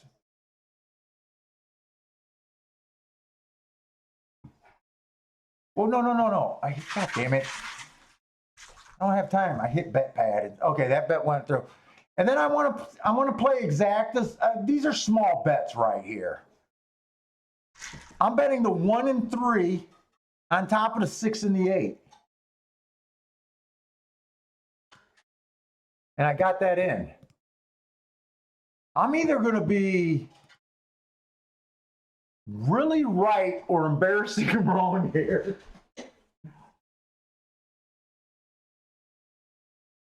Fallen Leaf got me again, Kiki. The horse that jumped the rail, remember? I haven't brought up the video of him doing it.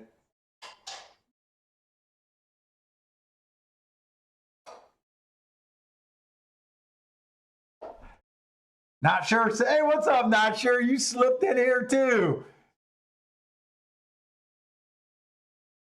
21 and 2. I think this is the fastest fraction we've seen all day today. Oh, I get a place bet. You should be proud of me. All by myself. No one even told me to do it. Look at it, I'm growing it. Is this the last race? Nah. But it's not going to be many more. Come on, 6. Come on, 6. Come on, 6. I can't clap right now. Come on, 6, one more time.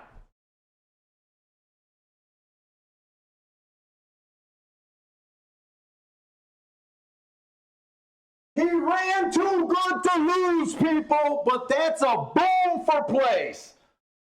That's an absolute boom for place. Why didn't I go all 6? I did a place bet by myself. 55 to 1. Oh my God, and did my 8 get third? Did the 8 get third? No, I don't know. I don't think he got third. Hey, Not Sure, I'm partial right. How do you like 55 to 1s that place and only gets beat by a head? I'm actually proud of that one. I'm actually proud of that bet.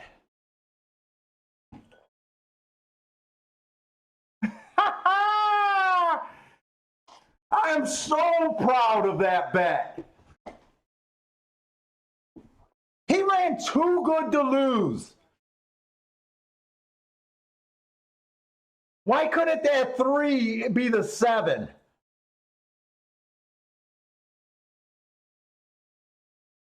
That made my day right there. I mean, he has to pay $40 to place, right? $30 to place?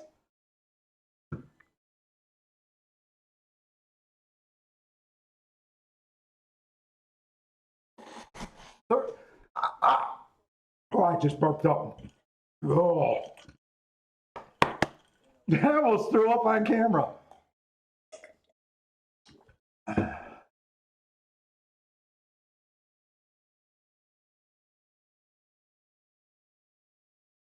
I am the worst at thinking through my bets. I like a 55-1 and a 20-1. That's why I'm involved.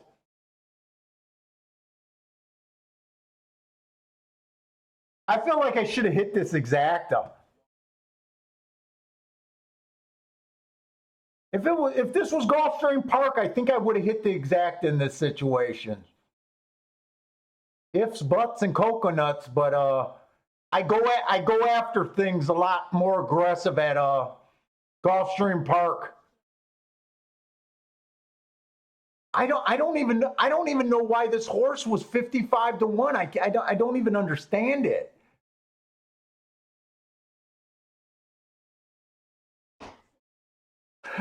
I'm not sure. You said I was going to be right, a little bit right. At least I did a place bet. That place bet is gold. Got a decent place bet on him. I'm hoping $40 to place is what I'm hoping for. He was going to pay 100, 120, 130 to win. 33.60.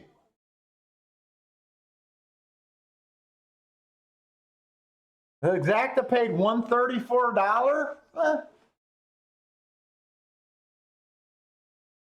Hey, Partez, I know it's no excuse. I set up my game where, I'm always waiting. I've been like that the entire time I've ever played this game. I've never been a good bettor. I've never thought my bets through. I'm just a bad bettor. There was a good chance that I would have had all my money to win on him. Remember, I didn't even do win and place at the same time. I did the win bet and then said I should get a place bet, and I did. Luckily to God, I did it. There's been times on this shows where I had horses bigger than this. Well, fuck. Saturday, I had that 60-1 that ran second in the Florida Derby with nothing to place on them. I'll never learn. I mean, my wife was proud that I finally did the place trigger there. But if you want to watch a show about structuring bets, I'm a terrible bet structurer. I will admit I've never been good at betting structure.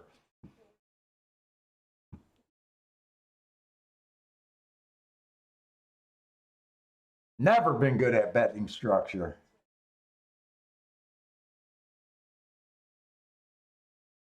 Yeah, I always rush at the end. We got the 9th race. I don't like where Oaklawn's poking through because we see hearts. Hey Rex, nice. I'm glad you followed on that one. Nice.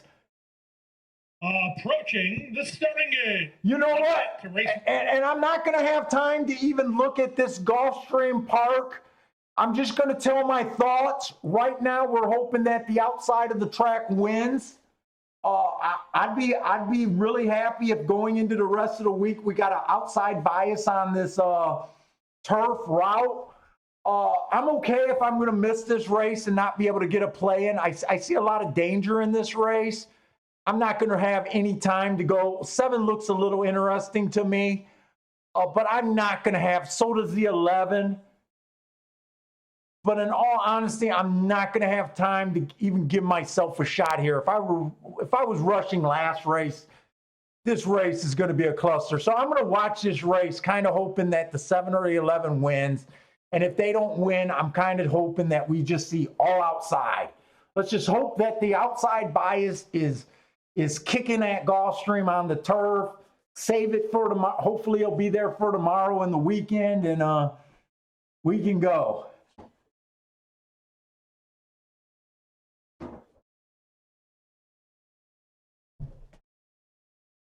Yeah, and you know what? I got to be really the way I play, I have to be a good handicapper because I am the first to admit that me structuring tickets is not what you want to learn from.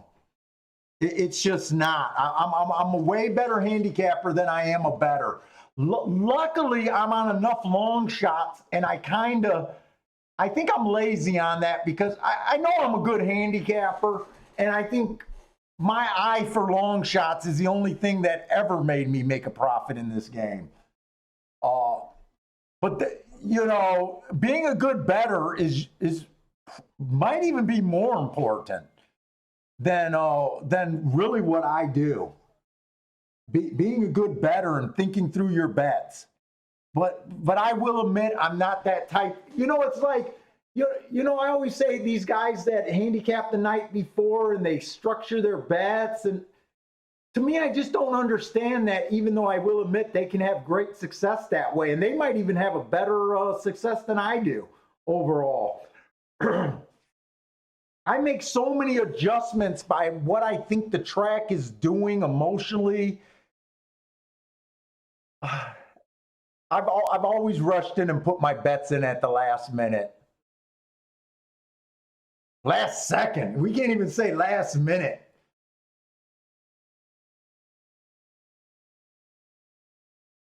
I like where the entire outside of the track here, this 24-1 on the front end with all the outside of the horses, all the outside horses being in the first four spots, or actually the first 6 spots, really, once you get rid of the 4.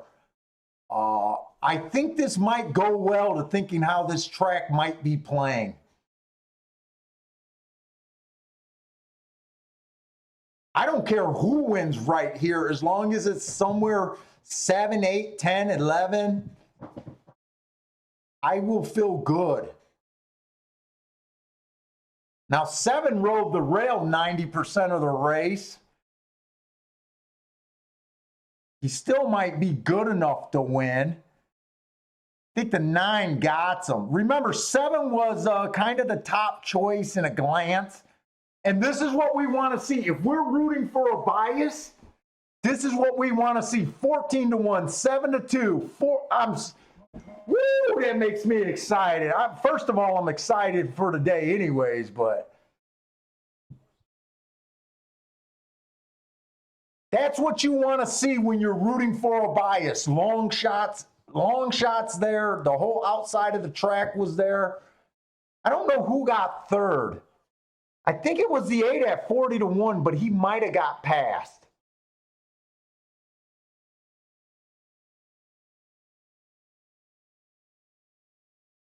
I think the 8 might have got passed. He got passed by a horse outside of him. Well, I think he got passed by 2 horses, actually. I think the 1 was the widest horse. I think the 1 got 4th. I can't tell who got 3rd. Are you saying that the 11 got 3rd? 11 might have got 3rd. I couldn't really say. When I'm looking at that pink cloth and that gray cloth, with my vision, they often look the same to me. And here's the thing. The 9 I could have never been on other than he was outside, just because I have no talent with first-time starters. Yeah, you're right. The 11 got 4th, but this is absolutely what we want to see if we're rooting and hoping that a bias holds.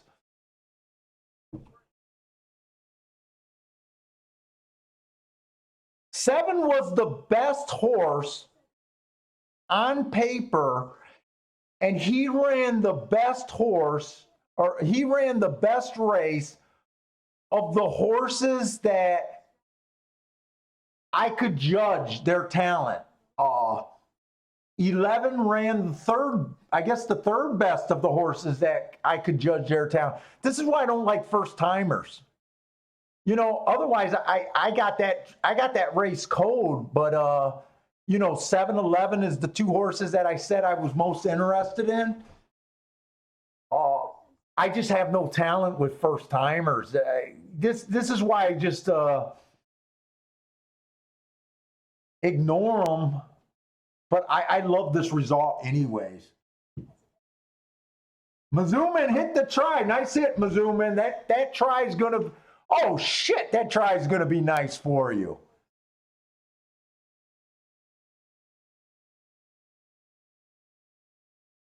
Hey, Paul, why don't, hey, Rex, I'm planning on doing a live stream tomorrow. I'm planning. I took off from helping my cousin today and tomorrow.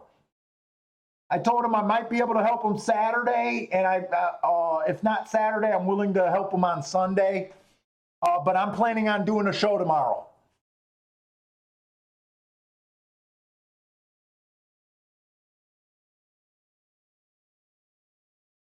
Would you say a bias is caused by? No. You might be saying what I'm thinking, but I would not say that every time you see a crazy result, it's done by a bias. Remember, well, I know you're new, Partez, and I'll be the first to admit, I believe in biases 100%. All my biggest scores are biases. I don't even like to operate at a track that I think is running fair. I will back off of a surface or even back off of a track. But just seeing long shots is not enough. When all the races, okay, so when you're watching a day of races and all the results are kind of looking the same,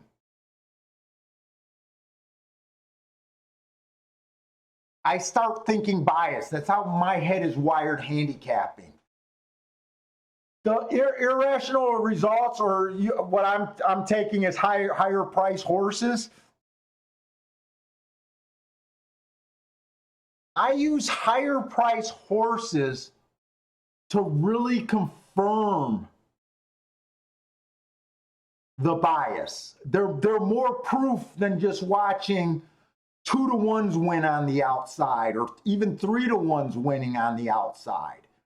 But it's overall work. It's your overall. So for a bias, for you to really know a bias or how a track is playing, first of all, you need to have more than just a day's worth of results. You need to have a pretty good idea. When I'm judging these biases, I know that on camera it looks like I'm just watching the races and calling them off and kind of using past notes, which is true, but these biases are kind of confirmed. I mark them in my notes, right? But that's not it. That's not done.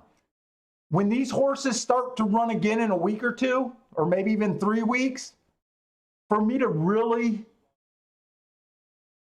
cement my bias, I want to see some of these inside. Okay, so right now I think the turf is favoring outside.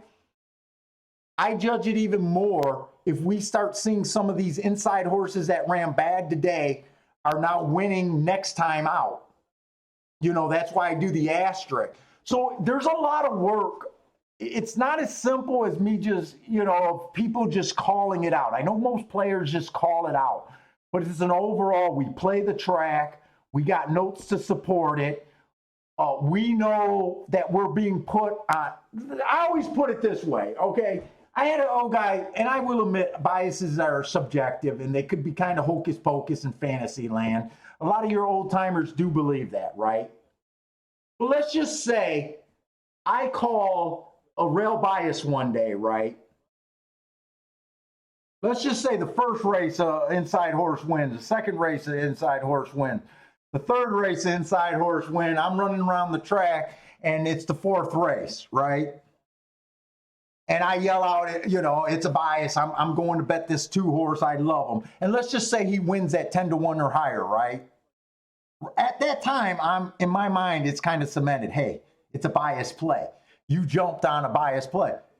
But the very next 5 races, it could all be outside.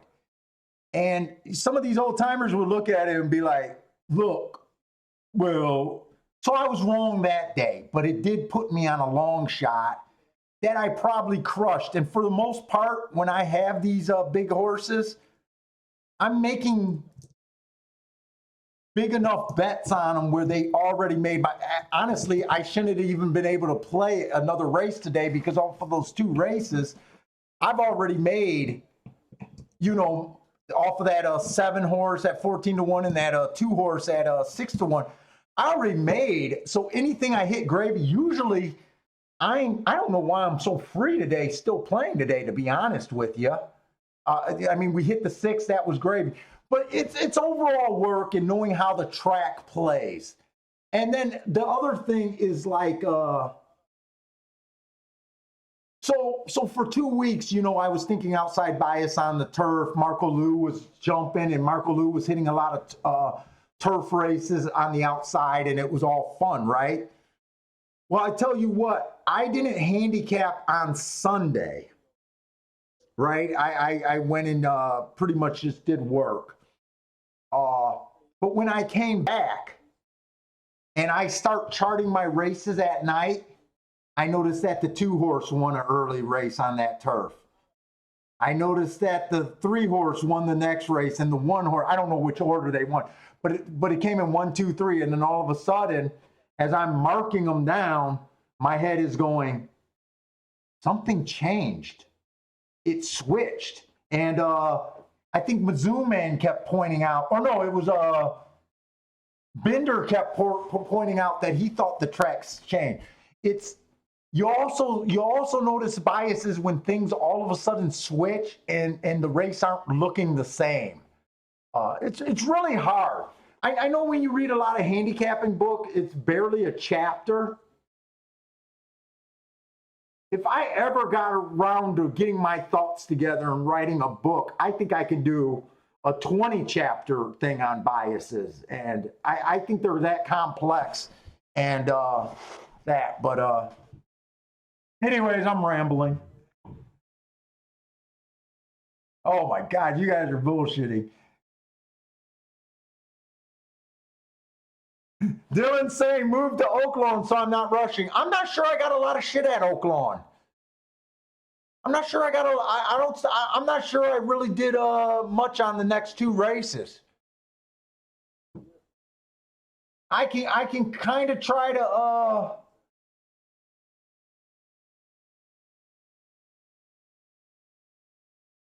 let's see, there's only 2 races at Oaklawn.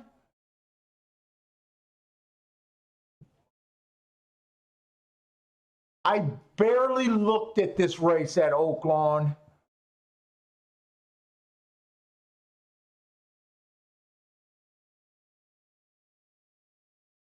How much time we got?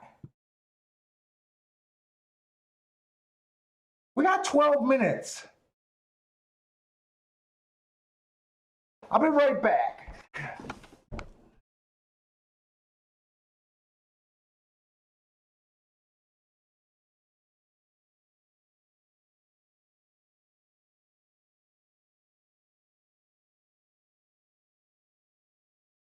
What's up, Andy?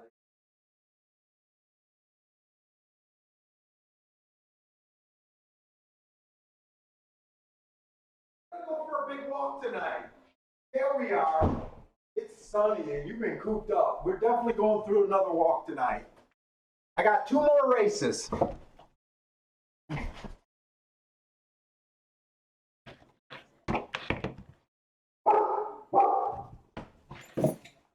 I need to. I think I'm gonna try to look at Oaklawn. Ah, shit.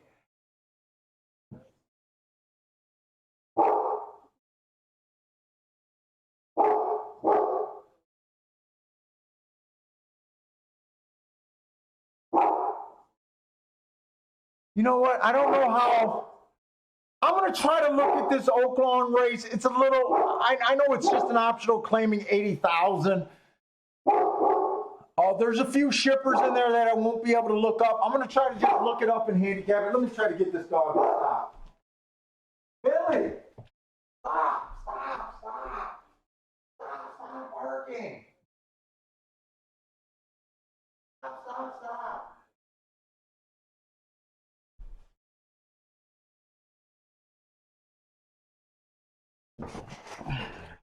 I'm going to try to look at this race.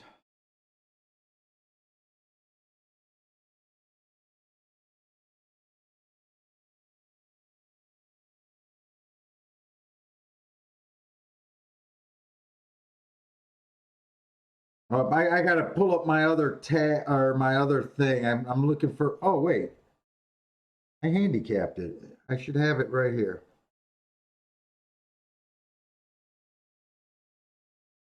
We've been having some pretty good look at Oaklawn.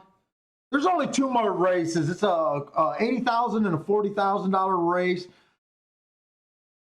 I'm gonna try to go through these. I don't know if I'm gonna play it, but let's just see if what we're seeing is bearing out. So I mean, I like the 6 because the 6 last race had good marks. He did get beat by an outside horse, but I like that he was had the 4-hole. He ended up having the 4-hole. I thought that the inside might be a little good. That 10 horse a few races ago at 12-1 that I bet that finished 3rd. Right now, everything in my head is saying that he ran an exceptional race. I haven't seen anything that makes me think that the 10 ran a bad race that race. But I'm bringing up that race because there was 3 shippers from, I think it's, the abbreviation is TUP. I think that's Turf Paradise. I don't know much about that track. That's what this one is coming out of his race. I think I used to handicap it like quite a few years ago, and I used to think that they used to run extremely fast times, and that's why I thought that those horses, even though I'd had nothing on them, I thought that it was worth trying to go against them. So I'm just thinking Turf Paradise, we're going to see fast fractions. If I'm even right about that abbreviation, which I will admit I might be wrong because I just don't follow racing out there.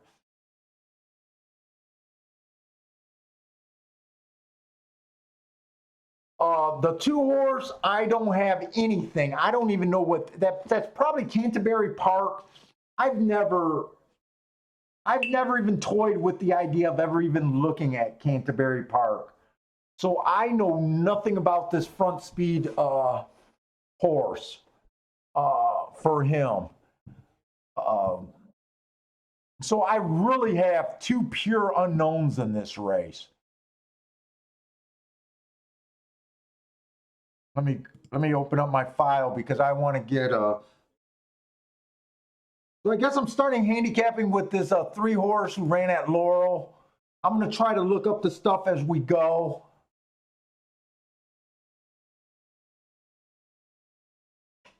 And mark them down, but you guys won't be able to see the mark. So this Laurel's last race. He did earn a heart at the first call. He earned a triangle at the second call. At the third call, he was slow. So he automatically has an excuse. He went way too fast. It was one of these little $100,000 stakes. That was a good race. I'm going to look up his New York race also. His first race out ever. He won that race, so I know there's nothing wrong with that race. And they put him from a stakes to his next race. But I just want to see how good I thought that race was. He was a triangle at the first call, a triangle at the second call, and a triangle. So he was the fastest winner of the day all the way across that race. So that horse, obviously, you know, kind of what I expected, has show talent. That's why they took him to Laurel for that stakes race. Nothing wrong with that. Let me get all my stuff together. This is the 8th race, right? I want to make sure my betting's up and everything. I doubt it if I'm going to have a play here, but I want to, I think I'm seeing the ball pretty good there, and I might open up my wallet more there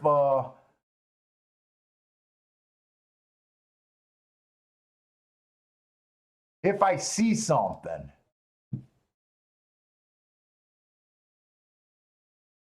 So I'm looking up that 11/30th race.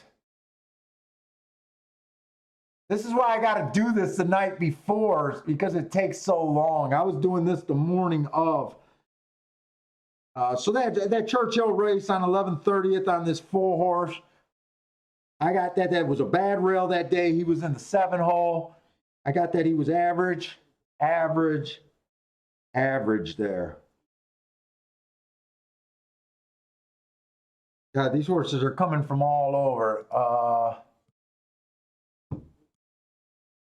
I need Oklahoma Park open again.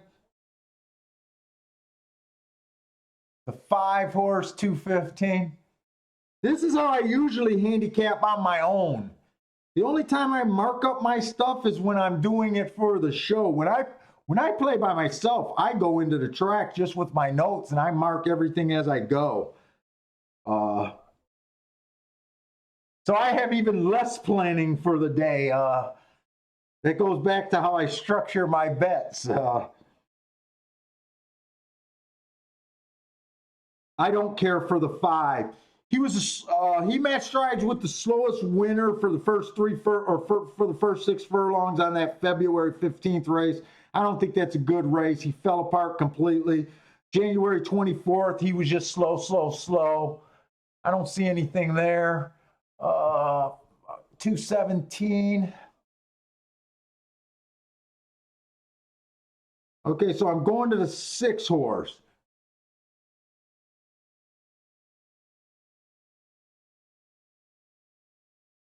Six was fastest at the first 2 calls. So he earned 2 triangles and an average. These are talented horses. Obviously, that's why they're running for 80,000. So far, I see a lot of speed. It's a little early to pigeonhole these horses into a running style. But to me right now, as a handicapper and to make a decision bet, I got to kind of put the 6 as a front end horse. I got to kind of put the 4 as a front end horse, even though he's a router. I think the 3 is fast. Obviously, the 2 looks fast, and so does the 1. So this might be a good race where someone's either going to have to stalk or someone's just going to have to be so much better. And why am I on Gulfstream here? Do I even got enough time to do this? I need my betting board up because the betting board has a lot about the decisions I make.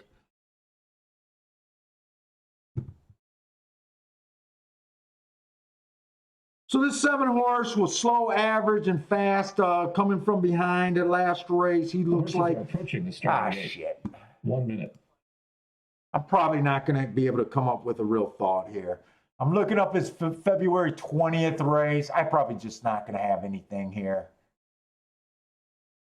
And it's just okay to sit out when I don't have a good opinion. He was average that 2 races ago, the 7-horse.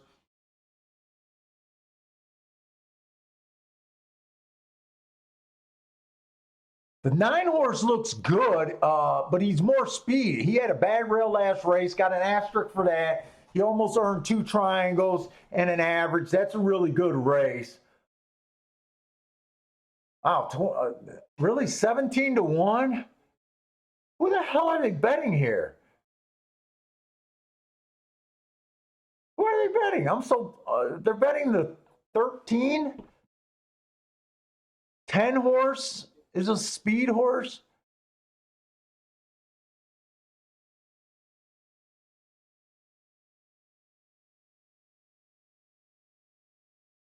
Boy, the guy on TVG, I don't know who he is saying that the favorite is an absolute standout.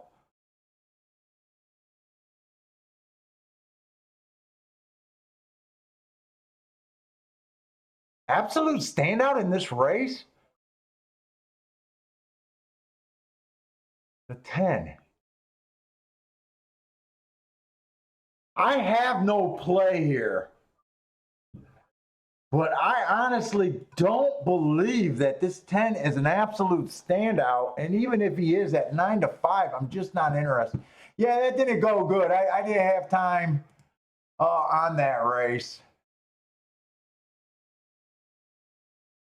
I kind of think that this might be a good race to find who you think a stalker is. I think this race sets up for coming off the pace. We got 5 horses across.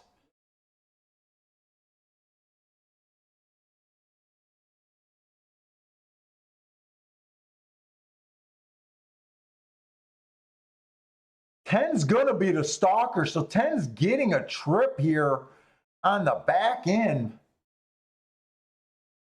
3 was the Laurel horse, who I said this horse had talent, and wow, I didn't even realize he was 22-1. I didn't realize this horse was 22-1.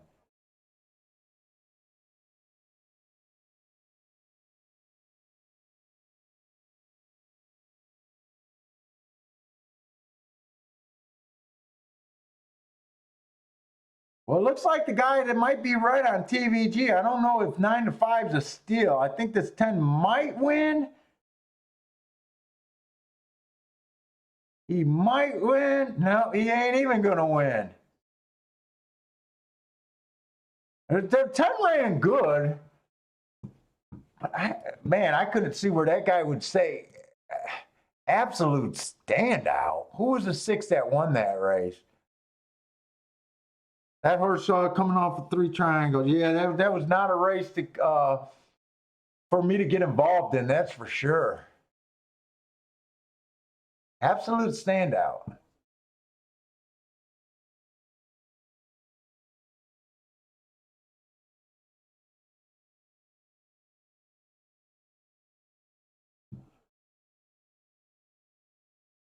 Hen went off at 6-5. I mean, he ran good. Absolute standout, huh?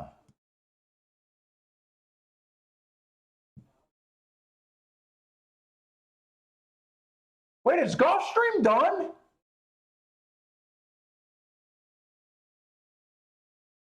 Oh, Gulfstream's done. I didn't realize that was the last race at Gulfstream. Right? Is Gulfstream done?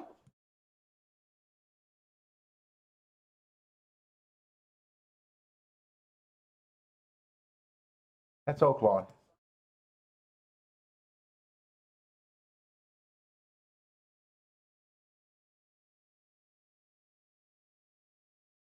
That's it. Yeah, Gulfstream's done. Okay. I got so excited I didn't even realize Gulfstream was done.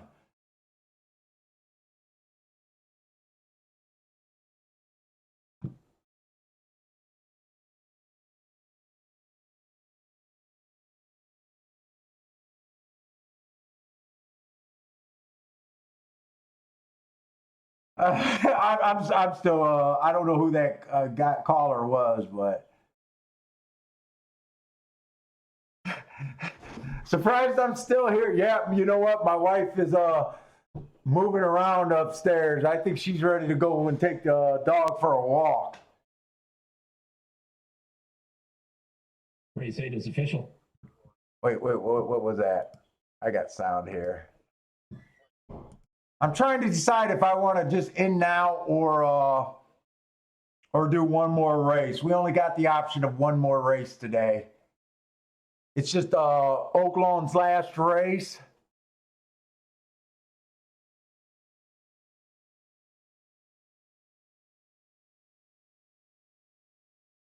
You know what? I'm probably not interested in Oaklawn's last race. It's 40,000. I got to do all the work from scratch.